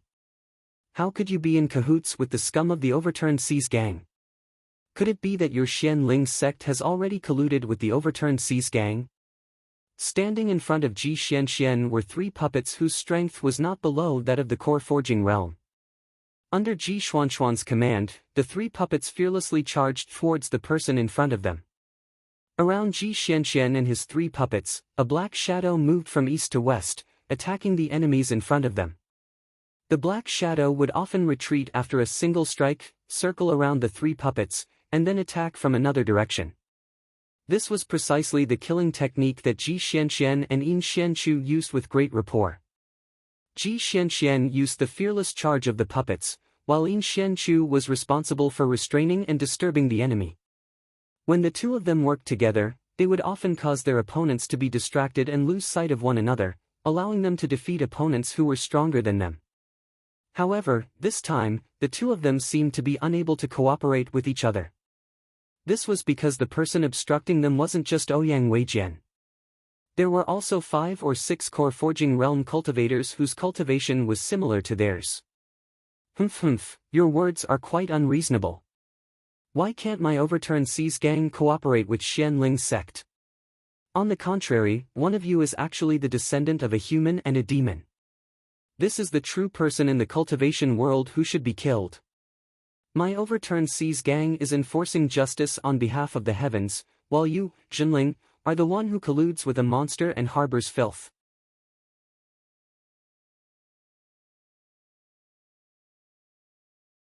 A tall cultivator directed the crowd to cooperate with Ouyang Weijian to firmly block Yin Xianshu and Yin Xianshu. Then, they began to flank them from both sides. Everyone supported each other, and their cooperation was quite exquisite. Gradually, they surrounded Yin Xianshu and Ji Xianxian, and gradually reduced the range of Yin Xuanshu's movements, forcing the 2 of them to be unable to fully display their cooperation. Seeing that victory was within his grasp, the Overturned Seas gang cultivator who spoke earlier said to Yin Xianshu complacently, I've long since expected that you, Jinling, are unwilling to bear the reputation of murdering your own clan's disciples and want to let you go. In this case, for the sake of the human cultivators of the North Sea, my Overturned Seas gang may have to slay demons and eliminate devils. We'll talk about it after we kill a monster like you. As for the other one, I believe that Brother Ouyang would also be happy to have one less competitor in the North Sea. Ouyang Weijian remained silent, but the flowing wind sword in his hand became increasingly swift and fierce. It even forced the Overturned Seas gang cultivators who were assisting him to the side to be unable to help. The leader of the Overturned Seas gang had a rather displeased expression on his face, but in the end, he didn't say anything. Instead, he directed the crowd to close in on the 2 of them, further compressing the space that Yin Xianshu had to deal with. Seeing that the 2 of them were in an increasingly precarious situation, Lu Ping, who was several kilometers away, still had no intention of helping them. In reality, enlightened Master Xianshu was known in Jinling as the number 1 person below the 3 truths and 4 spirits. Among the late core forging cultivators of the North Sea, his strength was considered extremely tyrannical. Just now, Lu Ping had a sudden inspiration. At the last moment, he had used the white jade lotus on his protective stellar energy to block enlightened Master Xianshu's cyan lightning. This had already consumed most of Lu Ping's spiritual essence, but this was already extremely valuable. However, Lu Ping had previously used the white jade lotus in conjunction with the water-controlling flag to block enlightened Master Ao Li's attack in the deep-sea demon region. Now, he realized that if he used the white jade lotus in conjunction with his protective stellar energy, the power it could display would probably be even greater. Unfortunately, Lu Ping didn't have the time to ponder these things right now. Once Lu Ping was able to combine this natal magic treasure with the magical power that he cultivated, its power would undoubtedly increase by several folds. He also wouldn't have been injured by enlightened Master Xian Shu's all-out attack after expending so much of his spiritual essence.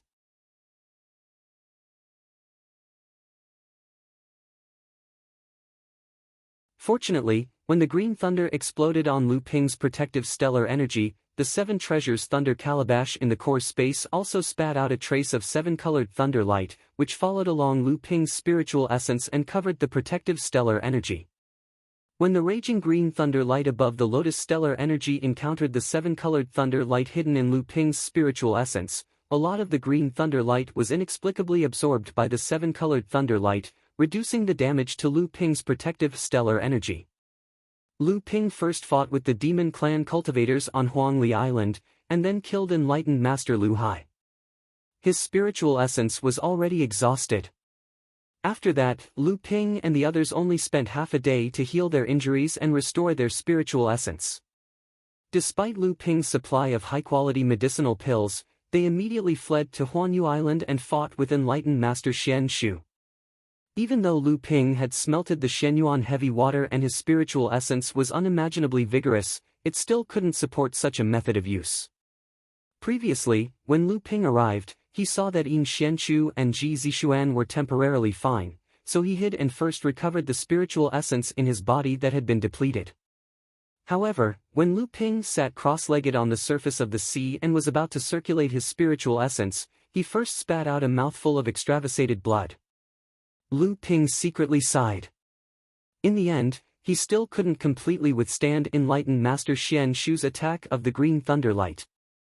Previously, if it wasn't for the Seven Treasures Thunder Calabash secretly dispelling it, and if it wasn't for the fact that Lu Ping was anxious about the life and death of his two friends, he momentarily forgot to check the injuries in his body. Perhaps, in front of enlightened Master Xian Shu, Lu Ping would already be unable to contain the injuries in his body. You're tuning into the Passion Pages YouTube channel. We're so grateful for your support, and don't forget to subscribe to join us on this incredible journey through captivating stories. Your generosity through donations truly makes a world of difference, as it's the primary source of revenue that allows me to expand and enhance this channel for you. Thank you from the bottom of my heart for being a part of this adventure.